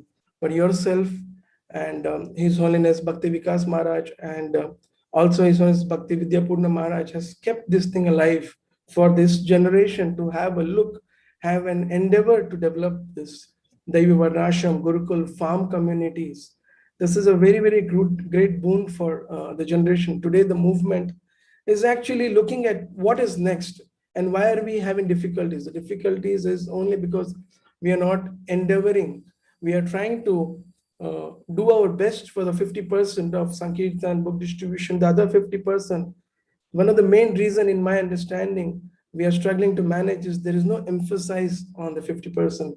So Maharaj, I bow down at your feet for keeping this 50% alive and dedicating your life and for this, And at the same time, Maharaj, I've come across your disciples when I was moved to Hyderabad for my services at Hyderabad. I came across Hari Kirtan Prabhu. I was very much looking forward to serve with him. Then Shripati Prabhu, then Gaur Gopal Prabhu, and then Sri Ram Prabhu. When I have met all these devotees who've been very closely taking your instructions and serving under your spirit and your shelter, this reminded me of this wonderful lecture, Gaur Govinda Maharaj. I hear his lectures very often. He speaks one very powerful lecture. He speaks about Vaishnava means simplicity, or simplicity means Vaishnavism, like that. So I have seen many of your disciples, they are very simple at heart and following your teachings, Maharaj. So from the bottom of my heart, on this auspicious day of your appearance, I thank you. I cannot explain in detail that how much it has made my spiritual life very clear when I came across the Varnashram mission. But I am very, very grateful for you to keeping this spirit. This is going to go to the generations down. And at the same time, in the current movement, to keep up the service of being a Shiksha and a Diksha Guru with so much of dimensions and keeping the spirit alive, consistently moving with so much in ups and downs. This is a very great example, Maharaj, from your side. And I bow down at your lotus feet and seek your blessings and ask forgiveness for any offenses towards any of your disciples or any of the services which I'm doing with them. Thank you very much, Maharaj, for being an inspiration. Hare Krishna.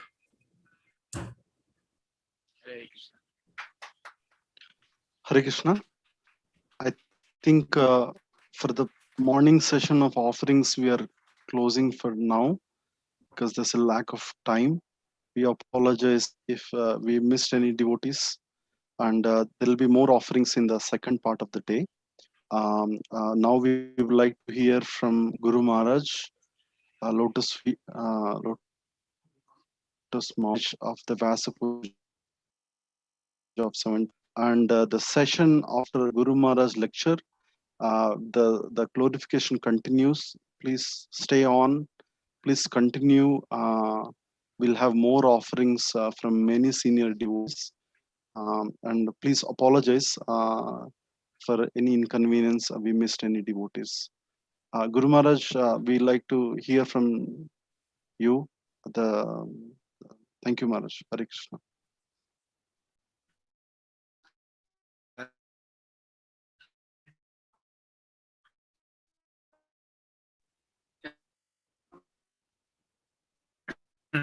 Can we spotlight Maharaj?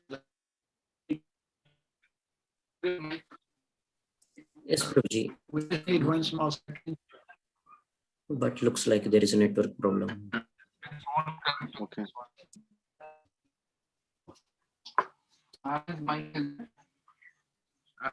We did. The video.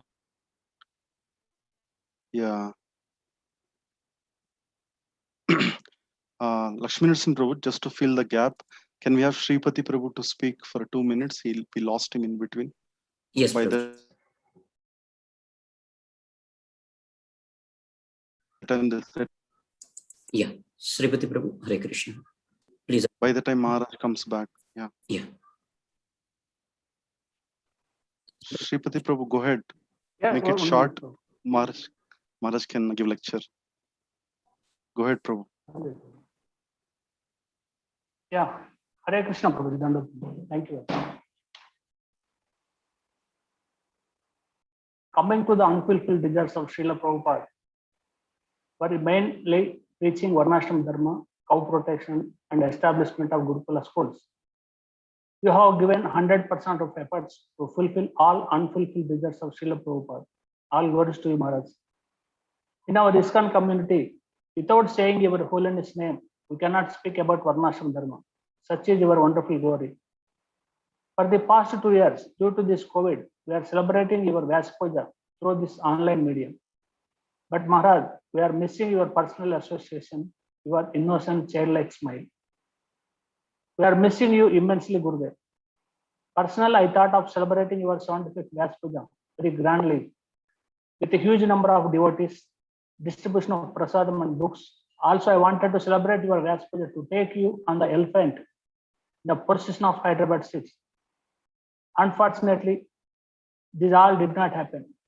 I pray to Sri Krishna Balaram, at least from next year onwards, we have to celebrate and cherish your Vyasa Puja in your holiness presence.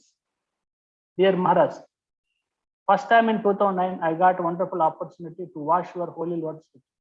At that time, I got so much of pleasure and happiness in my heart and tears in my eyes. From that day onwards, before starting my japa, I meditate on your holy Lotus feet and mentally washing your holy Lotus feet, and still I feel the same pleasure in my heart. Maharaj, whenever I ask, how can I serve you? Then your holiness replies to me smilingly, Sarvo Nitai Gauranga nicely. Dear Gurudev, I am begging your holiness to please keep me as a dust particle under your holy lotus feet. Bless me and my family to serve your holiness eternally, life after life, and serve Sri Sri Nitai Gauranga nicely. Thank you, Guru Maharaj. Hare Krishna.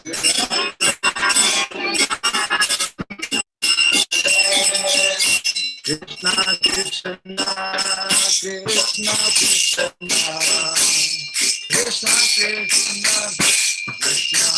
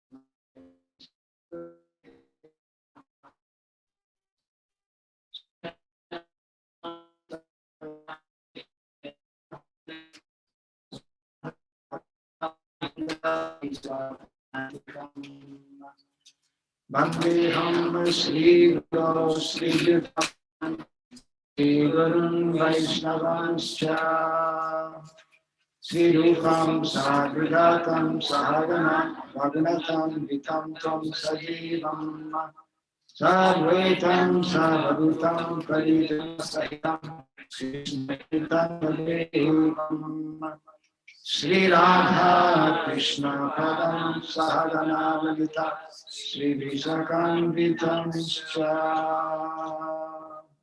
Hare Krishna Paramahං Bando Jagatkate Gopesha Gopika Tampa Radha Kantana Namaste Tapta Kantana Gaurangi Radhe Vrishabhanu Sute Ramamami Hare Priya Vanchakalpa Tarubhyascha Kripasindhu Jayavascha Patitanam Pavanebhyo Vaishnavabhyo Jaya Shri Krishna Chaitanya Prabhu Nityananda Shri Advaita Gadadhara Srivasadi Gaura Bhaktivinoda Hare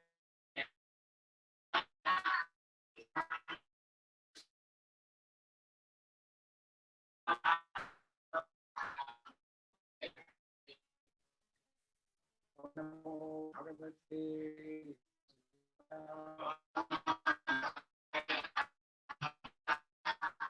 Namo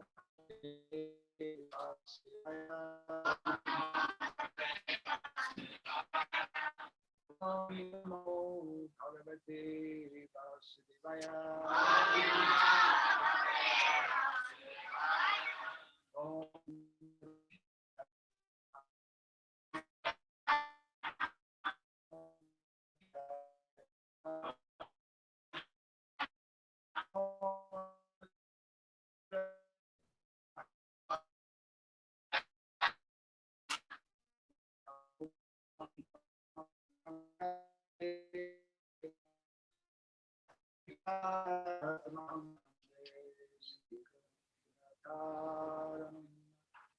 Yakripatamaham Shri Guru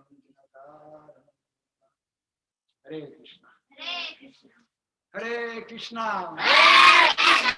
Hare Krishna Hare Krishna, Krishna Krishna, Hare Hare,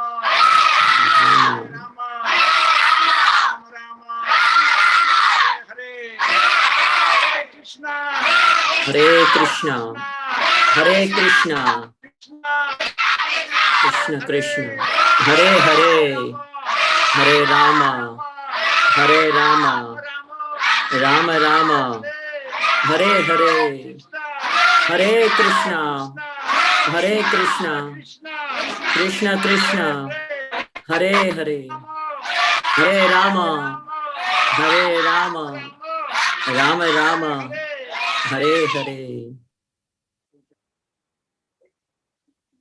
And alert and conscious. Will anyone translate for our boys here?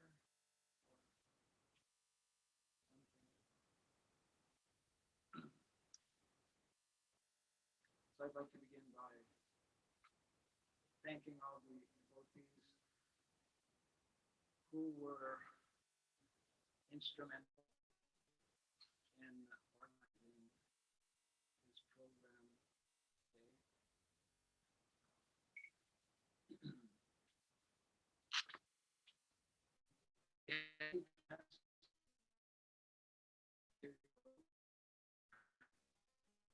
As Krishna instructs in the Bhagavad Gita, there are 5 factors involved, and the 5th one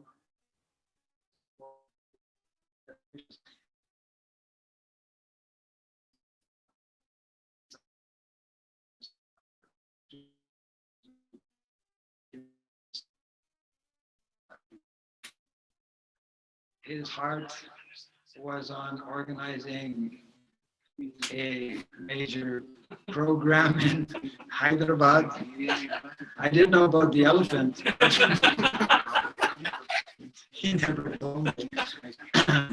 It looks like I did not want me to ride on an elephant this year. But in Krishna consciousness, even though we may not be physically able to do things, if we have a desire to take on doing whatever it may be for the pleasure of Guru and Krishna, we still get the benefit. So Sripati should not be bad. He will get the benefit of his Guru Maharaj riding on an elephant in Hyderabad.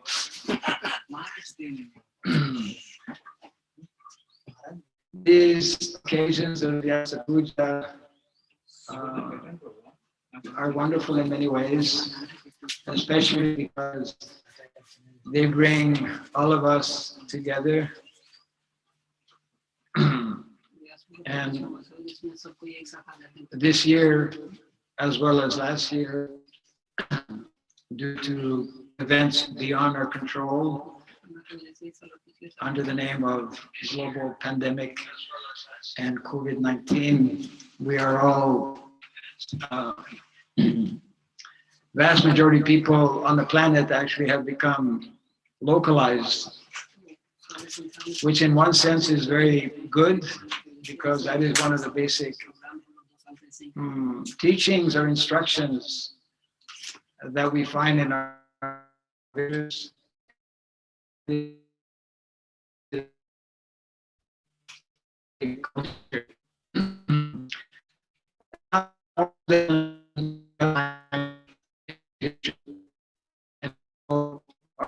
Acharya Sri Prabhupada stressed on this point on many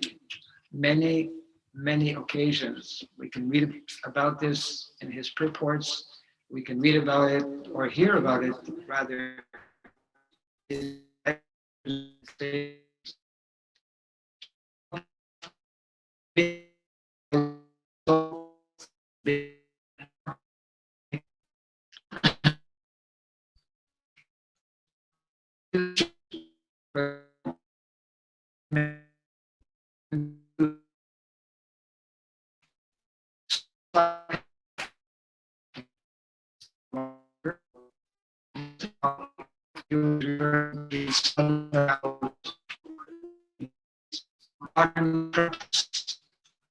Not even thinking about the bad effects, the ill effects.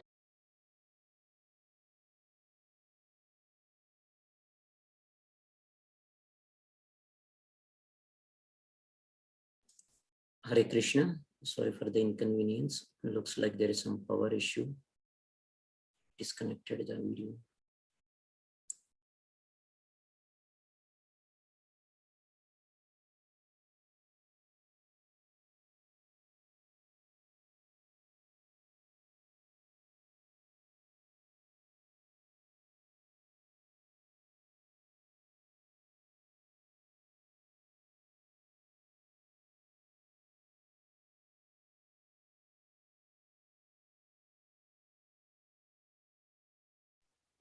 Lakshminarasimha Maharaj is muted.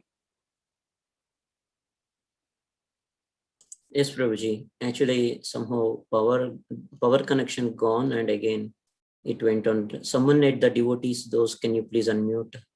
If Hare Krishna, because we can't. I am requesting unmute, but actually, there physically someone has to do.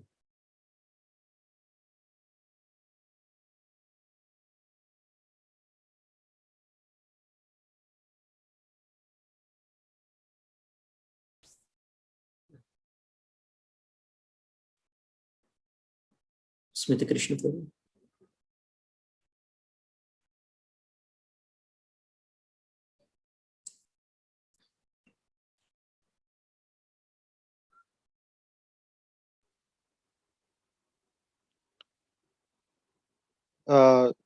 Lakshminarasimha Prabhu. Yes, Prabhuji. Maharaj is in YouTube giving live. Can you share that screen here? Okay.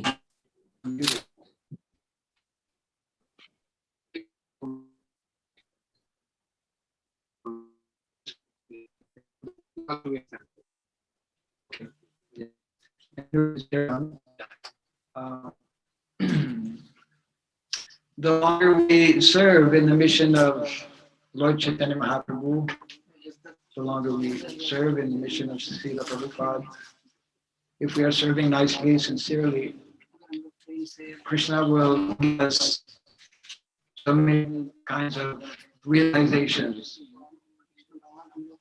Realization comes from Krishna. This is nicely explained in the Srimad Bhagavatam, that when we come to the mode of goodness, Sattva Guna.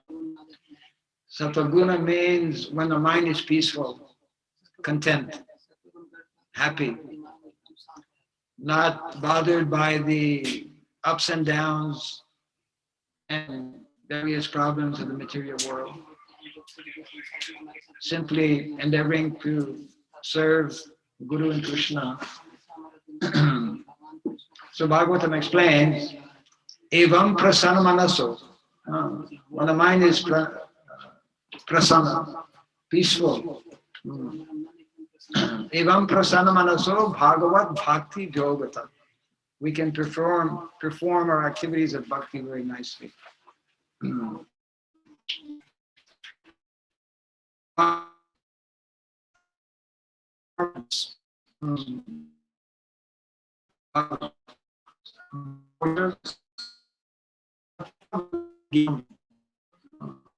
This is where Krishna actually reciprocates.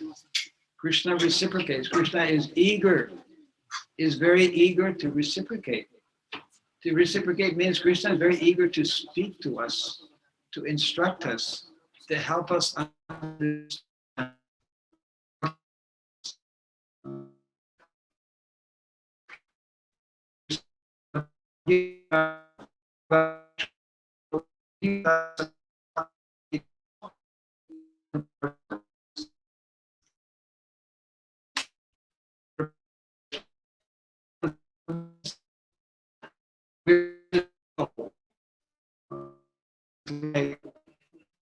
One part of a machine, if it is not there, the machine will not work properly. So we are part and parcel of Krishna. Our only business, if we truly spiritually happy, means eternally happy, is to learn to simply organize our lives in such a way that we are serving Krishna. We are serving the mission of the Lord. And we have spoken on this point so many times. Krishna descends in the material world to speak about and to demonstrate the principles of Dharma. Srila Prabhupada explains that Dharma is what differentiates humans from animals. when we are humans, if we are humans, then we will believe in God, we will practice Dharma. Animals don't know, cannot understand also about Dharma. So this human form of life we are hearing constantly from Shastra and from Acharyas is especially to learn about of course,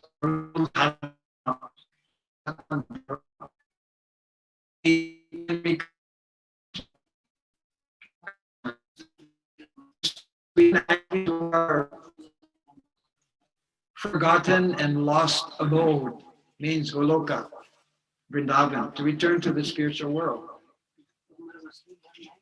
And Krishna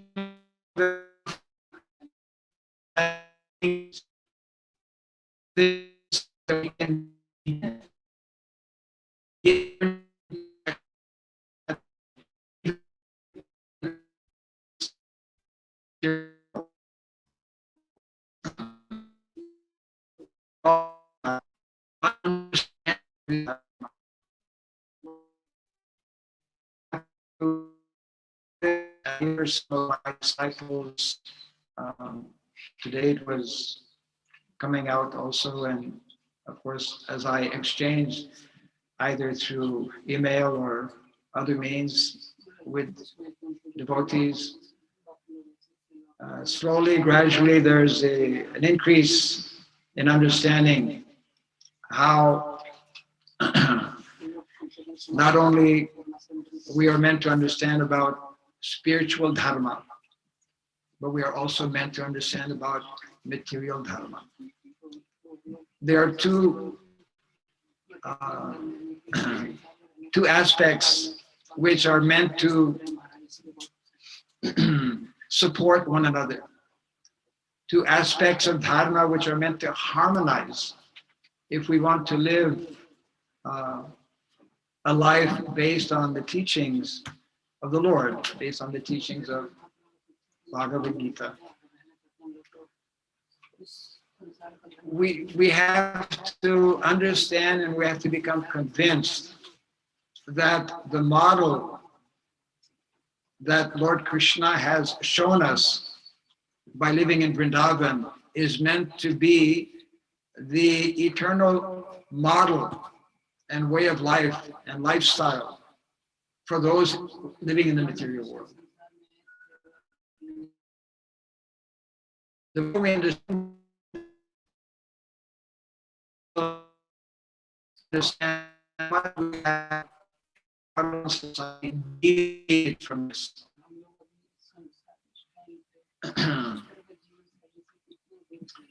And because of having deviated, we have created and caused all of the major problems that we are experiencing today around the world. And such major problems that are actually threatening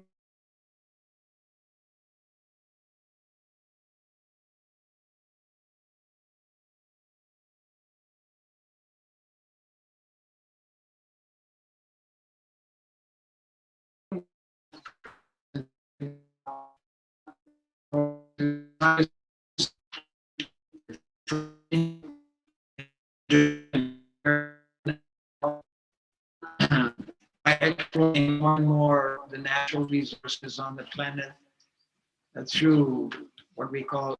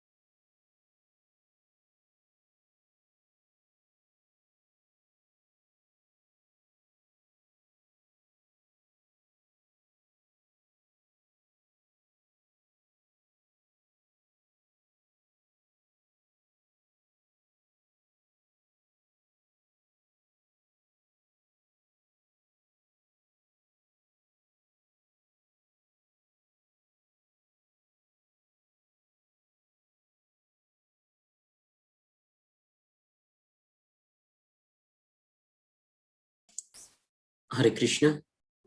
Smriti Krishna Prabhuji, Hare Krishna.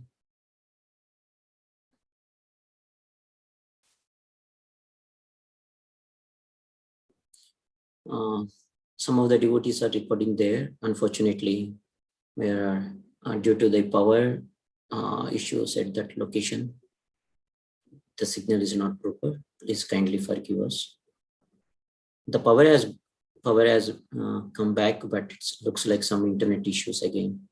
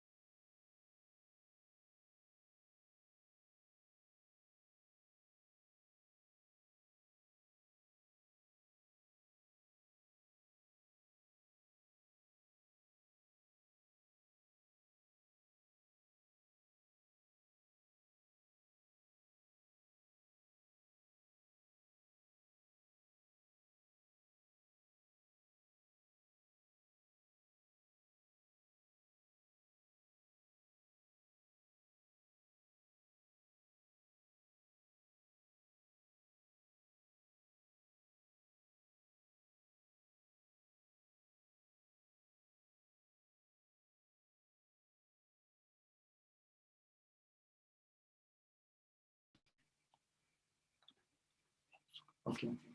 I hope I was not disconnected for too long.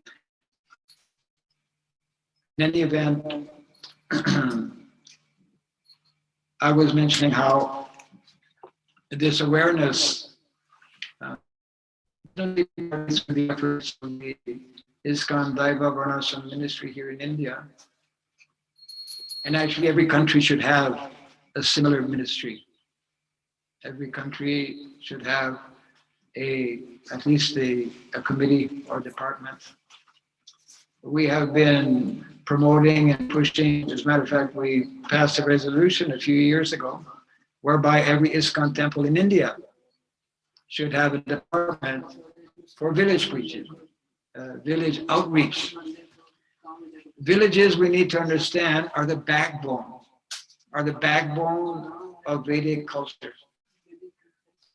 And the cows in those villages are the backbone of those villages. Now we have still many villages here in India, although that is decreasing more and more every day because of the exodus, ongoing exodus in the cities. But our villages here in India are affected in many ways because of modern influence. We have developed a motto in our ministry, beginning with save our cows, save our villages, and save our culture.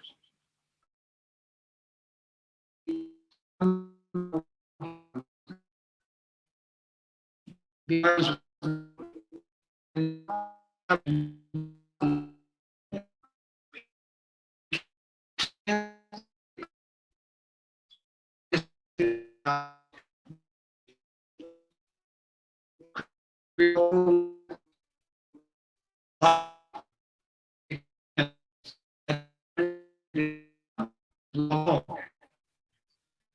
is directly, intimately, daily connected with cows and the lamb.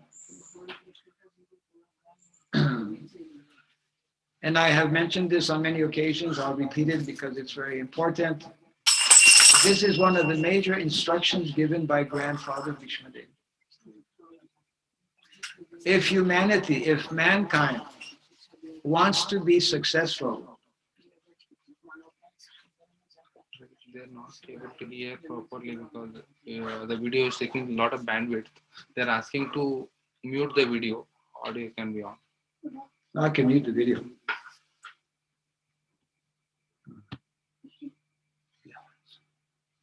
Okay. They're going to wonder, who is this guy? I'm using somebody else's computer. That's why we have a great devotee's picture on me. It's okay. So, kindly excuse the interruption here. I was making the point how we cannot experience. Maybe you should be here to see what's happening here because somebody's doing something. I mean, I should not be bothered.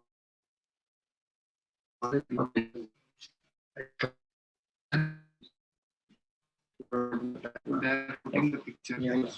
Okay, got it. We cannot experience actual Vedic culture here in this material world. And Krishna has created, for those of us who are in the material world, who have come in the material world, he has created and desired for us to live a particular lifestyle. It's referred to in the Bhagavad Gita as prescribed duties. We read about prescribed duties, but we still don't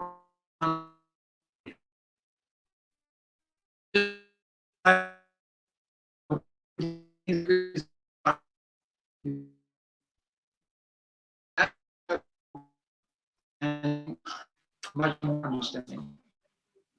But on the material level, there are directives, there are instructions, very clear instructions given in our Shastra as to how we should live materially so that we don't exploit the resources of material nature, so that we don't exploit other living entities, so that we don't cause harm or violence upon other living entities. Prabhupada was one of the first spiritual personalities who gave us the real meaning of what is non-violence. You know, we generally think of non-violence as not causing pain, not hurting another body, another living entity. But Srila Prabhupada's understanding, not only, of course, about non-violence, but about dharma especially, goes beyond what most people understand. So we actually become violent, even though we may not know or understand, when we prevent or inhibit other living entities from advancing in Krishna consciousness. So for us to become ideally non-violent, it means that we should be doing our utmost, all that we can, to give opportunities to all kinds of entities to one day go back home, back to Godhead. So in order for that to happen, we need to understand and we need to follow the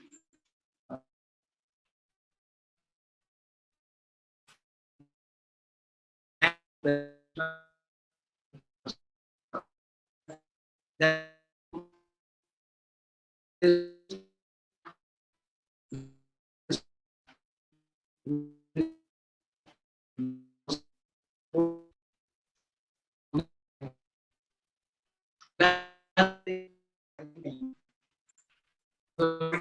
come, will more naturally come, will more quickly come when we are living as Krishna advises, as Krishna demonstrated. The more we understand this, then we will be making efforts to again reintroduce that lifestyle, or in the present scenario all over the world, beginning with India, we will make efforts to try and preserve and protect whatever may be still existing in the villages. Prabhupada had a strong desire to go to the villages. He wrote to one of his disciples, when I come to India, I want to travel by car from village to village. Prabhupada understood that if we lose our villages, we lose completely our culture, our Vedic culture. So the whole world, we should understand, is being very severely misled by being more and more disconnected with the basics of what the Vedic culture is all about. So therefore, in order for that to happen, we've been stressing on this point as well. Prabhupada himself, in order for us to understand about Vedic culture, about especially Varnashrama Dharma, then the educational aspect must come in the picture. So therefore, we established Varnashram colleges. And Srila Prabhupada also wanted that we establish traditional Gurukulas.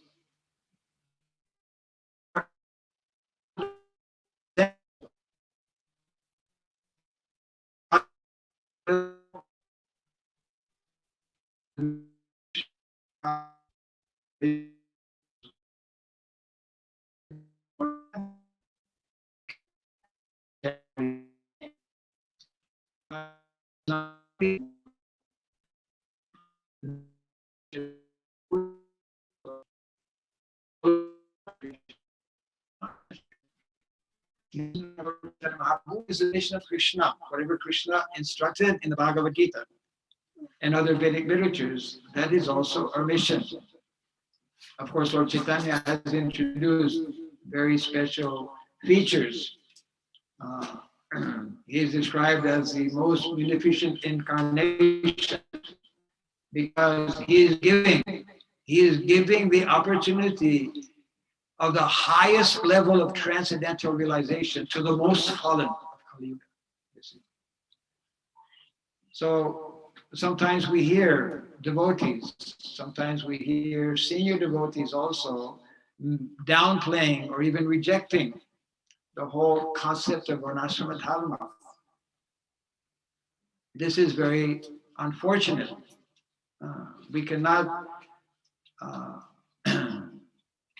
take such kind of positions when they are especially being stressed upon and promoted and emphasized by our founder Acharya, His Divine Grace Srila Prabhupada.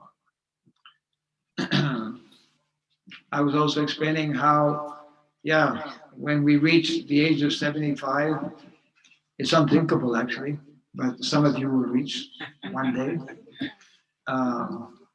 And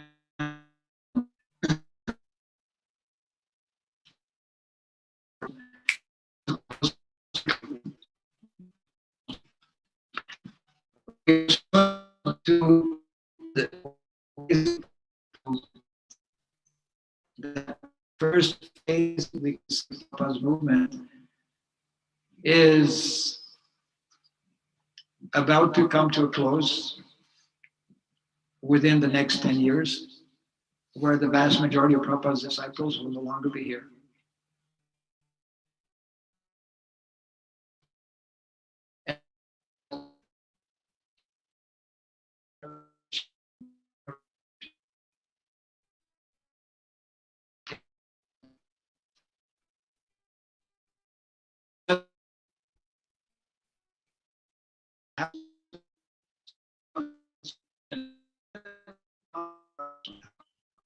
like Prabhupada, this mission will not succeed.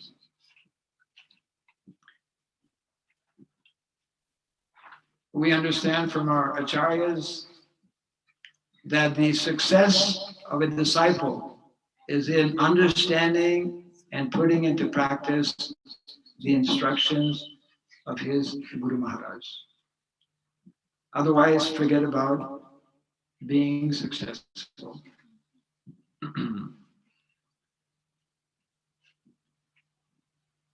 We have all seen in the last few years, even in the last few months, how some of our very senior most disciples of Srila Prabhupada have already, it is happening on the more quickly. I mean, some of our,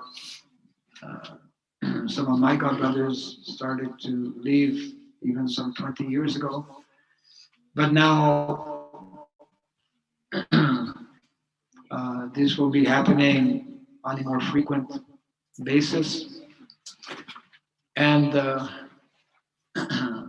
it should be a signal and an indication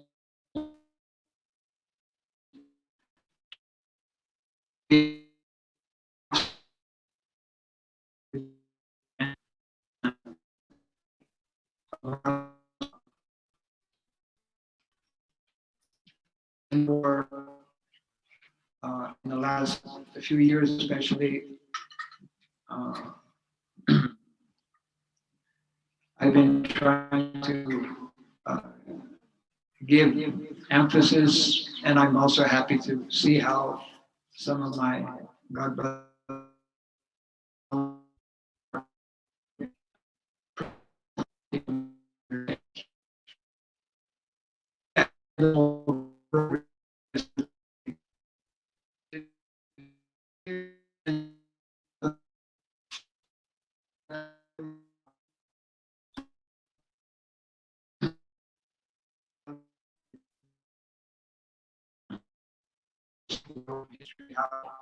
India,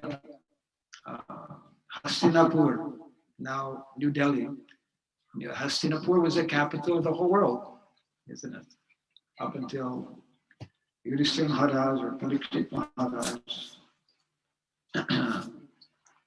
And since the beginning of Kali Yuga, we have strayed away more and more from the Vedic culture, and especially in the last 200 years.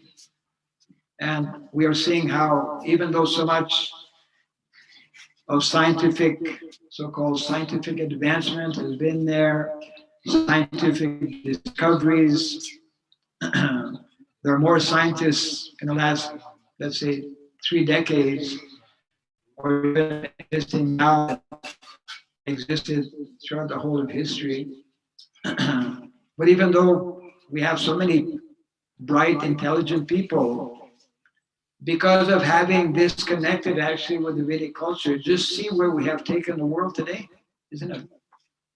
I mean, we hear in Shastra how a sign, one of the signs of good government is that people are happy. People are not in anxiety. Which country in the world today can we point to and say that people are happy? I don't know which country.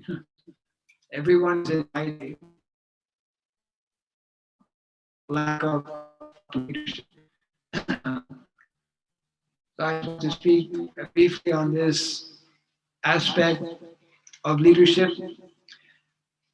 Vedic education, Vedic culture, especially emphasizes and is arranged in such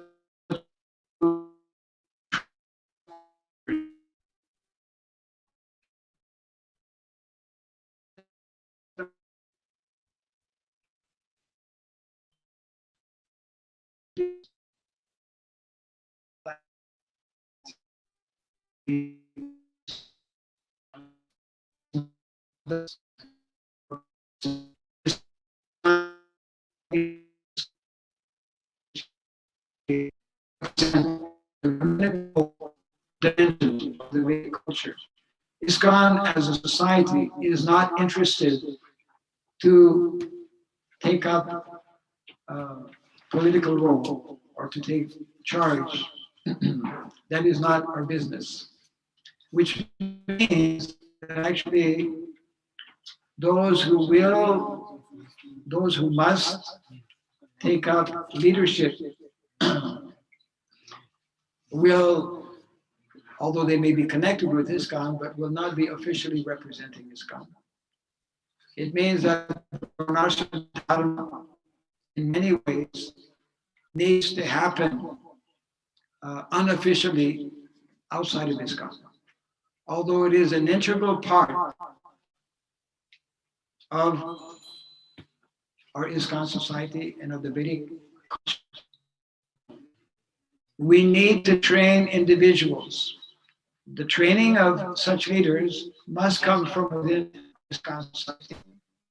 And they will only come if we give a lot more emphasis and importance on truly traditional education. And this traditional education, as we mentioned earlier, as it is explained by our founder Acharya Srila Prabhupada, as it is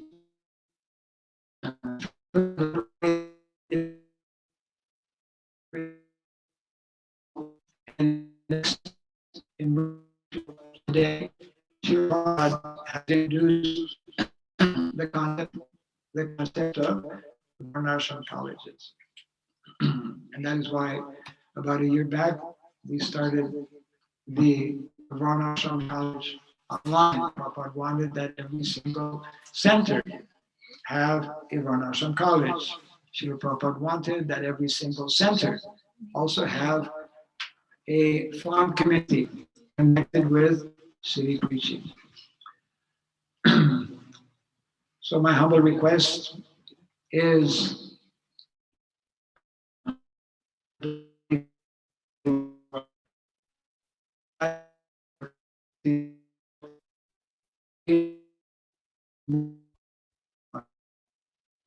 understanding this dimension to Prabhupada's mission.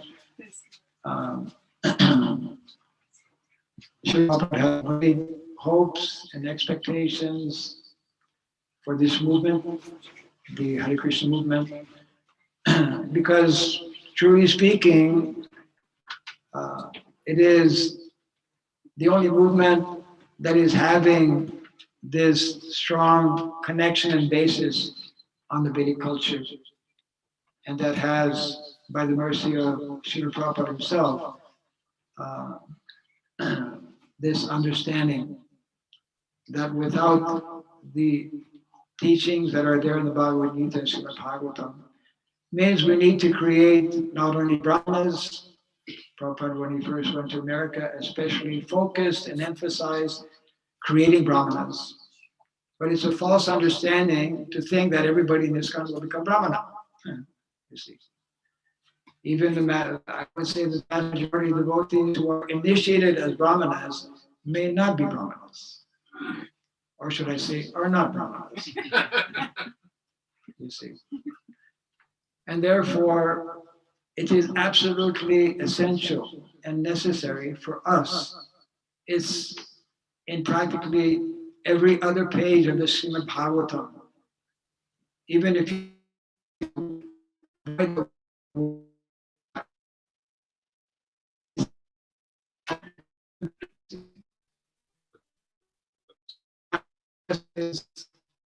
we need as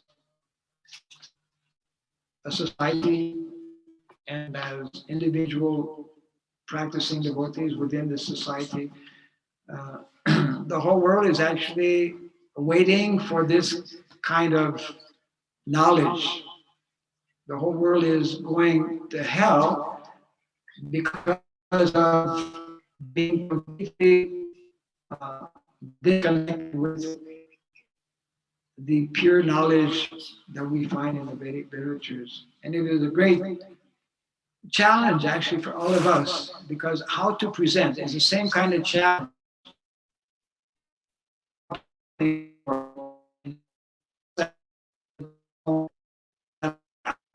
coming to the most elevated place on the planet, New York City, where people are engaged in all kinds of sinful activities, and where the mode of passion and ignorance, tamagun and Raaghava and tamagun are prevalent. How will I introduce this topmost knowledge of Krishna consciousness to such fallen individuals? We're still very much in a similar dilemma. I mean, the whole world is in need of this knowledge, and we need to become, one of the qualities of a devotee, daksha, is to become expert, isn't it? One of the 26 qualities of Vaishnava, to become expert. And that is only possible if we get the mercy of Krishna, if we get the mercy of the Vaishnavas. So on this day,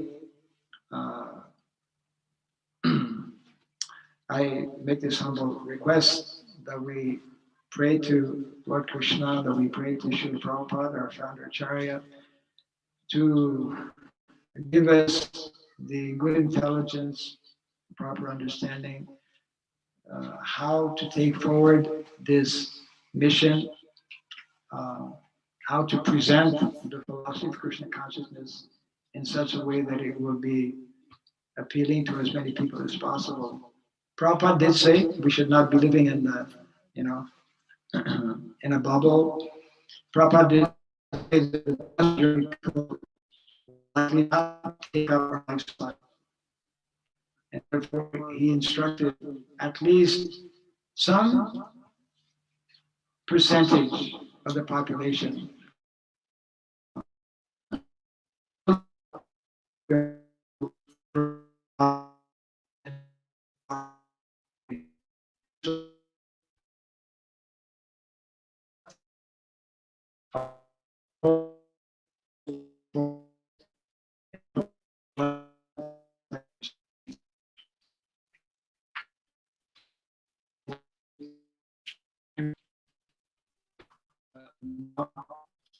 and because we have another session, I'm not sure, I think it's supposed to be at 3 o'clock or something. 3:30. Okay, that's good, because we need some time for a break. So once again, thank you very much to all the devotees for organizing this event. I am also feeling inspiration from the devotees in Indonesia. And I also pray that one day, as our Prabhu Kishore was mentioning, he was inviting, when will our devotees from India again visit Bali and eat Nagari Baru? I very much encourage not only our own devotees here, but whenever it may be possible. Indonesia is still many aspects, dimensions of the Vedic culture, some of which are not so. We have things to learn. I can vouch for that, having visited Indonesia, having lived there 4 years in a row. I think I was doing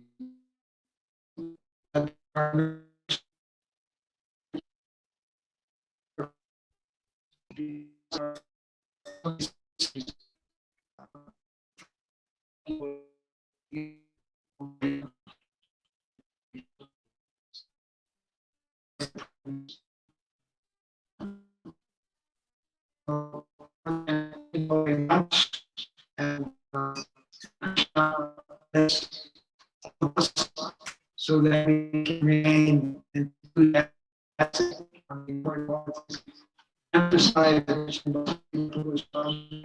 Regardless of all,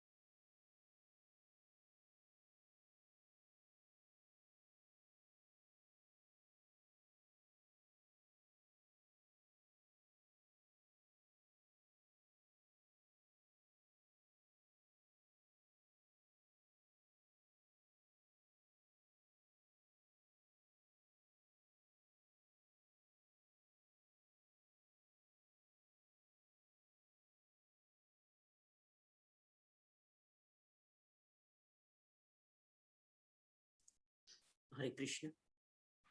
Connection is lost, Prabhu. Smita Krishna Prabhu, Swami. Hare Krishna.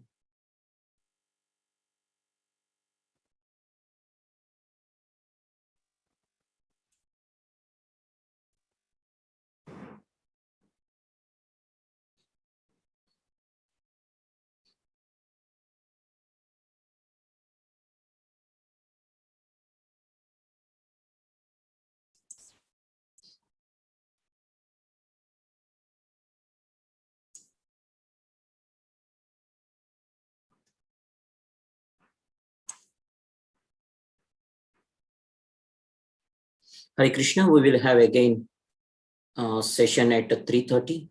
In the meantime, the logistics, we will take it again. And yeah.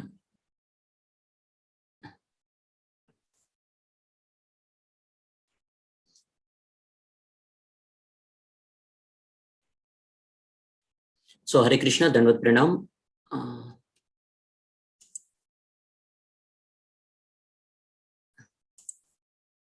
Yes, Prabhu. Hare Krishna, Prabhu. You can, your audio is not yet connected, Prabhuji.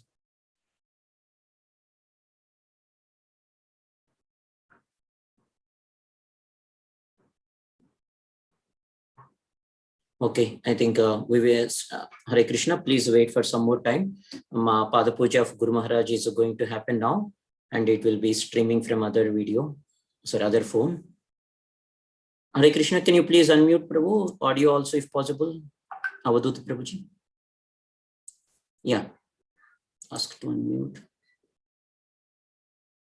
Avadut Prabhu, can you please unmute? Hare Krishna. Hare Krishna. Now we are able to listen. Yes, Prabhuji.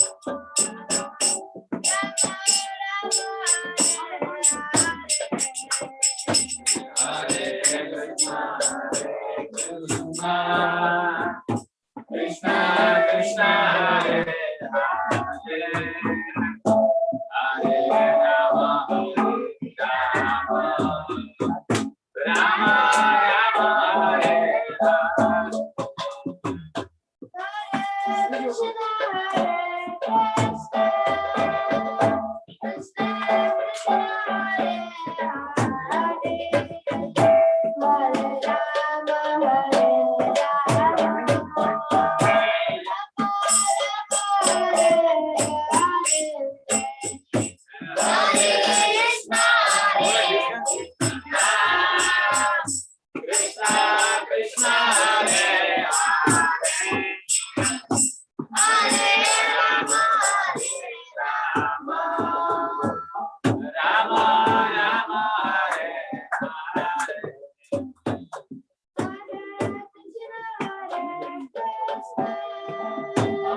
Krishna Krishna Hare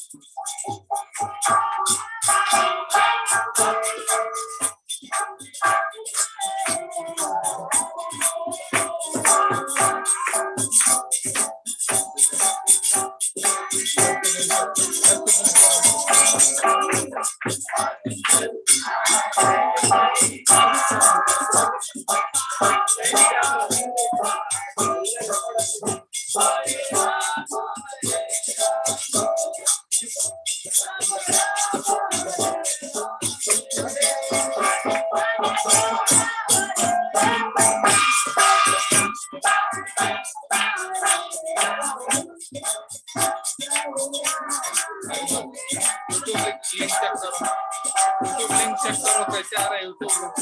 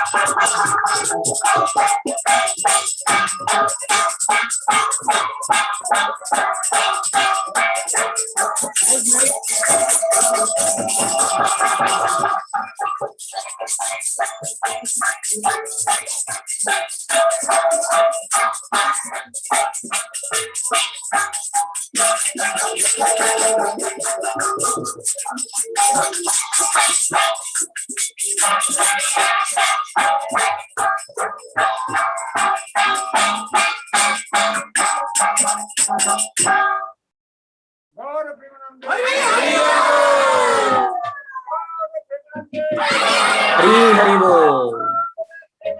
Hari Hari Bol.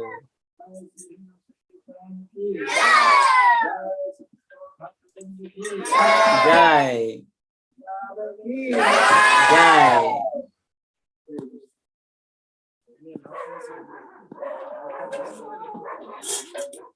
But I cannot just because time is very short. Yes. I'll cut the cake, but I will not just this way. Yes, Maharaj. Hari Bol.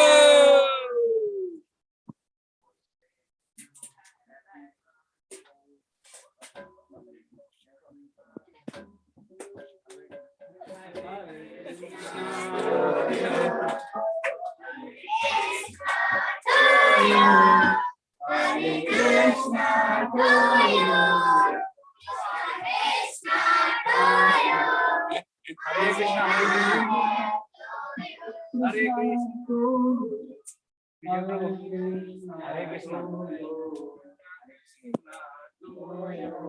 Hare Krishna.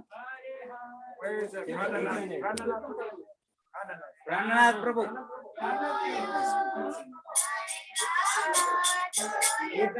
Hare Krishna. Hare Krishna. Pranath Prabhu.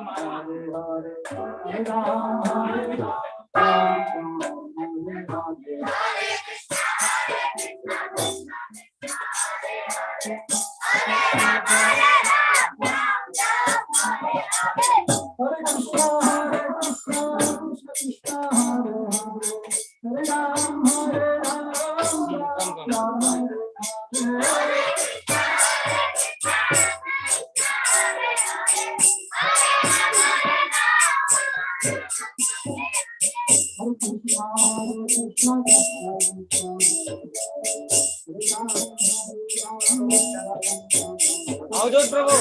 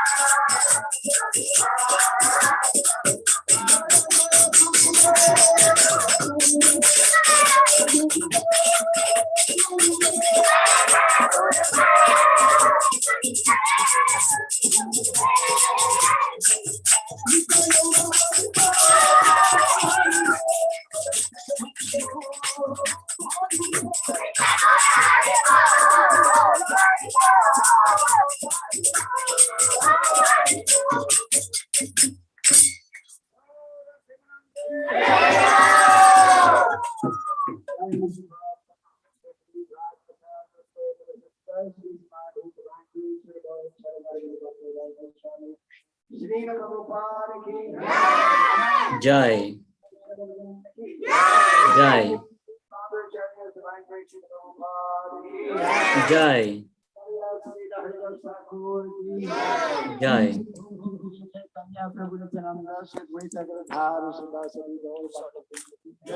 Jai.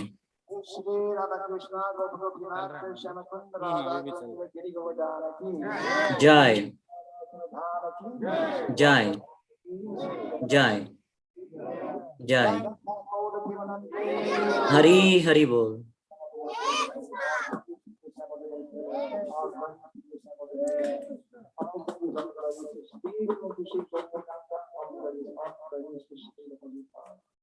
Jai. Srila Bhakti Raghava Swami Guru Maharaj ki Jai. Hari Hari Bol.